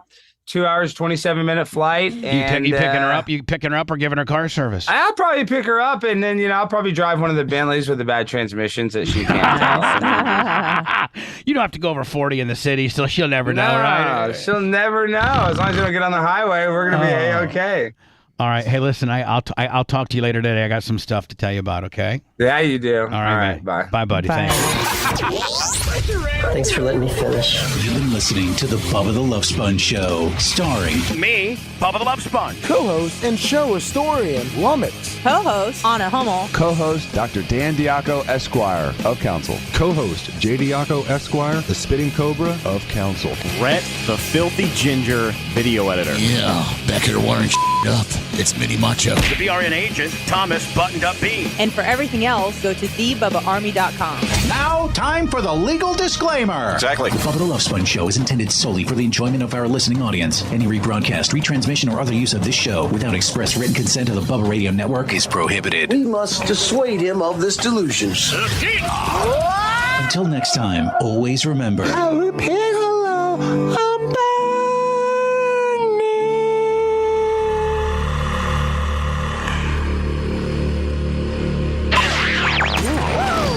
name is Bubba the Love Sponge, and God, I'm late for break. Oh, you fell for that old guy. Now get out of here! Bubba the Love Sponge returns after this.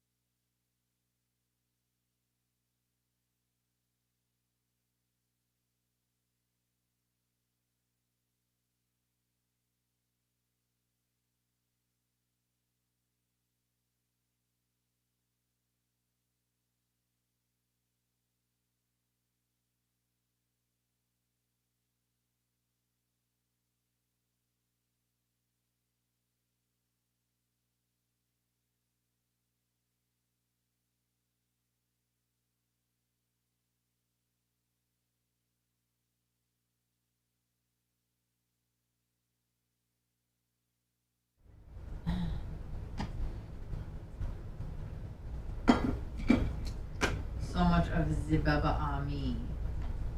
My whole life is Bubba Army. Look at me. Bubba Army. Bubba Army. Bubba Army. Bubba Army shirt.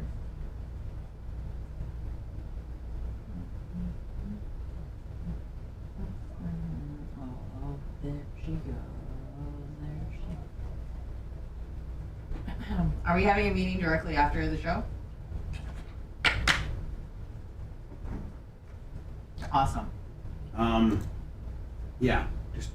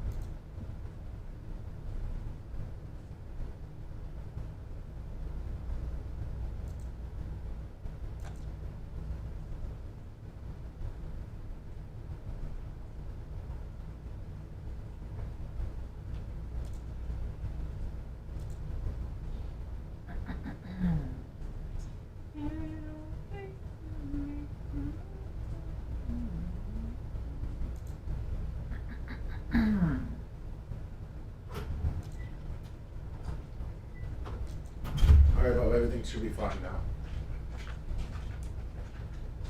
It's a play with Joel. Thank you. Thank you, Unity. Thank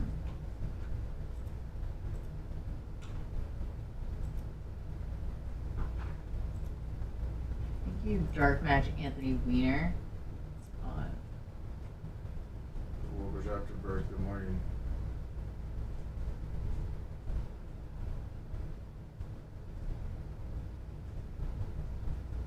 I just sent you a text on me.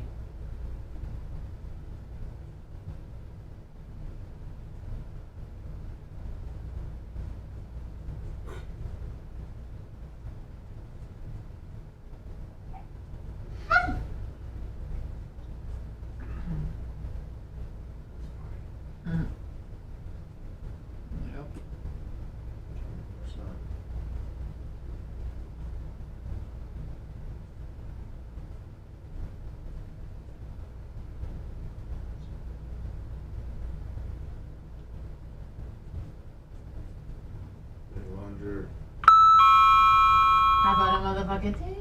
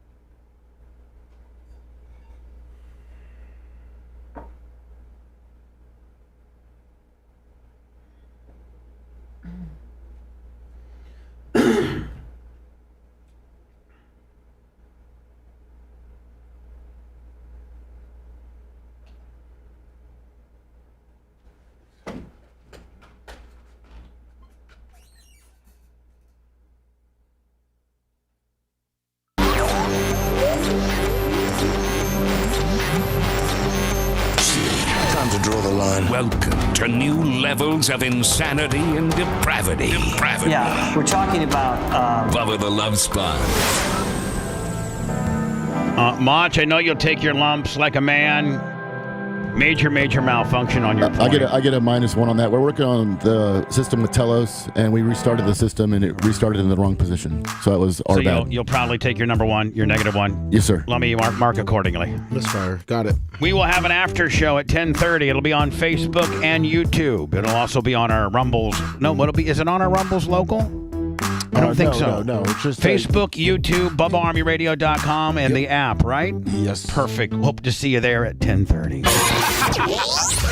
Thanks for letting me finish. You've been listening to the Bubba the Love Sponge Show, starring me, Bubba the Love Sponge. Co-host and show historian, Lummox. Co-host, Anna Hummel. Co-host Dr. Dan Diaco, Esquire of Council. Co-host J. Diaco, Esquire, the Spitting Cobra of Council. Rhett, the filthy ginger video editor. Yeah, back here wiring up. It's Mini Macho. The BRN agent, Thomas Buttoned Up B. And for everything else, go to thebubbaarmy.com. Now, time for the legal disclaimer. Exactly. The Bubba the Love Sponge Show is intended solely for the enjoyment of our listening audience. Any rebroadcast, retransmission, or other use of this show without express written consent of the Bubba Radio Network is prohibited. We must dissuade him of this delusion. Until next time, always remember. I repeat hello.